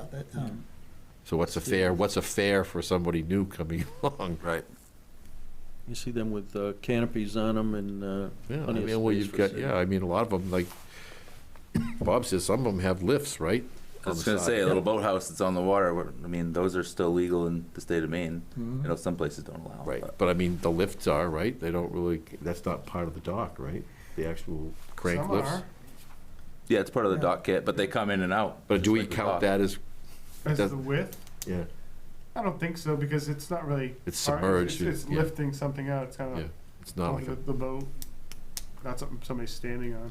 Did this, I guess I should have researched. Does this come from a neighbor's complaint, or did this come from somebody asking for a permit? I was gonna ask the same thing. Board of Appeals, I think. Yeah. I know it came to the Board of Appeals. Oh, I was just wondering, Sandy might know. Sandy, did you know how this came to the Board of Appeals?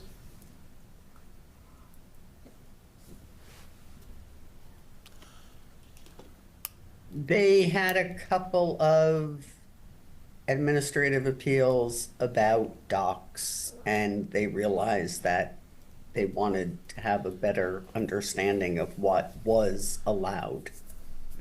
Complaints from neighbors or just? From neighbors. Okay.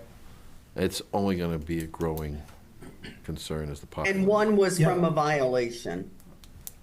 Okay. I wonder if there's any state guidelines out there or DEP recommendations or I don't think so. anything we can I lean think on? this is a No? nightmare for every code enforcement officer on a lake. We could spend all summer just dealing with the docks. Bet. I mean, how many docks are in town? I bet you half of them don't conform. So, I guess we could approach it by square footage and not worry about the design. Well, you could have maximum width Maximum width and and then square and footage. square footage. Yeah. Let them figure out their orientation. Right. And then a ratio for the orientation, like if you want to have one Yeah. sideways, then it's the ratio of, it could be twice as wide as the platform, as the initial gang, if you will. Maybe a ratio. That way, if you have 4 feet or 6 feet, you can have a 4 feet or 6 feet this way.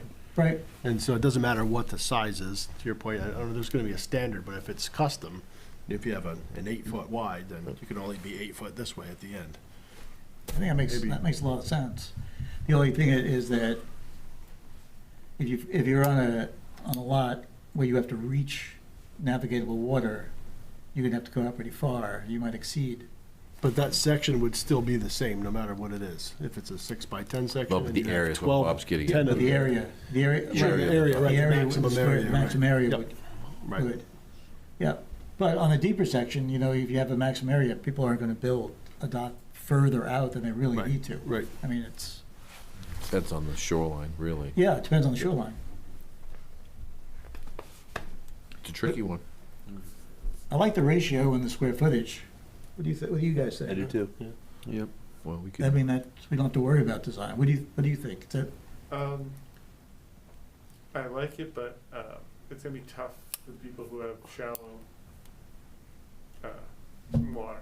well, not if we give it a long enough square footage, right? Yeah.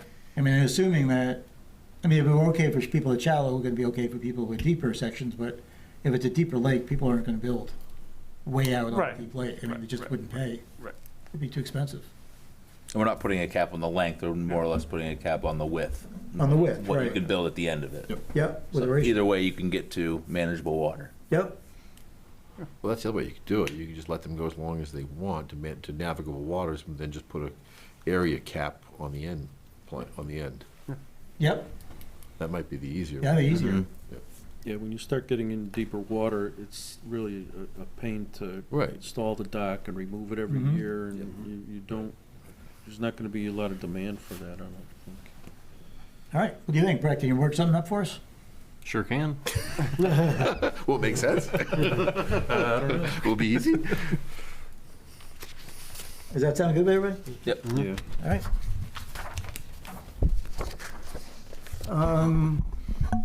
And then our fire department, which is done on here. I think that's it for our discussion today. I didn't think that'd be too hard. All Just to right, let you know, I think the other one that Chris, you and Sandy may have a conversation is with Phil, our attorney, about ADUs, and where we stand with compliance to the state. okay, It's still, it's messy all over the place. It's not an easy ordinance. The state ADU ordinance, yeah. So I think we need guidance from Phil to make sure that we're in compliance with the state ordinance.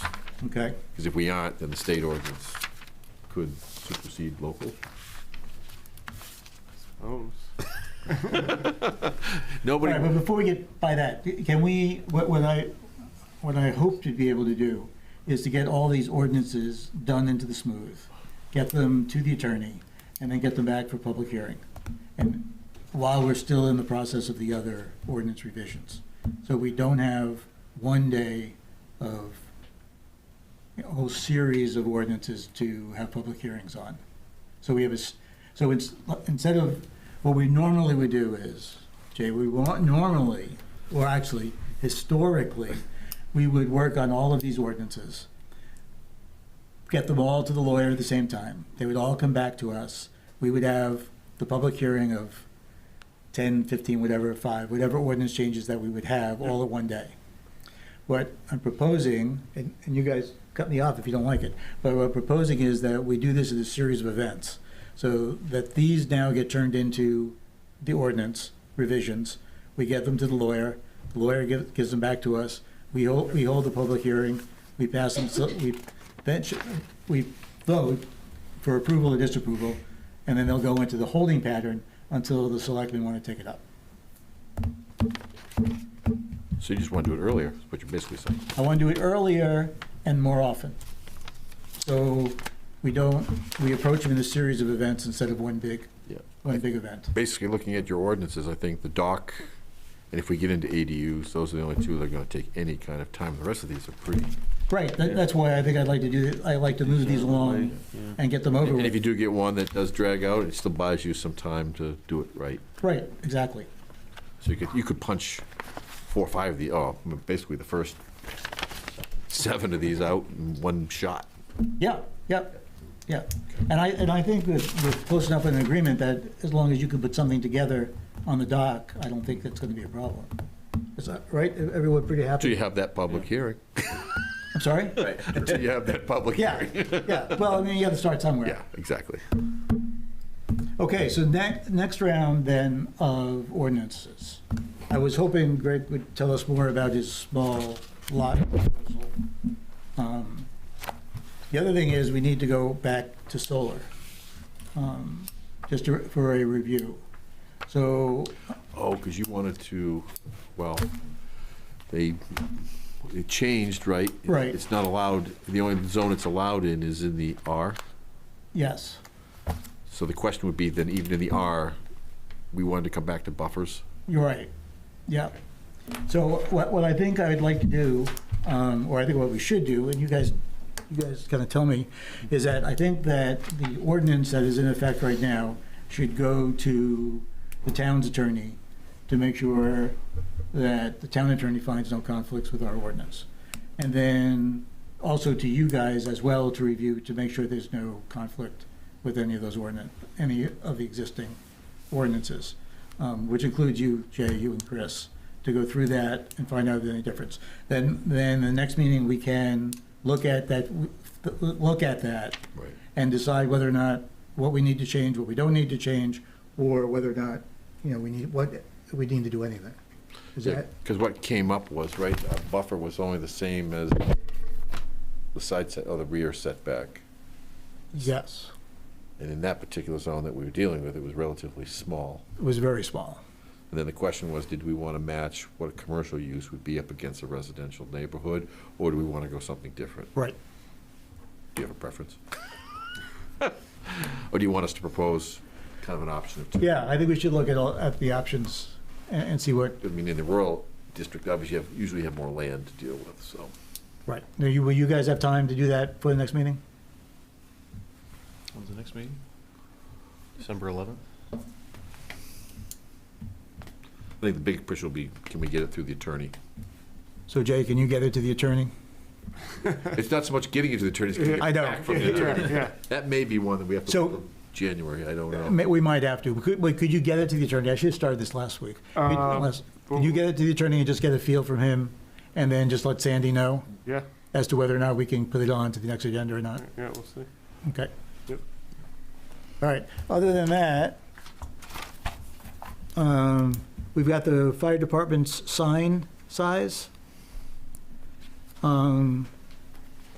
We've got, if we want to tackle a noise limit or a quiet zone. Does the town have an ordinance? Kevin, does the town have an ordinance on noise? No, we don't. Well, only for animals. Only for animals. All right. Typically, what we've done in the past is we relied on the DEP standards.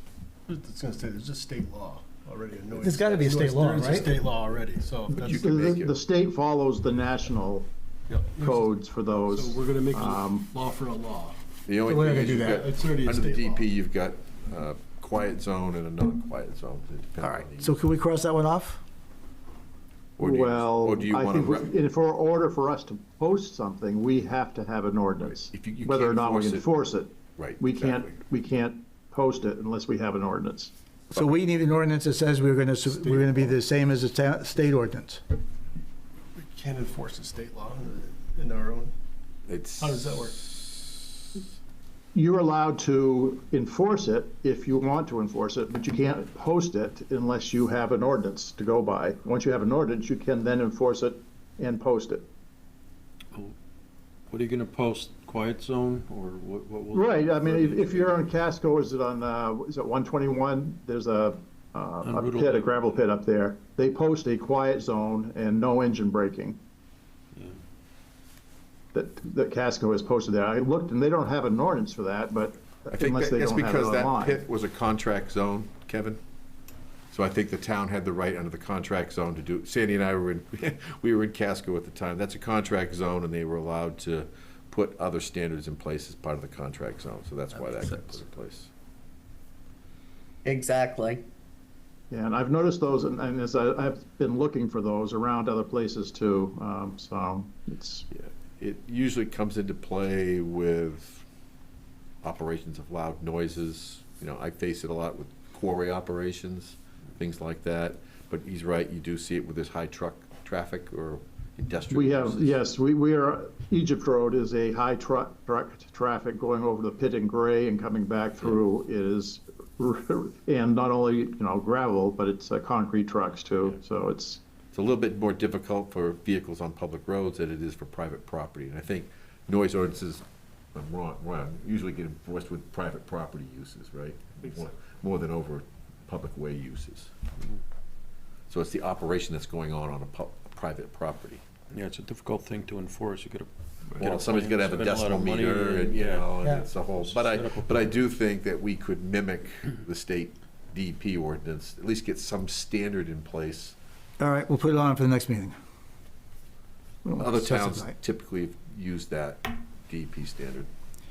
We'll Well, save. it's like enforcing the speed limit, on a state road. We can't do that, but we can, try to at least put some signs up and some monitoring and gather some data. I mean, if we don't do anything, it just doesn't get any better. And it may not get better if we do this, but we have to try at least. Right, it's just like if somebody has a gas station or marina and there's engine noise, there's a certain decibel that you're not supposed to, somebody can't be out there revving their engine, you know? Okay. So Sandy, next one, we'll do solar if Jay gets back to you that says the lawyer can do it. And we'll do quiet zones. Back to the solar, are we gonna talk more about that, or? Next meeting. We're gonna wait? Yeah, we'll wait, we're gonna wait until we get all the data back, all the reviews back from both Jim and Brett, Jay and Chris. And So but at this next meeting, we'll be able to propose some changes, possibly, or additions? oh yeah, it'll be the workshop for solar. Okay. Yeah, because the only change was commercial, right? Yes. Changing the private uses, right? What I don't have anything else on my list of changes. It seems like we're missing some. I'm missing some, but On the fire number, the 911, section 6, I just wanted to make a note that it says on E, interior location, all residents and other occupants are requested to post the assigned number and road name next to their telephone for emergency reference. I don't think there's too many landlines, and I don't know if there should be an ordinance. Carry it around your carry it around your pocket. No, you have to have a magnet, back your cell phone. So I don't know. Where's Wayne? He didn't join us. No, Wayne is not here. Now, we all used to have stickers on our phones. We don't remember that, but. Mark, you think that's antiquated? Yeah, I remember having the sticker as a kid on the phone, 911 or whatever, but I don't think we have. I don't know if it deals with Yeah, it's kind of caught me off guard. I'm like, oh wow, look at that. Yeah, so. Post it next to our. So Brett also brought up a good point, under the back of that, there's enforcement, but typically if you have enforcement, usually you've got, Some kind of appeal process. It talks about notice of violation, but there's no way to appeal that decision. What are we talking about right now? In the fire addressing, Oh, that's next week. That's next month. okay. Next month. I got you. We got that next month, we got solar next month, and we got quiet zone next month. Sandy, those are the three for the announcement. Got it. Do we have any, this one won't, the pre-app probably won't be back, right? Filing deadline is next week, the 13th. I don't know if they're going to turn it around quick enough or not. I have to wait to see. Okay. You want to wrap? That's good. I mean, that'll be fine. We'll still knock these out. Yeah. And then, because solar may take us a while. And then Christmas party, just And then Christmas party, yeah.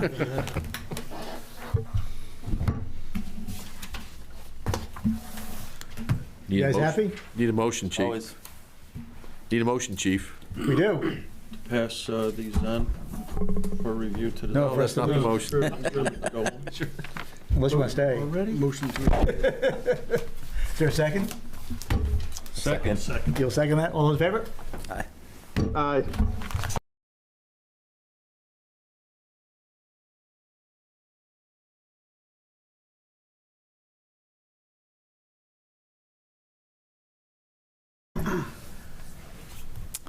Good evening and welcome to the Wednesday, December 11th, 2024 Planning Board meeting for the town of Raymond.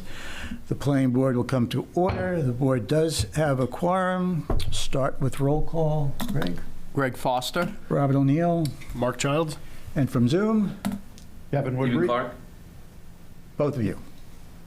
This is a public proceeding, and unless the board specifically votes to go into executive session, you have the right to hear everything that's being said and to look at all the exhibits that are present. Please notify the chair if you're unable to see or hear. Since we are only doing ordinance reviews, I'm going to dispense with the rest of that reading. So our agenda items tonight are the approval of minutes for the November 4th meeting.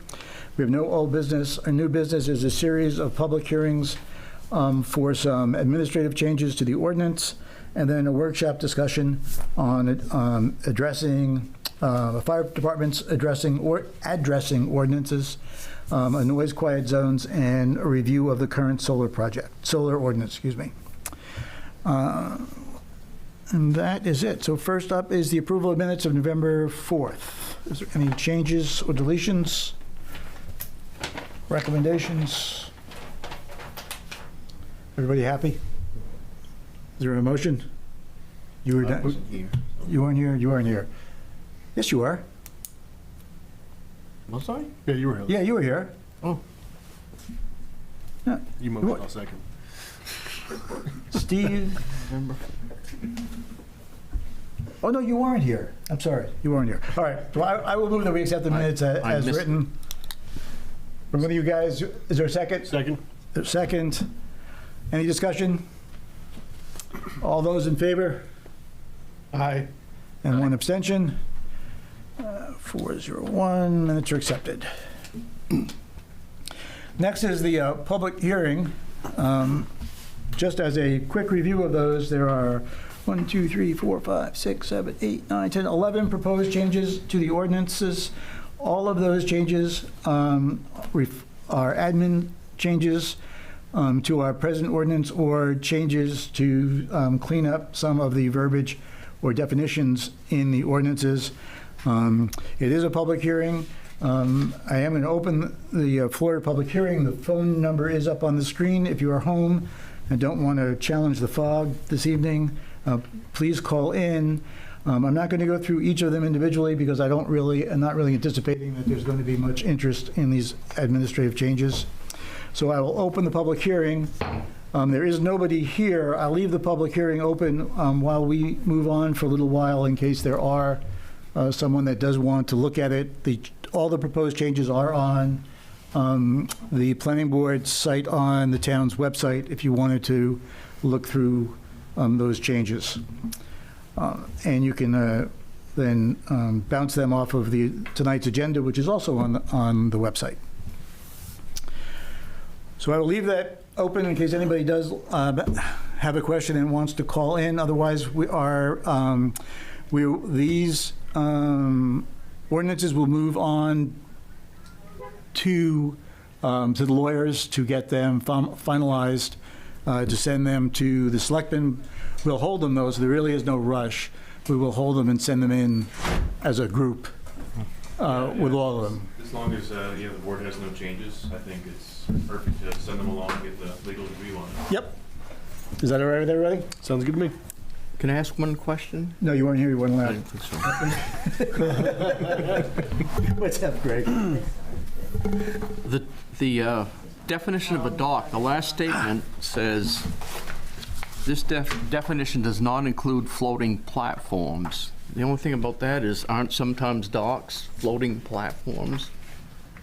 Should it be? I guess it should be free floating or Free floating platforms. Maybe free. unattached. Yeah. Yep. Good catch. Yeah. That was it. Yeah. Even though you're not here. Yeah. Maybe I was watching. Maybe. Kevin and Steve, you okay with sending them on to the lawyers? I'm good. Okay. Yep, also good. All right, thank you. Sorry, from the floor, the ZBA's got a couple of questions. If this is David Mert speaking. Oh, hi, David. Hi there. I'm looking online on the website. I don't see the actual changes that were being reviewed specifically for tonight. I see the proposed changes, but I don't see the actual worded changes, which is okay. But I do have a question regarding what specifically was the modification. It's for the minimum lot standards and setbacks. Yep. I know from our end, we needed to have a definition of what the shoreline footage was when we were looking at, whether or not you have multiple docks.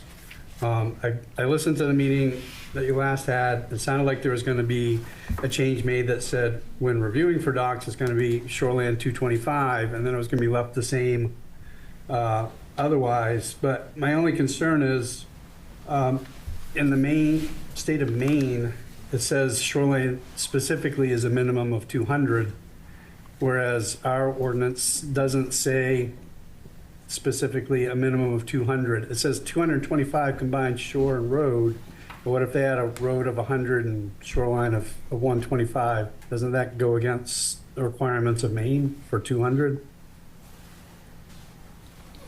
That makes sense? We can always be more restrictive than the state. Yeah, we can be more restrictive, but I see what he's saying, though. I mean, you could divide that up in a number of different ways.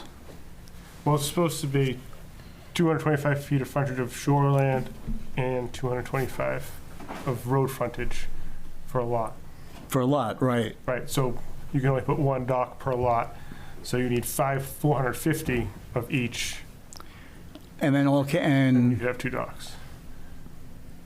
yeah, but I think, so, I think, but I think that one of David's points is going to be that what happened, we've had a lot of camps that don't meet that requirement. Right, they're Grandfathered in. non-conforming, right, Yeah. Okay, non-conforming lots. of record, though they grandfathered, right, so they can have it. All right.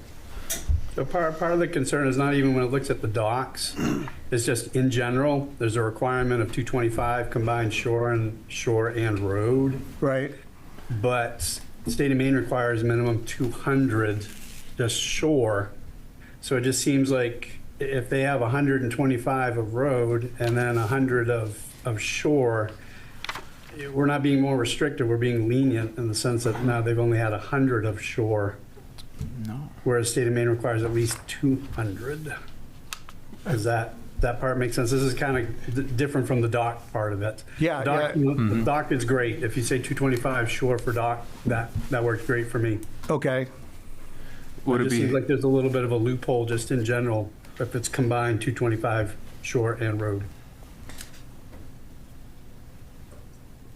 Yeah, well, that's easy. We Yeah. do, yeah. I was gonna say, would it be helpful where it says like shore and road frontage, just including a little bit of verbiage behind that saying like the shore must be 225 feet and the road must be. Yes. That way, it's not up to any interpretation to combine the two of them together to get to 225. They both must separately equal that number. Okay, I'll add that. Okay. Does that sound good, David? Yeah, the more clarity for us, the better. So, Yep. yes, thank you. And David, we're going to, we've still got your dock, configurations on the agenda. We're not going to get to it this evening, but we'll get to it in January.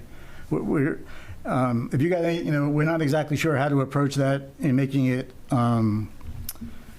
conforming to what the town wants and getting it into verbiage or getting it into pictures with a description.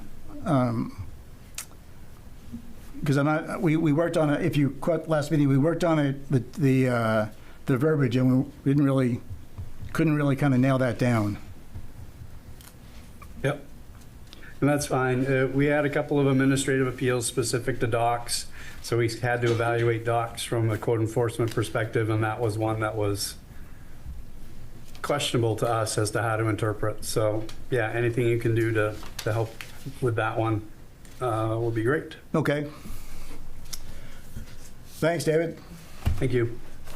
Mr. Chairman, from the fire department. Yes. Just Wayne. on the number of copies for submissions, we're spelling out how many full-size submissions to 3, and I wanted to make sure for the fire department that we were one to get a full-size document. We can print off the 11 by 17 at the station, but we can't print off full-size, so that's kind of important for us. Well, I don't know where they go. Who do we? Yes, one full size is for the fire department, one is for codes, and one is for the file. Thanks, Sandy. Should we specify that? No, I don't think we need to know specify. that, Wayne. It's just a matter of they land on my desk and I know where they go. No, I know that, but if I'm not here and you're not here, moving forward, would we want to have that specified so everybody's clear on that? Just a thought.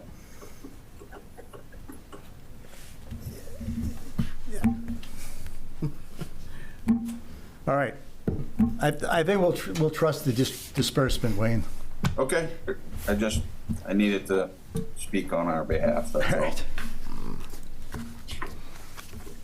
All right. Anything else on that? We're all set. All right. All right, Wayne, actually, you're next up on the addressing ordinance. The amended the size of the numbers to a 4-inch in height. Minimum of 4. Yeah, minimum of 4. Do you want to talk about that?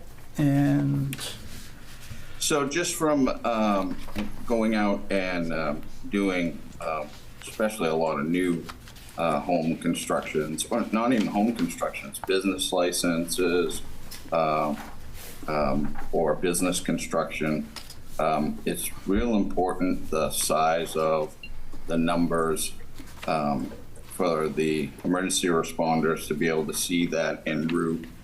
And then the other, one of the other items was to make sure that it's the numbers are facing from both directions, because you never know which direction the emergency responders will be coming from. I think that's pretty much it. I mean, there's a lot of words to describe those two things, just in the different scenarios. It's wording to describe those two things. just for the board, and for Brett, in the past, we normally have just kind of passed the fire department's ordinances along and let the fire department deal with them to the selectmen, which... That makes perfect sense. Yeah. Okay. All right, when we're just going to send it off for the legal, get it put into legalese, do the public hearing for it next meeting, and then move it on. I do have one comment. Yeah. I think the only thing that this might need is a section for appeals. I know it talks about enforcement where a violation could be issued. I know typically, though, if you're able to issue a violation, you need to have a section for appeals for it. So I imagine that there's pretty standard language within the ordinance we could just pull to add that process in there, but... Trying to understand the appeals. And just from being an emergency responder, if we can't read the numbers, that's mission critical for us to get there in a timely fashion. But I think it's just a typical process. I mean, it's standard that anytime you can issue a violation at the town level, they have the right to appeal it since it's an administrative decision. I agree with you. They should be able to read it, though. Yeah, absolutely. It's a matter of safety that if someone wants to fight it, then I guess that's the right. Oh, yeah, that's always an option. If you don't want to put it on your building, you shouldn't have to. But then your building burns down, it's on you. Yeah. But there's got to be an appeal process. Yeah. But you shouldn't have to put it on. So that's my opinion of that. Okay, next up is the noise and quiet zones. Kevin, you want to take this one? Well, I'm not really sure what we're going to do about that. Me too.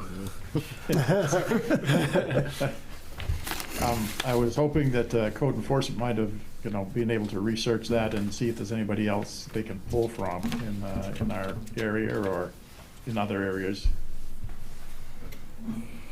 Where did this come from? Kevin. Well, what I asked for, we get a lot of people, on the comprehensive plan, and matter of fact, I guess the meeting last night, there was a lot of talk about road safety, and I think it would, go into the road safety having some sort of noise levels that at least that we're concerned that we follow because we can't even post anything saying this is a quiet zone, whatever. Unless we have some sort of something in a ordinance that references references maybe the state, and the state references the federal noise compliance for cars, motorcycles, diesel trucks and things like that. But just as a way to get this started, because personal experience on Egypt Road, and it's especially if you're on the beginning part of a road, there's a lot of acceleration and extreme noise that goes on. So, well, I meant, did you get this? Did you write it yourself, or did you find an ordinance that someone else had? I looked at the state ordinances, and they said they follow the federal guidelines, But in order to post a sign, you must have a town ordinance to be able to post a sign for like a quiet zone or no diesel braking, engine braking. So I think it would be a start just to put some sort of language saying that we do follow the state ordinances. It doesn't, I don't know how we'd write that, but, and where we'd work it into, whether it has to be a separate ordinance or maybe we're gonna have a road safety ordinance at some point, because there's been a lot of discussion of the road safety, especially last night's meeting, and in the comprehensive plan committee. Greg, I think I might be able to answer your question. The stuff that's in the packet, that came from me.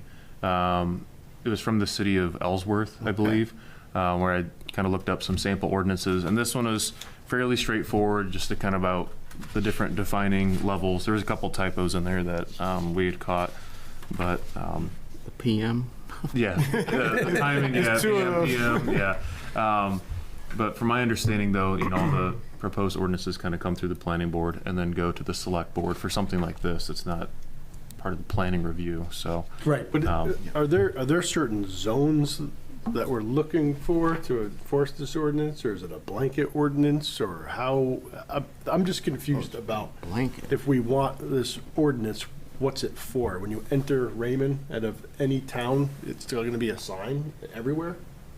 Is it it's a blanket? So that's just my struggle with this. Is it sounds like to me it's one location, but if it's an ordinance, is it enforced the entire town? Everywhere we go in Raymond, we're going to have signs that say quiet zone. I don't understand where it's being enforced. Well, I agree. That's the only question I have, and I don't know how it's. It sounds like it's an isolated location, not the entire town. And in that case, then if it's a state law, then you can post it in one location. If we're asking it to be a town ordinance, then it's going to have to be posted everywhere. Yeah, I mean, So I agree. I'm just confused on what we're trying to do here. I'm not sure what it's. I think if there's several citizens in an area that are complaining about, again, it's usually in the area where people are accelerating at the beginning of a road, that coming off another road. Or in our case, when you're coming down Egypt Road and stopping at 85, we have a lot of trucks that are using diesel braking. And you know how loud that is. So there's only going to be like 5 or 6 houses that are affected by that. And I think we can't post it even in one place unless we have an ordinance that allows that. I mean, maybe the ordinance will say, only postable in areas where there's been issues or something. I don't know. It doesn't have to be posted everywhere. But according to the state, if you don't have an ordinance that addresses it, you're not allowed to post on a state road. on a state road, right? Then there's also the question of what's the thresholds? And who's How going much to, time and what's the, and 90 trying to catch that at the right time. yeah, and who's going to enforce it? Well, and that's why I left the insert law enforcement agency highlighted in red, because the town doesn't have a services agreement or anything with the Cumberland County Sheriff or Highway Patrol or anything Right. like that yet. And I'm told the sheriff don't carry decibel meters. Well, no, you'd have to do a study, and you'd have to, get the video and catch the people who are doing it if there was a complaint. And then again, you said there's no way to enforce it, but it does help, and it's proven. And that's the same thing that people are saying with these speed limits in the road safety. Oh, well, it doesn't do any good to post a speed limit sign because people are just going to ignore it anyway. So you really do. If we don't care about it at all, then that's fine. I mean, I guess that's up to the town. But I just feel that if you care about some of these things, you have, a limit. I mean, could we identify certain zones where maybe we could put something? I mean, that might, if they're problem zones, maybe, but a sign. Well, it's like Casco has one on, it's what, 121 or Route 11 or whatever it is that goes over to Poland. There's a gravel pit or something there, and they posted one there because it's really noisy with the diesel engines coming in and out of there and braking. And I don't think they can enforce anything, but it just does help you know, unless somebody's being obnoxious, say, I'm not gonna, you know, do that, then you can't do anything about those people, but I think it does help. Same way of having the speed limit signs and the speed limit, you know, one that's, the talk last night was, you know, we'll have those signs that say, here's the speed limit, and right on the sign, there's a, you know, here's how fast you're going, and they're putting those all over the state. Right. So it's, it does help, it's shown to help. It's not the complete solution, but it makes people think about it. I still have my bottom question, Kevin, is, I mean, all the ordinances do come through the planning board. And remember, we used to get an ordinance up from the cemetery committee, you know, that had some specific stuff that we would just, as we did with the fire department, we would just pass those on because they are not they're not under the planning board umbrella. I question whether or not coming up with noise zones falls under a planning board umbrella. I mean, I don't think it does. Personally, I don't think it does, but that's only me. Well, does road safety? No. I mean, sight distance for development, for a driveway, yes, but how fast the cars are going past that driveway, no. Right? I mean... So you're saying those should be submitted through, I mean, I thought we at least looked at ordinances. We do. We look at all the ordinances, but it would come from, I mean, in my opinion, this would come from some sort of safety committee that the selectmen would set up that would come through and recommend, you know, an ordinance and do the groundwork for that ordinance, and then it would come to the planning board. We kind of look at it to make sure it doesn't conflict with anything that we have, and then we pass it to the selectmen for a public hearing as to whether or not the selectmen want to implement it. But, you know, it's not like, we're not changing lot sizes, we're not changing anything to do with a planning board function. And that's my problem. Well, yeah, I guess, I mean, safety, well, you know, it can be argued both ways, but I see your point, and I guess we can take it through another. Like I said, it probably should be with the road safety, and I think they're going to have a committee that's going to study that, make recommendations. Perfect. That's the perfect place for it. Yeah. I don't want to steer. I mean, if you guys want to go through with it, I don't want to turn it around. No. I mean, if you don't think it fits into our purview, then that's fine. But what I mean, I don't want to steer it. Greg, where are you? I'm with you. You're with me, all right? And Steve, we can't see you, but what do you have any thoughts on it? Yeah, no, I feel the same way you do, Robert. I don't feel like there's a good way to enforce it anyway. Okay. We're in agreement. Brett, strike it. Can do. Well, hang on to what you found, and then we can give that to the road safety people. Can do. Thank you. I could suggest someone for you to email it to. Kevin? No, not me. Well, you're on that committee, aren't you? Oh, no, it hasn't been formed yet. They were talking about that last night at the select board meeting. I heard you were chairing it.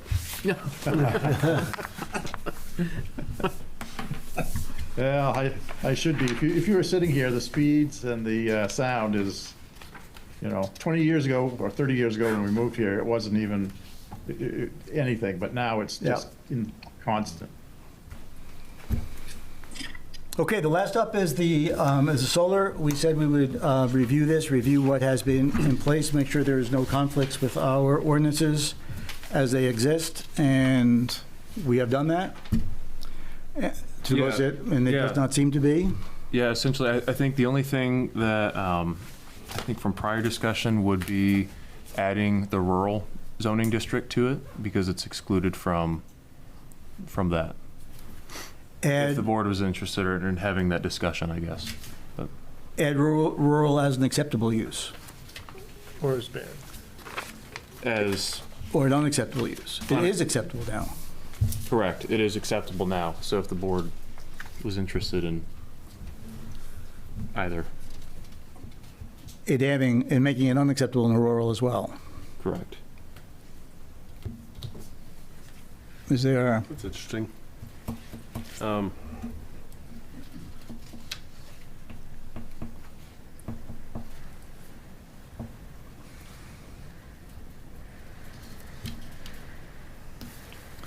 We had some discussion on buffers as to whether or not we wanted to increase the buffers in the rural district. I guess you could look at lot size. You have to have a certain lot size. You can only cover so much with solar. Something like that, percentage. In the rural section. Yeah, just so that, like you said, not encroaching too much. But if somebody, had a large chunk of land and needed some money to save it, and they could put some solar on it, as long as it's not, maybe they have to come to the planning board to make sure so that, abutters are notified, and, the public has a chance to speak on it, just in case there's concerns. The one project we approved, was that in the rural? That was not. I can't remember that. I don't think we've had anything in a while, right? It's been a while. It's been a while. I was just, I can't remember the district. One right up the street. Yeah, was that rural? No, I don't think so. I don't know. It could be, actually. Might have been rural residential. We have a map. Yeah, it's in there There's a somewhere. map. It's all right. I had a couple of Kevin? things I want. So in there, it's if you dig deep enough, you can find the difference between commercial for sale and a business, which is commercial, generating from for their own use. And it's really not super clear, and I think that should be, specified that right up front, that if you are a business, you could, and you want to put in, a megawatt for your own usage, which there are businesses that can use that much, that's fine. But if it's commercial to sell that generation, then I would say, we're on track for that. But you really have to look to find the difference between those two. Let's see. Did anybody have that issue when they were looking at it?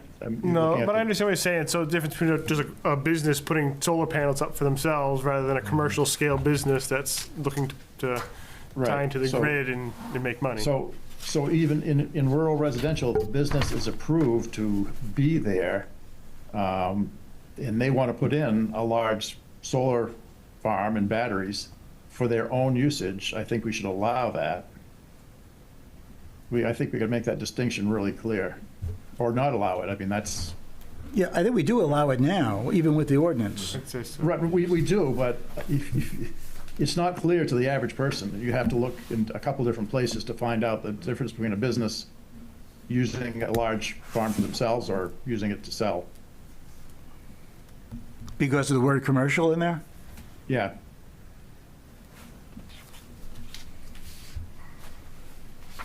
Well, that would be pretty easy to do. But if it was for personal use, then it wouldn't be commercial solar energy system. Well, when they say a commercial, that's a business, right? I think they're it's making something commerce. Yeah, else. it's business. So if this is for regulating commercial, and if it was for personal use, then it's not for commercial. I think what Kevin's saying, correct me if I'm wrong. for the Kevin, business use. Yeah, saying if Powering the business. the business is a commercial business, Sure. Yeah. do they get to use? That's a great point then, yeah. Yeah. To sell, to have that farm, to sell it back to the grid is I think that's the size of the footprint of the project, and I think that's really what drives this whole discussion. So Right. I agree. Yeah. You have to put something in there that Yeah. it's for personal use, absolutely. It's your land, you can do what you want with it. It would have to do a lot with net metering. Right, We'd for have to profit. figure out some type of net metering and measuring what kind of electrical use they're going to use per year. Well, we probably could do that just by a determination of the maximum output of the solar panels. Right. Right? That would, we would have, or the company would have CMP documentation of how much they're using, and panels can't exceed. Yeah, and they can Right. over project, but Yeah. as long as they're not selling back, then that's all we would be concerned about. That's right. Right, I agree with that. Okay. Yep, Yeah. I agree. Fine. Okay, Brett, can you? Yep. I got it. Okay, back to rural. Do you want to change anything in the rural section?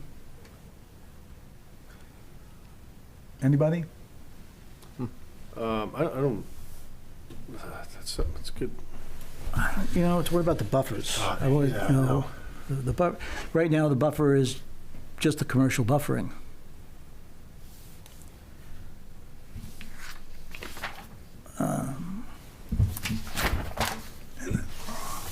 Do you know off the top of your head what the buffer is in the rural district? Rural? Yeah. Might be.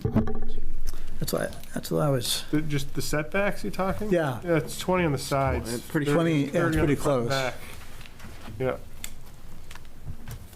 30 on the back, you said? yeah, That's probably right. I believe so.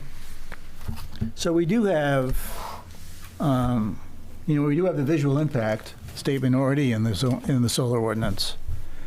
Man, right? I don't know. We want to increase buffer Just For it? solar panels? just for the solar panels. Yeah, no. That's- But if we increase a buffer, is that just for ground mounted systems? Because, I mean, most residential systems are on a roof, so. Good point. Well, I think it would definitely be for a commercial, just a commercial. Just commercial, right? Yeah. Oh, just commercial? Yeah. Okay. What about commercial on a roof? Most commercial roofs are flat roofs for the most part, so you actually don't end up seeing them unless it's a pitched roof. I think it gets back to if CMP is buying the electricity back from, because I believe net metering on a residential, you can't get a check back. You can only zero out, from my understanding. That's correct, yeah. So if you're receiving a check from CMP, at that point, I think that can be the distinction right there. Right. Okay. So leave as is with the change for the commercial. Yep, the commercial. Everything else looks good. So, well, I got one more thing about Yeah, no, go ahead, solar. Kevin. So you've got a business and they want to put in, a field of panels, but they are going to exceed the amount of trees they can cut by ordinance. I think we need to put in something that allows solar generation to have some sort of leeway in the amount of trees that can be cut. Mean like a waiver to cut more? Yeah, You're talking about the 25% clearing area limit? right, Yeah. right. I thought we addressed that to some degree. Did we? I thought we had two. We had, I thought we talked about it. I don't remember doing anything about it. oh, maybe we didn't. I don't know how to find it in here. Well, we must have done something with it for the one solar project that we approved. And it's in place. Did they exceed? They exceed, Yeah, the 25%, I must have. they must have. It's like an individual waiver, like on a case-by-case Case basis. basis. So It's waivable. Keep that the way it is. So is that somewhere in I don't remember seeing where that would, in the ordinances, but. The It's under 25%? It's under the law. No, that you could get a waiver for it. We established that we could do that, so it's kind of, Well, Kevin, I don't really remember, but we must have to some degree. You guys weren't here. Mr. Chairman, I thought on that project you approved, the trees were already cut cut. before they came with the project. Is this the last one we're talking about here? The last No, this is the one that's right down the Okay, road. Okay, because I think, yeah, we're thinking the same, wait, I'm thinking of the same one, the last one. Yeah. Was already cut. They were like, Right. what happened here? Yeah. Yeah, so that's all right. That's not, the point. But of this. even the one down the street, the Oh, this trees one were was- cut. Were they already cut, Wayne? Yeah, when we were Yeah, doing they- the they site walk, cut I that won't one, say they were all gone, but that lot had been cut off. yeah, I remember the sidewalk same way. It was, It was all cut. but how did they get a waiver to cut those trees when it exceeds the, Right, that's, Did it on the forestry rules prior to doing any development. Oh, okay. Denny did that. So what do the forestry rules? Well, How can you the- cut? The clear cut rules, you can't exceed, you have to meet certain regeneration standards. I rarely work with that, but I don't clear cut wood how lots. can you meet a regeneration standard when you have solar panels? Well, no, I think what Okay, happens is they the cut actual it, property. It was they like- cut it under forestry rules, and then they sell it. You know, if they keep the basal area above 30, they're not gonna create a clear cut, and I don't think Denny's was below 30. Okay. 30 square feet of basal area. All right, well, let's put that off into the research. Brett, Yep. you got it? So keeping it as a permitted use in the rural district, keeping the same buffers Right. existing, and just making sure that it's clearly spelled out that commercial versus like the for sale for profit kind of use. Yeah, and we also want to, I think we need to look into the cutting. Yeah. The amount of trees of cutting, whether that 25% rule, whether or not, how that applies.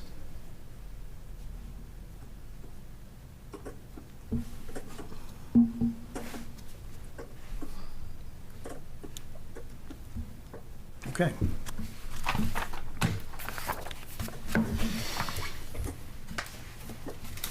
I think that's it, right? Is there anything on the back? Nope, staff communications. Okay. Public hearing is still open. Yeah, thank you. I do want to, do you have, ladies, do you have any? Just gonna do you have say any- that. Do you have any questions on the ordinance? I left the public, I asked you to clarify what you just said, because you jumped around a lot and it was a little confusing. So, because you were talking about rural and commercial. Oh, yeah, So that's- Yeah, it you is. were kind of all over. we do that on purpose, so that people, you know. So the ordinance, the existing ordinance. She needs to go to this Oh, podium. sorry. And I don't even have a broken leg anymore, no excuse. Jennifer Danzig, 38 Pulpit Rock Road. So I'm just asking you to just summarize what you just did, because it was a bit confusing. You were talking about rural and Sure. commercial. So the ordinance basically that was approved through the Citizens Initiative is not, is standing as is. Nobody had any changes to it, as there was no conflicts with that, with any of our other ordinances. The solar ordinance that is in existence right now is for the rural section, which is going to stay a permitted use. Okay. We're going to look at how we handle the cutting of the trees in that section, in that ordinance, and we're going to look at possible changing setbacks in that rural district. Those are the only things we've, right? Did I? And to clarify what commercial. Oh, yeah, thank you. Commercial Yeah. business can Right. put solar panels on, but they can't build something to sell back to the grid on like a commercial scale.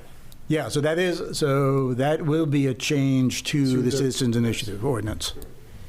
Oh, wait, say that again then? It's just to clarify that a commercial business can still put solar panels on to produce power for themselves. Right. But not commercial scale, as opposed to a commercial scale, which I think is the intent of the ordinance to prevent the commercial scale of solar farms. So the commercial for the power for themselves, though, that would not be happening in rural residential or shoreland zones?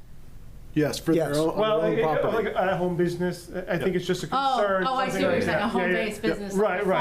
farm or Right, exactly, something like exactly, that. right, Okay. right, right. Or a home-based business. So like, and you're talking about them putting it on their roofs. Right, or Right. a ground mounted system, but only I'd like produce to for clarify that. themselves. Let's say Sabre Yacht wanted to put in, because they use a lot of energy, Yeah. and they wanted to put in a large field, 1 megawatt, 2 megawatts, I'm sure their electric bill is in that range, to save money.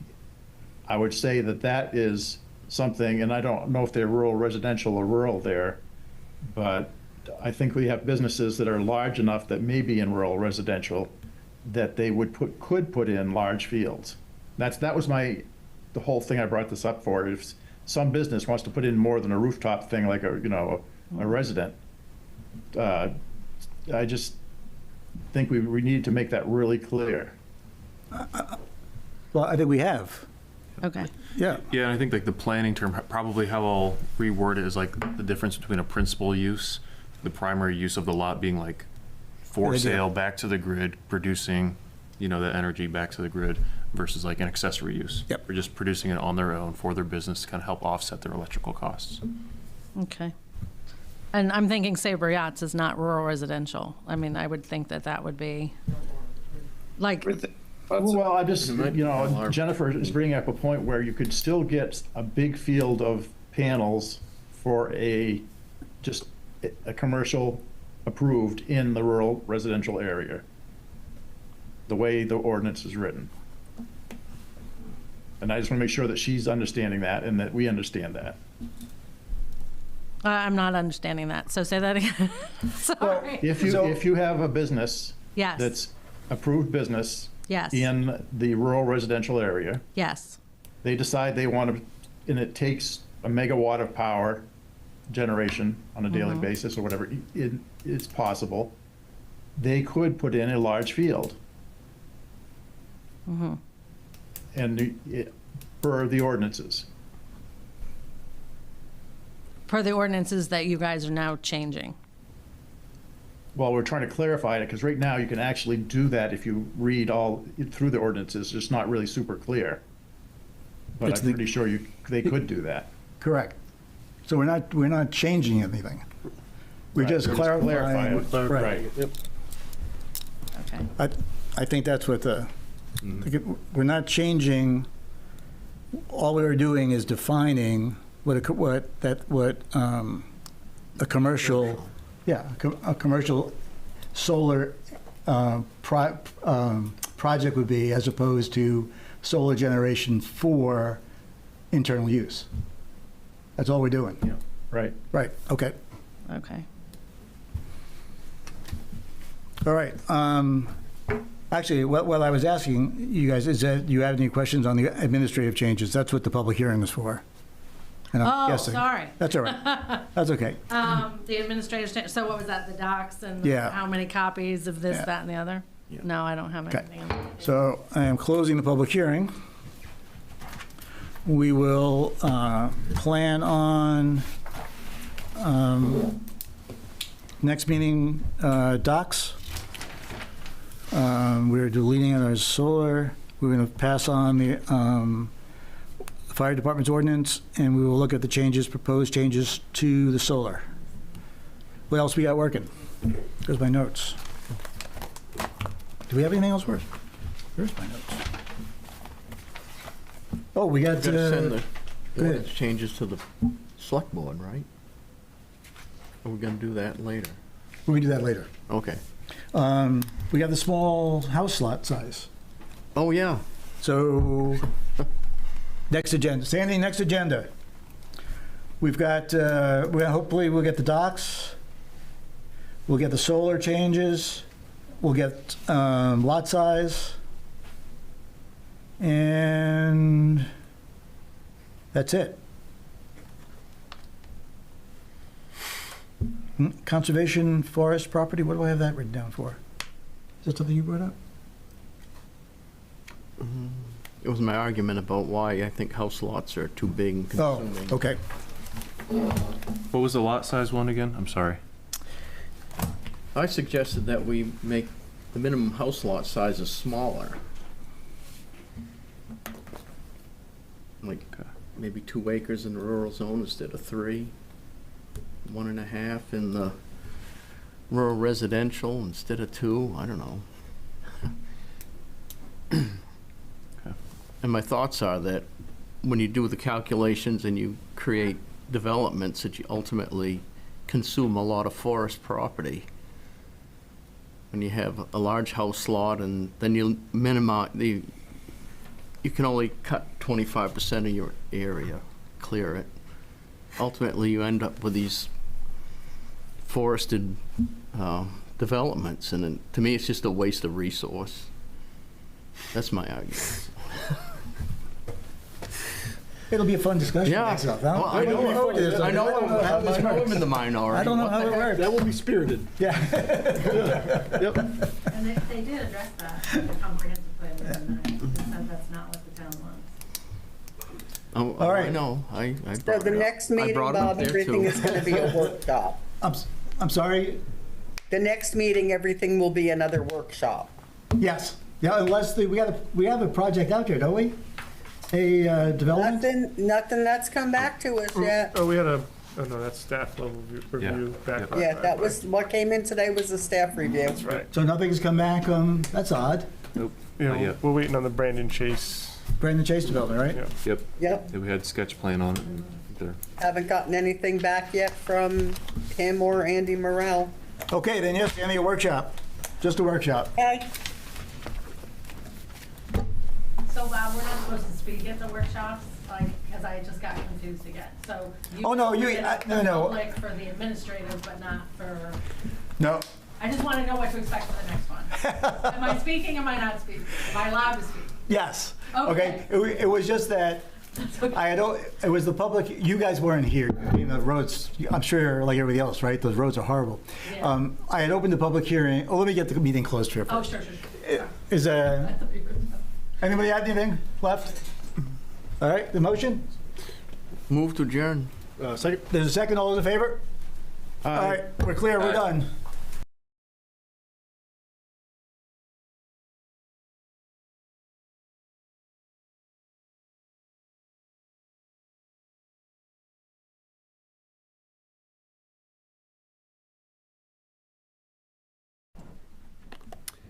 Welcome to the November 7th Select Board meeting. Just for point of interest here, we're going to take a couple, something out of order. We'll take item 3A out of order, then we'll go back into the agenda as it's printed. So we'll start on 3A. Because of what's going to be discussed there, I'm going to abstain from discussion and voting on anything on that. So Teresa will take over for that, then I'll pick it back up. Consideration of Sherry Gagnon Courts update. Joe Crocker, Parks and Rec.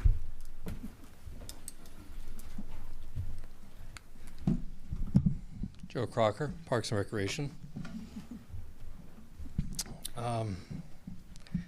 Joe, 1 second. Yep. He's just recusing himself from any kind of voting on that at all, but I asked him not to leave the room though, so that's why. Okay. So I'm gonna just read what I wrote because it's gonna be easiest for me, and then Roger, one of our pickleball leaders, is gonna come up and say something. To the Raymond Select Board, I am honored to formally propose naming the tennis and pickleball courts at Sherry Gagnon Memorial Park as the Brenda Olson Tennis and Pickleball Facility. This suggestion comes with the full support of our pickleball community, who feel Brenda deserves this recognition for her unwavering dedication, volunteerism, and commitment to create a vibrant pickleball network in the town of Raymond. Through her efforts, players of all ages and skill levels have been able to enjoy this sport, from beginners to seasoned veterans. When Brenda Olson, alongside Donna Morton, initially proposed the pickleball group be incorporated under the Raymond Parks and Recreation Department, after taking over from their predecessor Lisa Smith, I anticipated a challenging organizational task for a small department. However, Brenda presented a clear and structured plan, laying a foundation for the program's success. Since then, we've witnessed remarkable growth in community engagement and program participation. Brenda also initiated beginner skill lessons, allowing newcomers to experience the sport without pressure, fostering a welcoming and enthusiastic environment. Under Brenda's coordination, the pickleball program has grown from 68 to 156 active participants, with over 400 members in our Team Reach app, with additional outdoor opportunities provided at Sherry Gagnon Memorial Park basketball court. Brenda's use of the Team Reach app has connected over 400 members, a testament to her leadership and organizational skills. The feedback from those who had worked with Brenda has been overwhelmingly positive, highlighting her impact on the community and the program's success. I personally have benefited greatly from Brenda's insights and collaborative approach, which have made decision-making more efficient and effective. Her dedication has been entirely selfless, never seeking personal gain or recognition. For all these reasons, it would be a privilege to honor Brenda Olson by dedicating the new courts as a Brenda Olson Tennis and Pickleball Facility on behalf of the town of Raymond. Thank you for consideration of this proposal. If Roger would like to say some words. Good job. Thank you, Board. I'm Roger Bennett. I've lived on Deep Cove Road for the last 30 years. Wow, it's been a while. Growing up in town, I had a son that I raised. Teresa knows because Ben's the same age as my son. As parents, we get to see and interact with our kids as they're growing up. But once the kids grow up and get out of the house, us parents are pretty much homebound. We really had nothing to do. So I saw a sign down at the public safety building that they were starting pickleball. I thought, oh, I was a dialysis patient at the time. I was doing dialysis for 6 years. I now have a transplant, but I had no life. I had work and I had dialysis, and that was it. And other than that, I was a shut-in. So pickleball gave me the option to go do stuff. I came here, I knew nothing about pickleball. And if it wasn't for the tutelage of Donna and Brenda, I'd still be a shut-in right now, to be honest with you. So when the new courts were being built, which I thank you all for sponsoring and getting that in place, it's going to be phenomenal. You know, I think that Brenda deserves the credit for bringing pickleball to so many of us. I could have filled this room times 2 with pickleball people, but I knew you had limited space. So, but there, I mean, all these people are all on the same page. We're all glad that we have our friendship, that we have a place to go to do things together, and it was because of Brenda. So I think she deserves, I'm not trying to take anything away from Sherry Gadigan. It still should be Sherry Gadigan's field. I'm just saying that the particular courts, I think it'd be really nice if you could, you know, have some kind of plaque or something that said, you know, in honor of Brenda Olson for all her hard work and dedication to getting us, people like me, out of the house. So thank you so much. Thanks, Roger.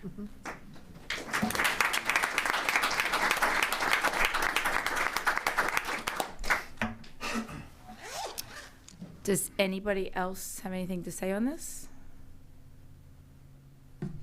All right. Rolf, do you want to stay in the room or do you want to get out of the room while we vote?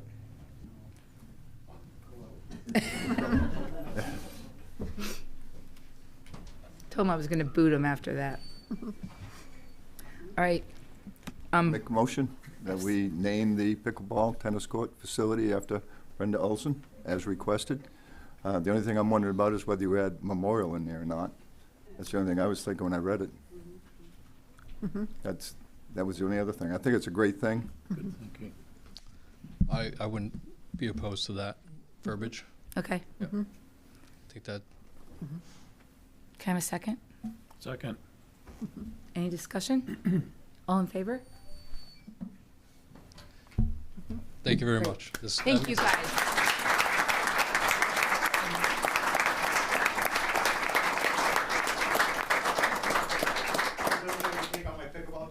Yes. Thank you guys for all coming out tonight. Thank you. Thank you. That was You great. can tell Rolf he can come back in now too. Thank you. Thank you. Come on down and play pickleball sometime. Yes. Yeah. And play pickleball, We get a shirt? You gotta play 5 games I don't even know how to play pickleball. No, I don't either. But you No. have somebody teaching down there too? Yeah, good. I know, exactly. It'd be good. I want to try it one of these days. I still haven't. So we voted to do the plaque, and Dennis mentioned about having a memorial at the end. So we said, yeah. All right. You're strong. I couldn't have held myself. No. I know. Hey, All right, I'm going to hand it back to Rolf now. next item, is there a motion to go into executive session? A motion to go in executive session, discussion of personnel matters pursuant to MRSA 1, Section 4056A. Second. Moved and seconded, all in favor? Motion is carried, we'll go into executive session. We're going Phone's out here. to make it easier, we're gonna go into the back room so you people can stay out here Great. instead of having to go stand.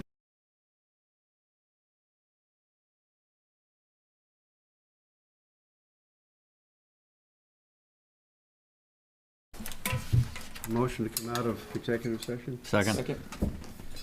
All those in favor? We're back into regular meeting. Next item is consideration of Sebago Lakes Rotary Club Ice Fishing Derby. Ingo, you're on. Good evening. My name is Ingo Hartig. I reside on Oakledge Road in Raymond, and I'm representing the Wyndham Rotary, Sebago Lake Rotary, and we're requesting another fishing derby next year on February 15 and 16. Are you going to do the ice dance? You gonna do the ice dance ahead of time so you can have ice? It's in order. You're working on it. I'm going to make a motion to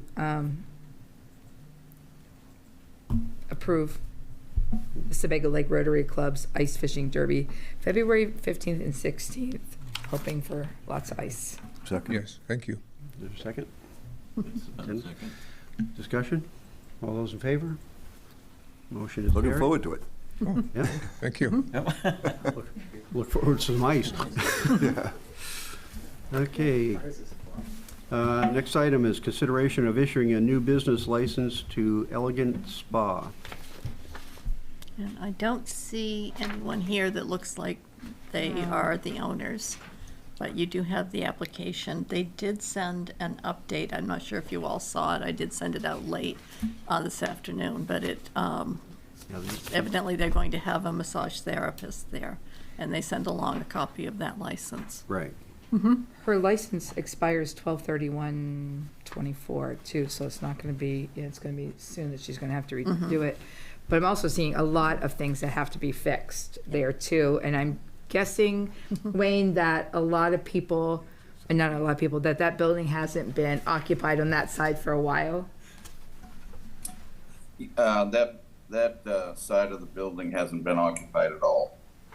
Okay, so on the back of that building, because I know they're going to be using the upstairs and downstairs, they have double doors that go out to a drop off, and the only thing that's there is like a black bar or whatever.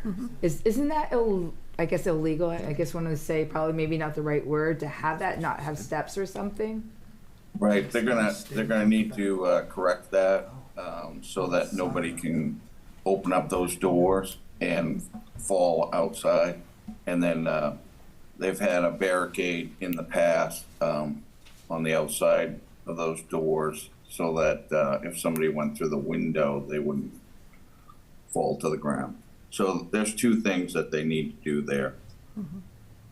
Okay, I just saw it on the back of the pictures that we got, and it was, yeah. And you think a deadbolt would be sufficient enough? That and that barricade that they had previously. Okay, They had an outside metal, it's like a black iron type thing? Yeah, Like a yes. fence railing type thing, okay. yeah. And where is this again? You know the new marijuana store that was switched over? It's on the right-hand side of it. It's in the same building, but it's on the right side. Oh, It says- front of Sebago Storage? It's attached to it? It's attached to it. Yeah. If they had, he had sent Mel, maybe they'd sent pictures. When you guys I didn't get any. Oh, it came out, there was. Oh, was emailed that out when the this name afternoon. changed? Oh, did it? Yeah, that got emailed out.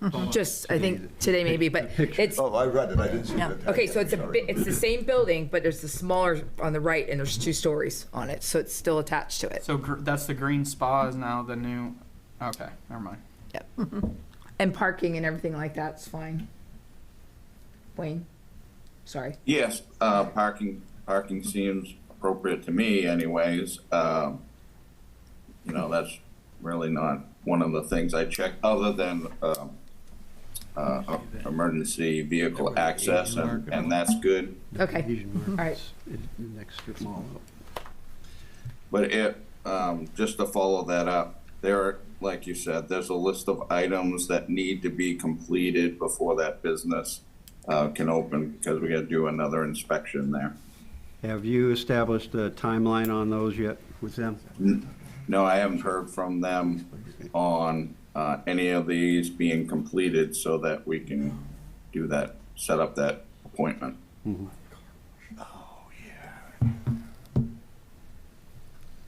I believe that they're working on the place from, passing by and seeing activity inside the building. They had to build out walls. They had to add more smoke alarms for the fire alarm system. So I've seen work happening there. I just haven't been contacted to do a follow-up inspection. So the alarm system, is that gonna be like, I guess, like the same one? Is it required in the other half of the building also? Yes, it is, yeah. Okay, It's actually a part of that, it's all one system for that building. okay. I make a motion to approve the business license application for Elegant Spa, contingent upon all of these things getting done and reinspection. and re-inspect it, passing re-inspection. Is there a second? Discussion? All those in favor? Motion is carried. That is, The next item, consideration of change to the East Shore Tavern's liquor license.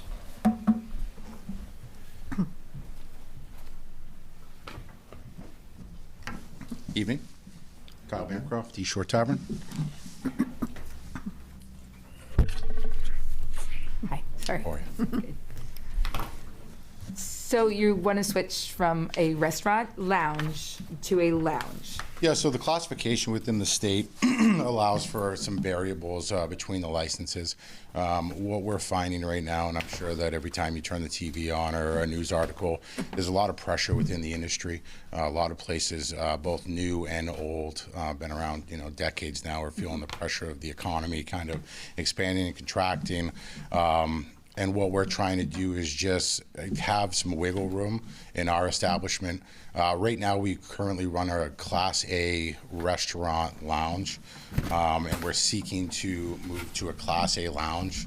The difference between that is just full meals, essentially. Right now, we're offering more of a pub-style pub fare, what we'd like to offer. My issue has been staffing in the kitchen. I think that you're seeing a lot of that across the board. Staffing's hard to come by. The people that are willing to staff the kitchen are, asking huge money. And we've just been going at it for 4.5 years now. And we've really tried to, keep the food program and keep a full-size menu and really keep that, that restaurant style. But what we're finding is that no matter which angle that we take and which approach that we approach it at, the margins, even when done right, are very low. But in order to do them right, you need appropriate staff. You need people that are coming in and doing a good job for you. But you also need to balance on what you're paying these people. And I think that's the big disconnect between the people that hire these people and the people that want to be hired. At one point, I was paying my head chef $1,350 a week to run that small operation.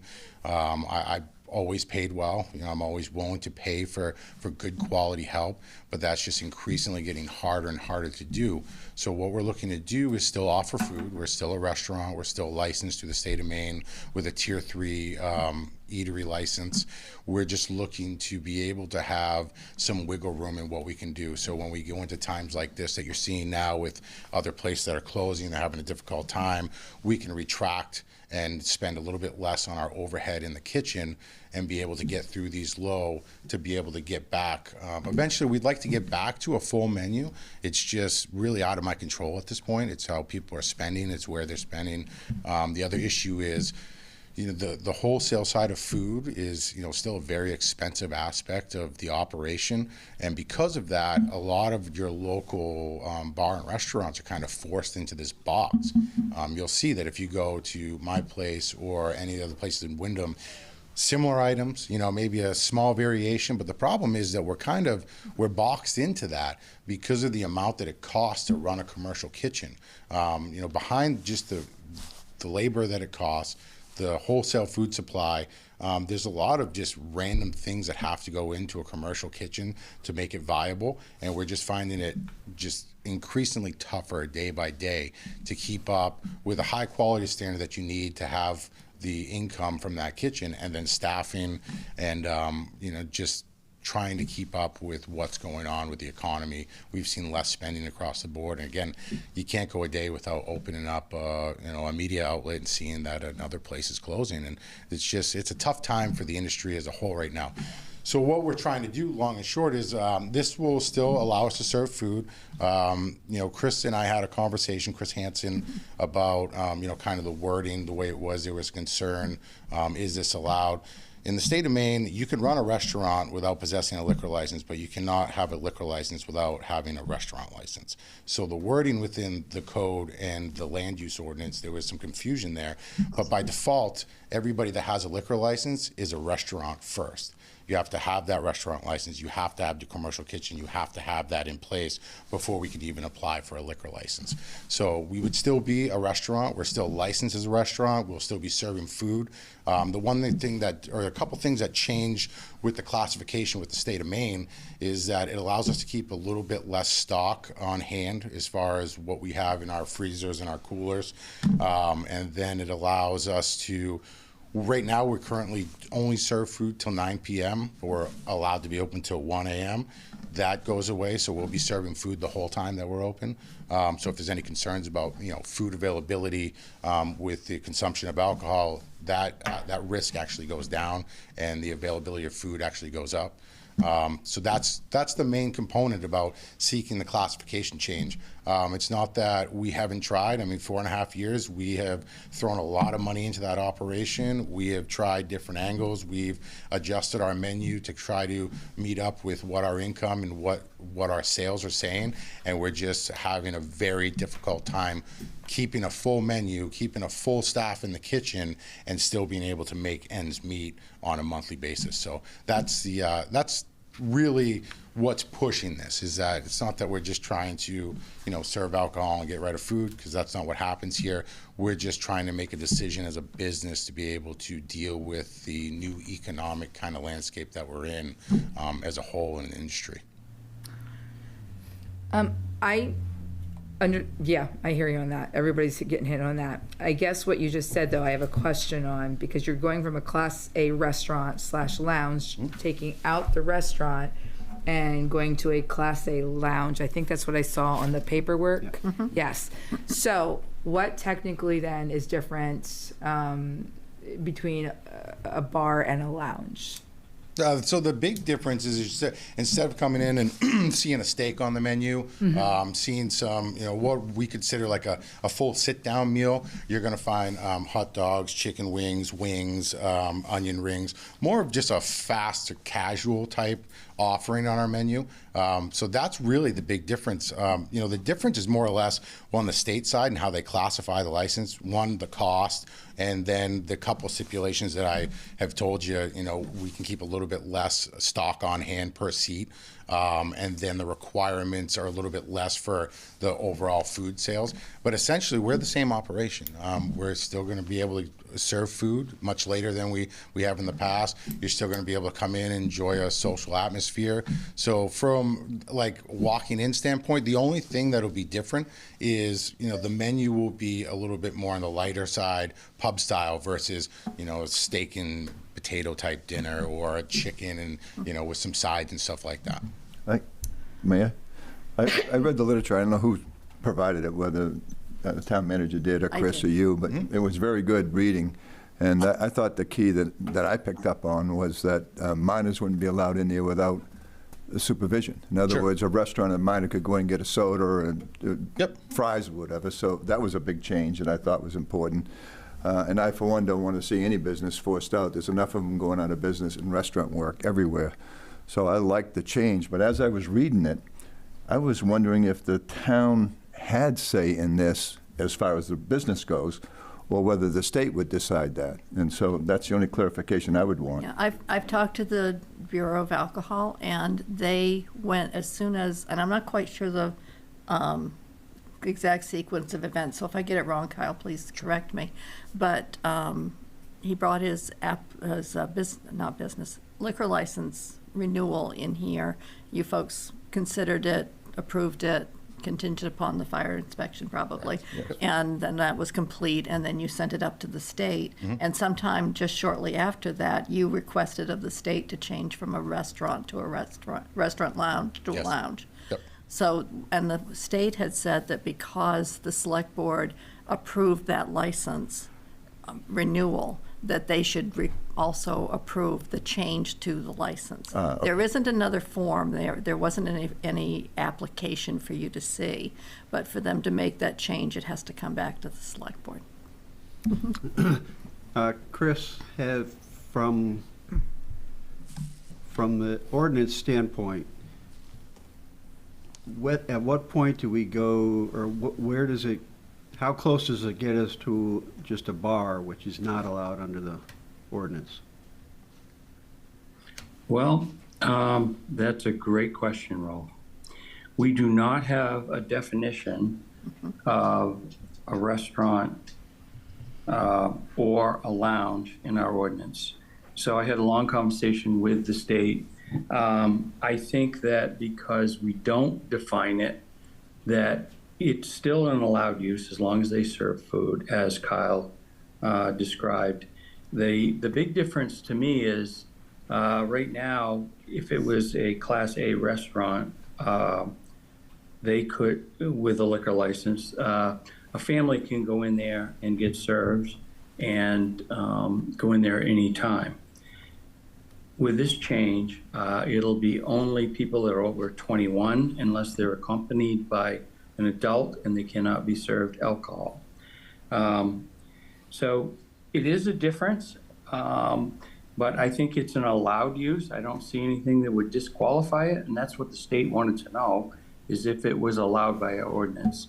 In the future, if we want to clarify this, then we've got to put some definitions into the ordinance that describe a lounge or a restaurant.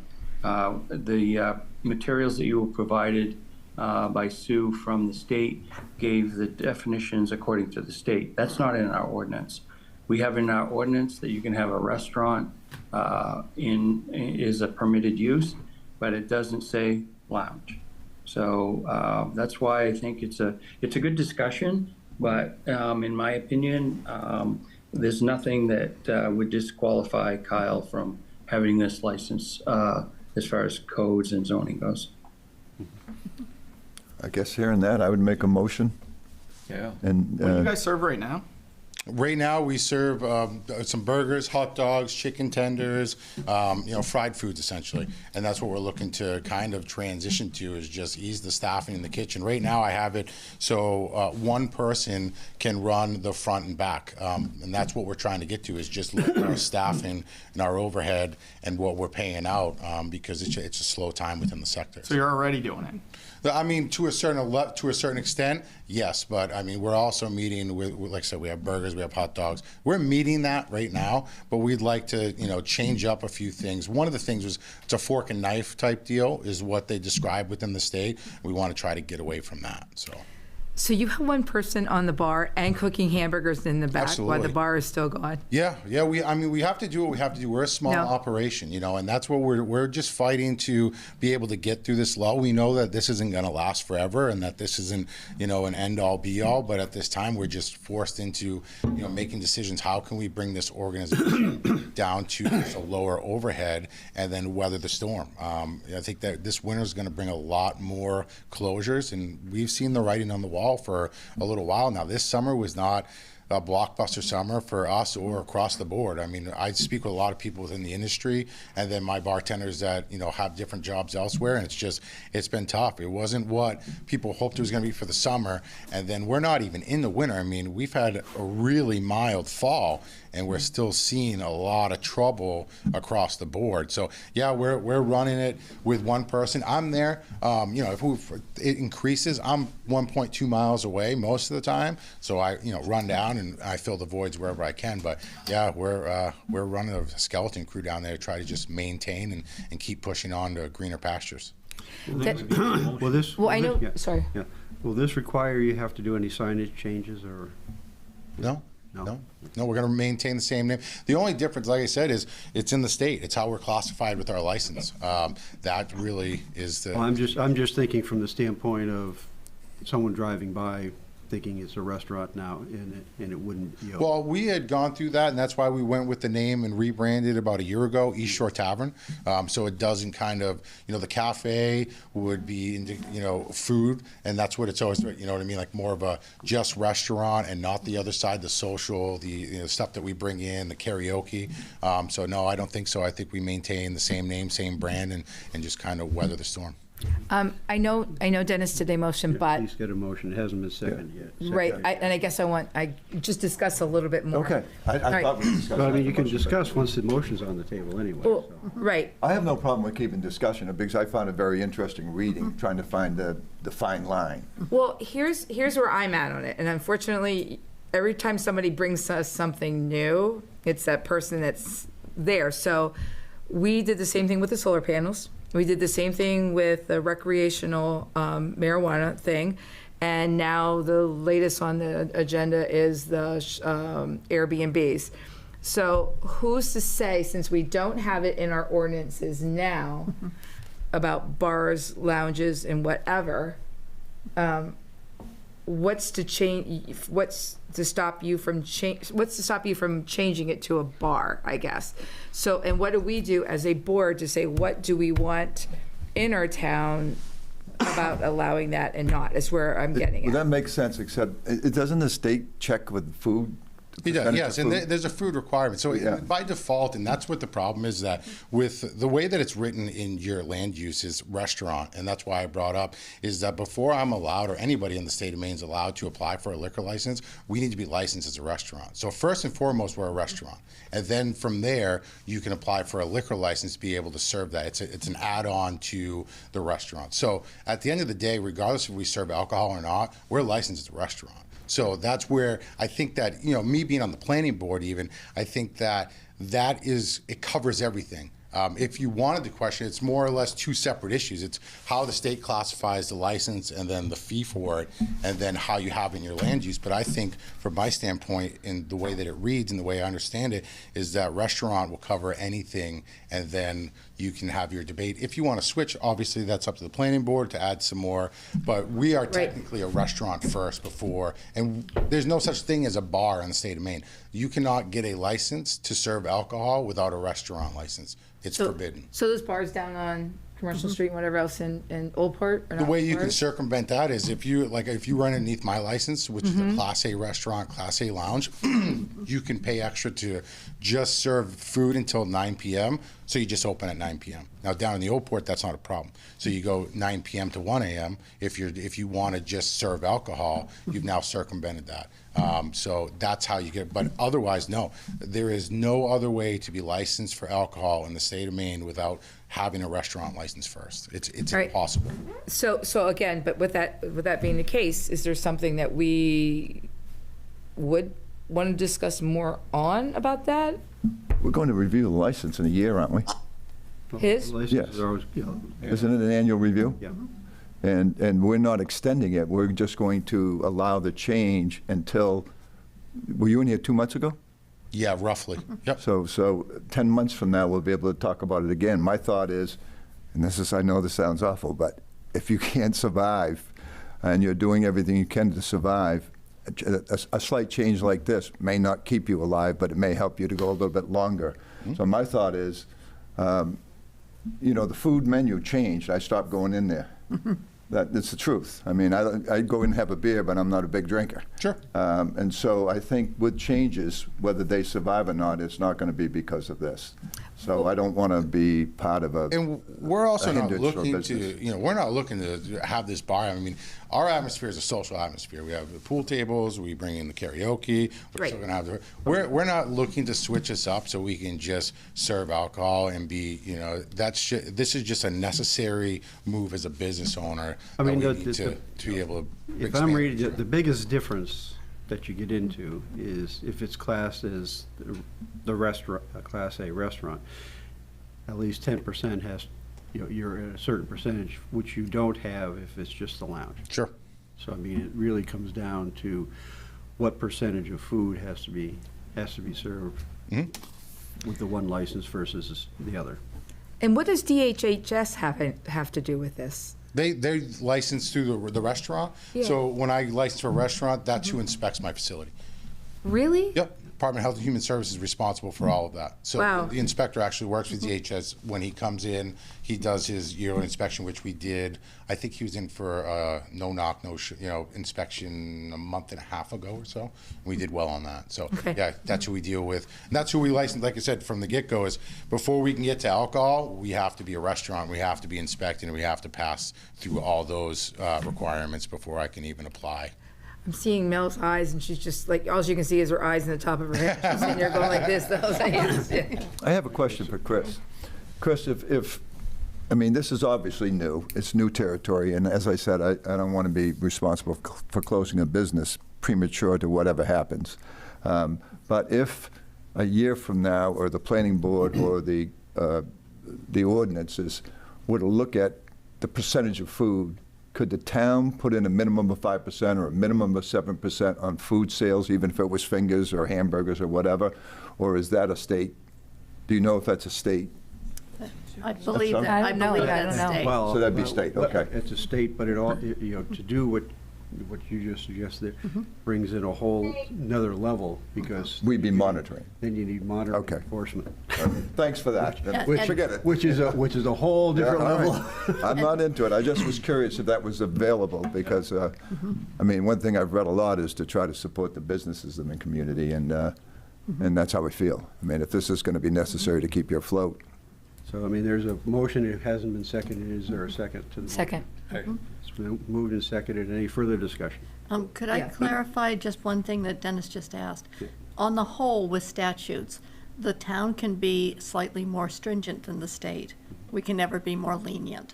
So that's where we could potentially do that, but then, like Ralph said, it gets down to the enforcement. Right. Wayne had something. Wayne has something, and then I just have a question on the hours. So the hours changing, or are they staying the same? Right now, we operate from 3 to 1, and that will continue to operate within that time frame. We might open back up at noontime. Again, it's really about the staffing.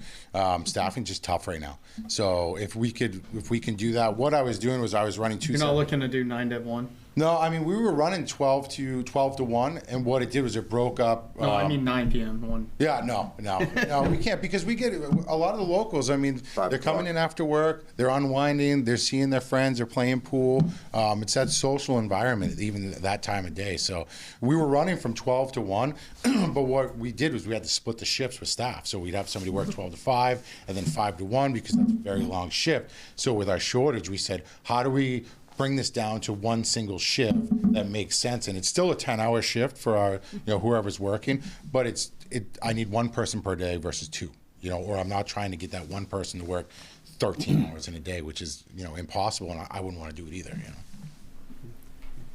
Other Wayne. discussion? Wayne had Wayne had his hand up. Wayne? Yes. Yes, to the board. I just wanted to make a point of clarification. When we were before the board previously, there were some items that needed to be corrected, and since that time, those items have been corrected, and I just wanted to make sure you had that on the record for fire and life safety.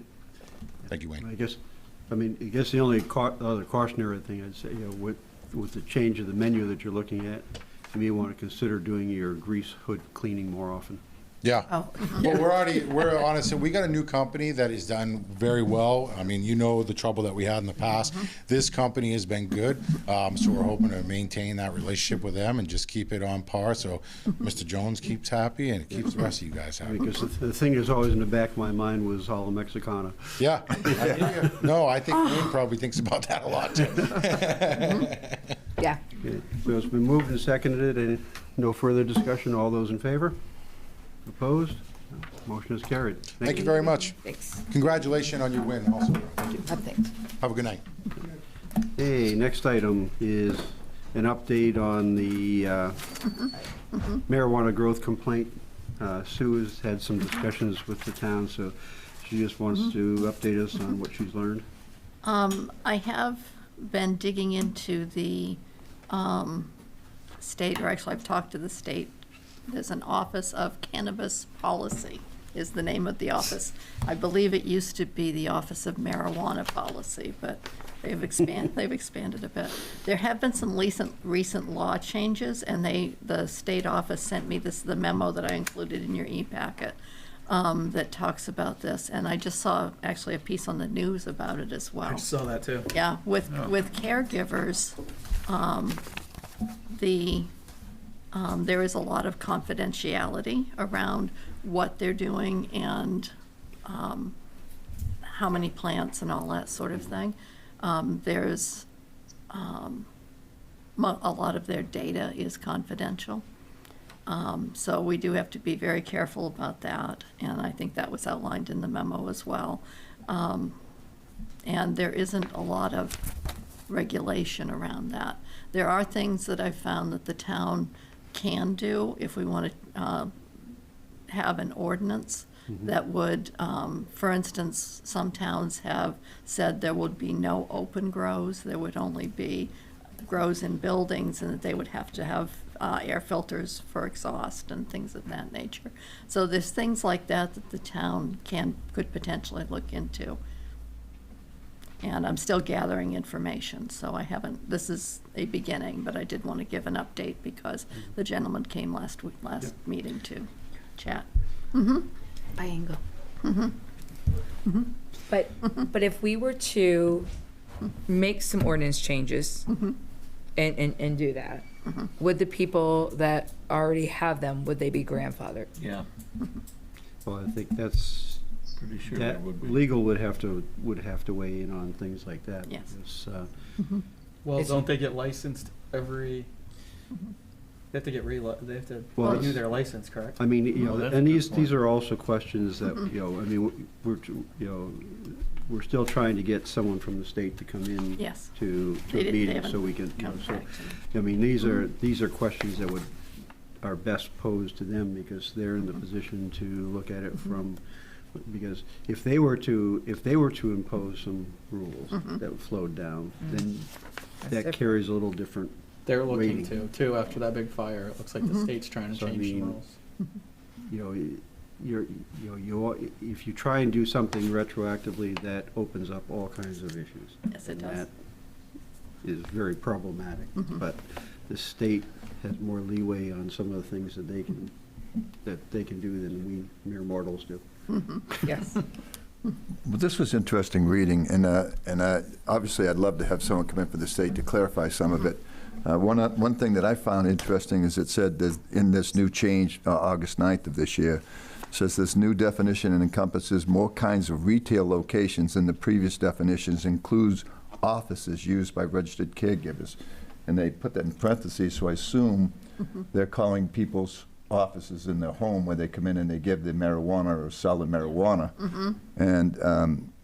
And then they go down a little bit further and it talks about the only exception to this local authorization requirement is grandfather provision for registered caregivers who were operating a retail store. So I do think, Yeah, but we don't have retail in. I know, Raymond. that's what I'm saying, that the only thing that is in here is that office sales, which is probably one of the biggest concerns that people roll in. I think that was on retail too, wasn't it? Well, it called it office rather than retail stores, and I think when they emphasized it, it was people selling from their home.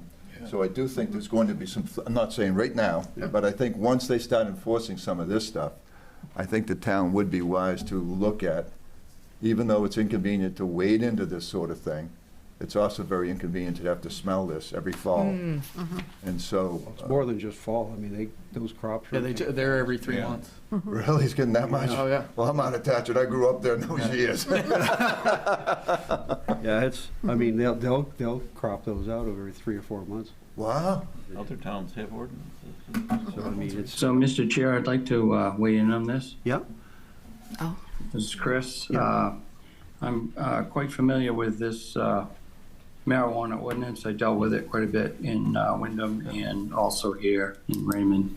What the state says is, for anybody to have a retail marijuana store, which caregivers are allowed to do by the state statute, the town has to have an ordinance that allows and has opted in to the marijuana ordinance part of the state statute. So if we have not opted in. So everything that we have in Raymond is grandfathered.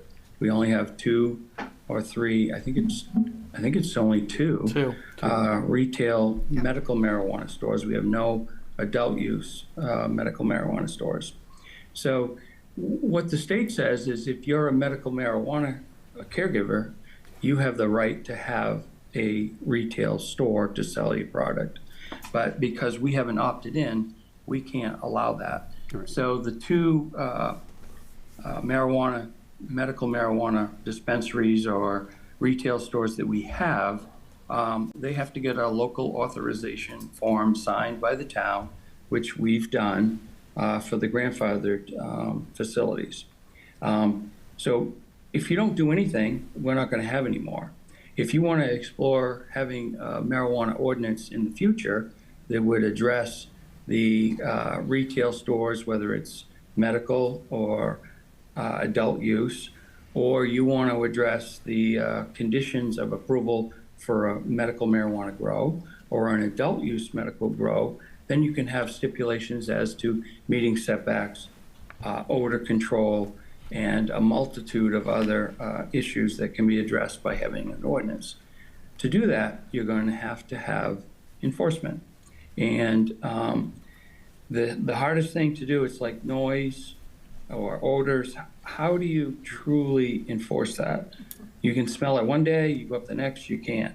It's just like noise. By the time you get up there for a loud party, it's gone. Mm-hmm. So this is something we can discuss further, but right now we don't need to do anything. And the businesses continue to operate the way they are. But I think Dennis's question, I think what you were asking is, if we do enact an ordinance, is it going to be retroactive? Well, not necessarily. But if you have, if you adopt odor control, that any of the outdoor grows have to be in an enclosed, even if it's a hoop house, and you control the ordinance with carbon scrubbers or whatever they do to control the odor, you can have a stipulation that says to get that local authorization, you have to have those in place. So you could address odor and by enacting an ordinance, but it's going to take time.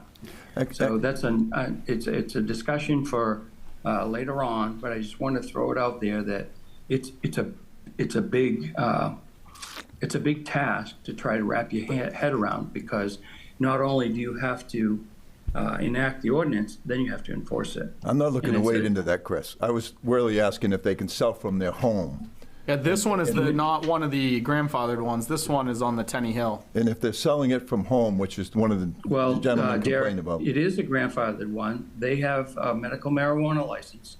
They've been in business before 2018. They are grandfathered. But not for retail. But they cannot sell. They can sell from their home. Okay, that's what I was asking. That's what he was asking. But they don't have what you call a retail store. This is where you get into the weeds of the definitions by the state. Anybody can have a medical marijuana license and sell wherever they want. But they're allowed to have an office where they sell, like in downtown Raymond, they could have a retail store. But they can't because we never opted in. In Wyndham, they can because Wyndham opted in, and there are conditions with those facilities. Right, and that's something we had talked about a couple years ago, and the town have voted to opt in. But what it is saying on here is the new definition they have on here is offices. So everybody that has a so-called office and that is a caregiver, they are registered with the town of Raymond. So you have every caregiver registered through the code? Absolutely not. No, they're registered. No, through the They're state. registered through the state. That they're only registered through the state. Okay, so And we can't. And this is a recent law change, Chris, that I don't know if you've heard of, but I haven't had a chance to talk with you.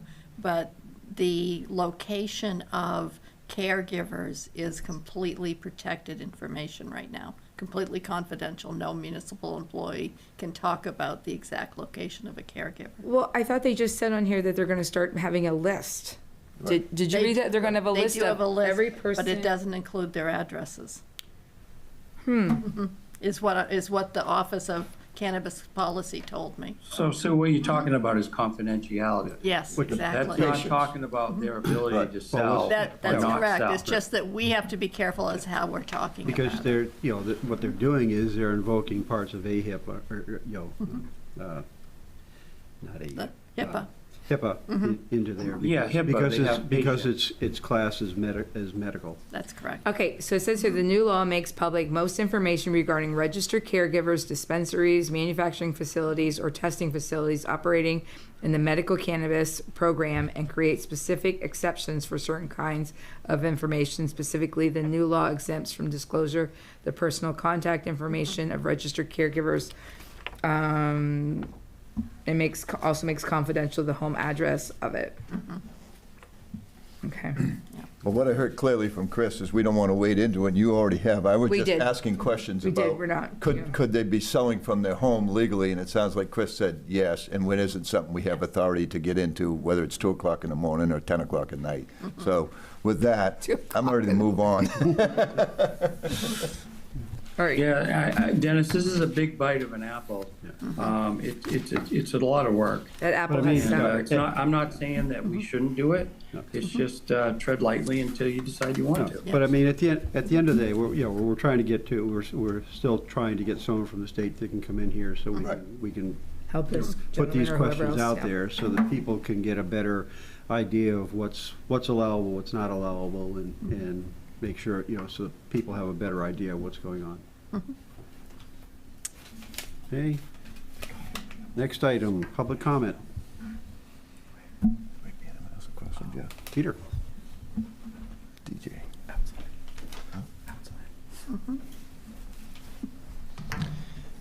Peter Levitt, 2 Levitt Road. So I just heard the operative word, which is enforcement. So what I'll do is speak to you from the perspective of the comprehensive plan.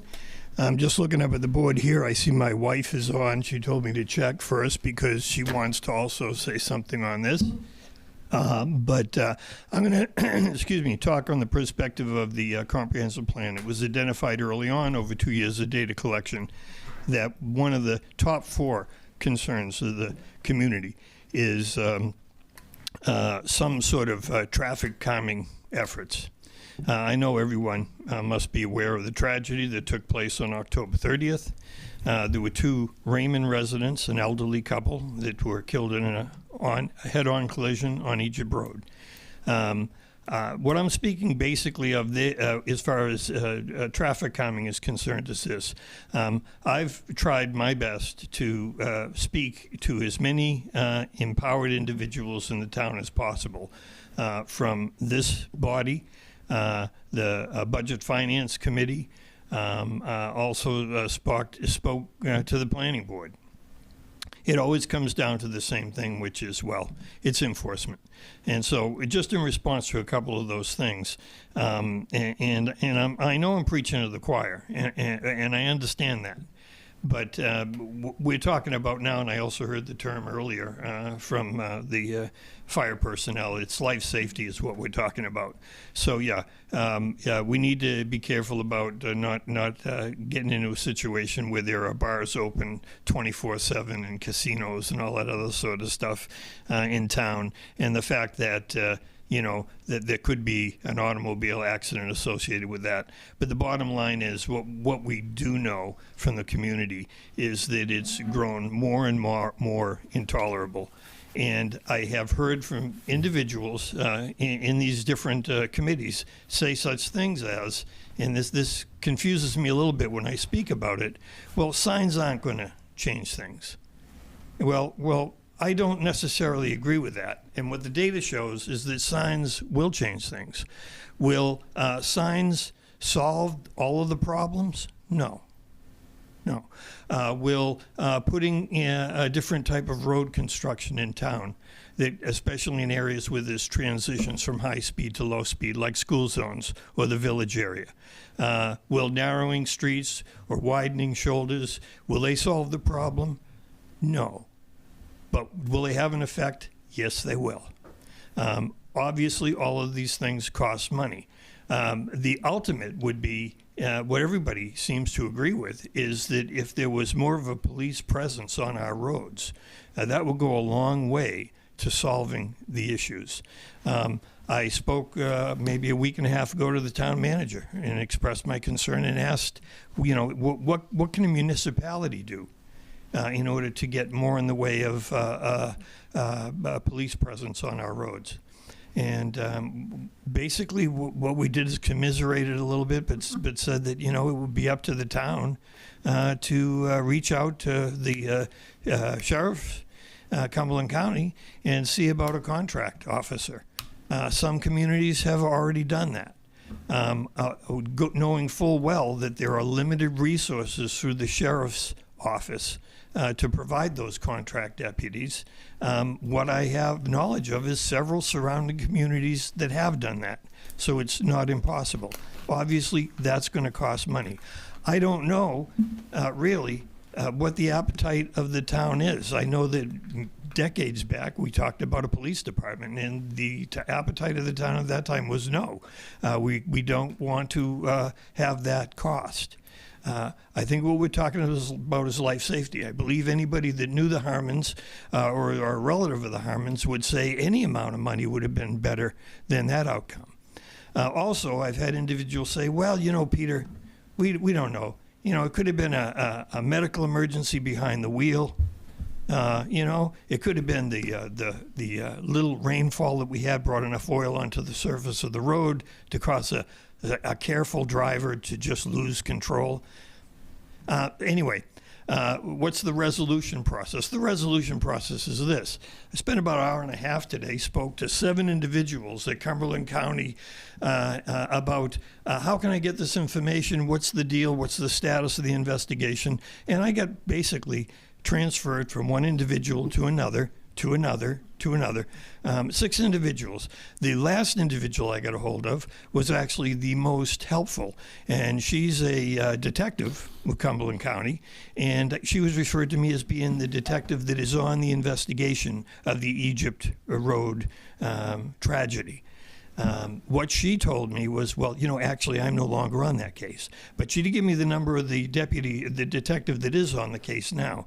And what I got was, I got the case number, that it's under investigation, no surprise, 6 to 8 weeks for them to reconstruct the accident and come down with a determination of what the causality was.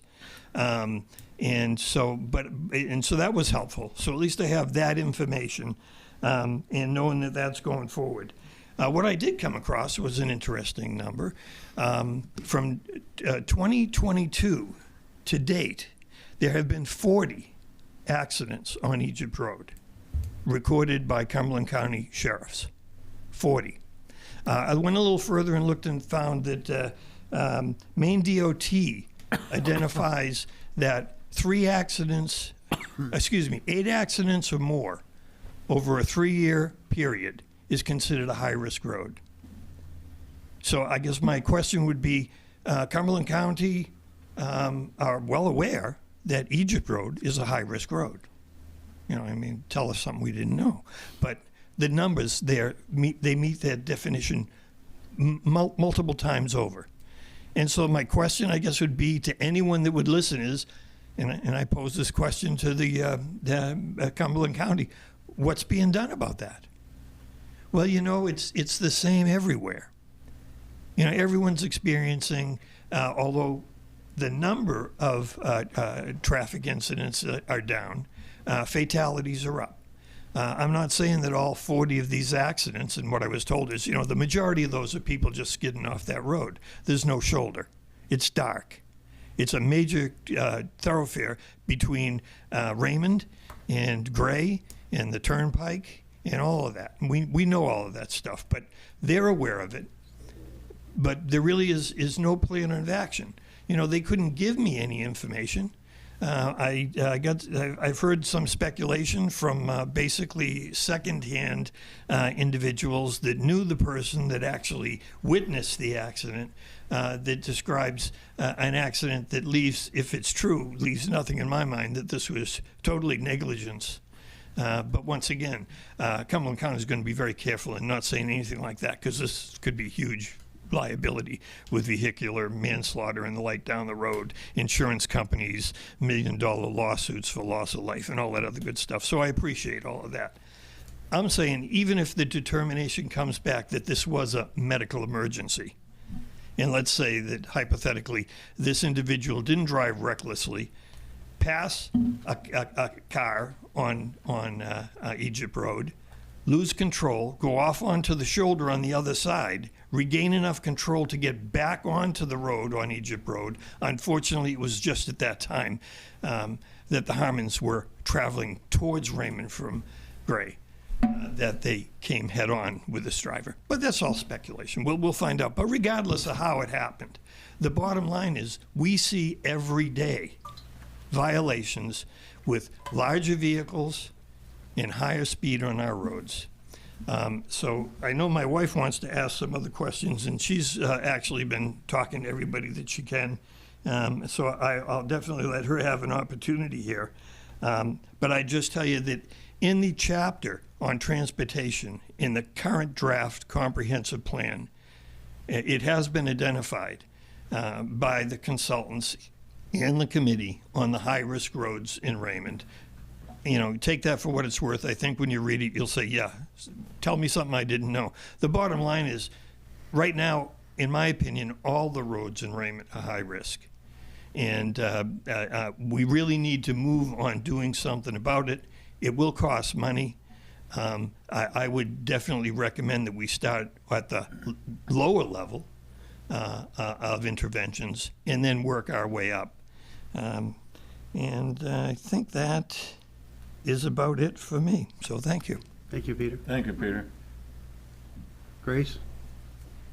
Thank you. Peter said some of the things that certainly I would have brought up, so I'll try to be brief. I'll just say that in the space of fewer than 5 days last week, I was passed twice when I'm going the speed limit and someone's going over a double yellow line. One of the times was in the afternoon when I was going to pick up my granddaughter, so that certainly startled me. Another time was an evening that we were going out, it's dark, and the car that passed us must have been going 70 miles an hour on Raven Hill Road, and we were going the speed limit. And there's just no way that had a deer stepped out in the road in front of them, there's just no way that that wouldn't have also ended up in another tragedy. I'm hearing from more and more people that they are really concerned about the speeding. You've heard it a number of times. I've spoken about this a number of times at your meetings. I'll keep coming to the meetings and I'll keep bringing it up until some actions start to be taken to help. Nothing's going to solve it entirely, I understand that, but anything that might help to prevent yet another tragedy would certainly be worth the effort.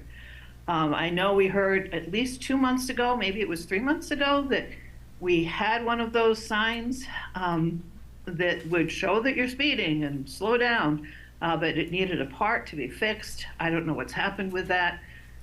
We also had heard, again, it was either 2 or 3 months ago, that we could possibly borrow those signs. I don't know if anything's been done on that front. I would certainly hope that something has and that we start to see those around the town a little bit to help with this. It's just incredibly, incredibly concerning. I had noticed that the lines had not been painted, but they just today I was out on Egypt Road again, and they have been recently. So that's because that does help, because they really were in need of that. I hope that's true in other roads in the town. I haven't been on all roads by any stretch, but I know that 85 also had a lot of spots where the lines were not very visible and needed to be repainted. A lot of places have those, it's kind of a triangular sign that it says when you were able to be passing and now you've got a double yellow line again, it says no passing. You know, maybe we need more signs like that as well. I'm glad to reach out to Department of Transportation and help nag them as well, but I think it has to also start from our select board, that we start seeing something being done to help prevent any more tragedies. Certainly we don't want anything like what just happened that Peter spoke about earlier. And last but not least, the school bus was stopped in front of our house. Granddaughter got off, and somebody went right past the school bus with the lights flashing. So they have the camera, but again, if they were going slow enough to begin with, notice the flashing lights, maybe they would have stopped. And fortunately, nothing horrific happened, but it just seems like it's a matter of time before we're talking about children being hurt, other drivers being hurt, and it's just so unnecessary. Hopefully we can start to really increase awareness about how this has really become a problem, and we can start seeing the problem reduced. So again, I hope that those signs that we could either borrow or get repaired start showing up around the town and help to just remind people to obey the speed limits, to be careful, to watch out for school buses, certainly, and we can start enjoying the town again. It's a beautiful town. You want to be able to go out where there's enough space on the shoulder to maybe even take a walk. That'd be great. I know a lot of people have stopped doing that because they are so concerned with the traffic. But again, the fact that I was passed twice in less than a week, there's just no need to be going that fast. I mean, please, let's just be careful. Thank you for listening to me ramble on. Appreciate it. Thank you, Grace. Actually, they have brought it up quite a few times. Would it be appropriate to make a motion to have that? Not under public comment, it's not. Okay, yes, yes. We can put it on, we can put it on as an agenda. Yeah, I think that's probably the way to go. Yeah. Other public comment? Selectman comment? I'd just like to add one thing to Grace Levitt's discussion there. I hate to outdo you, Grace, but I was passed twice in front of the school when it was 15 miles an hour during the school day. Twice. So. Well, I see a cop up there every time I go through, though. I'm going to add to Grace, too, on this one, because we just had it. We had two kids on the side of the road that just stepped down off the bus, and this just happened 2 days ago. And a red car flew right through. So what happens is I talked to the bus driver and call the school. Anybody that has that, call the school, call the bus garage, 892-1809, and complain and tell them that you want the cameras, because once the buses are stopped and the stop sign is out, they have a camera coming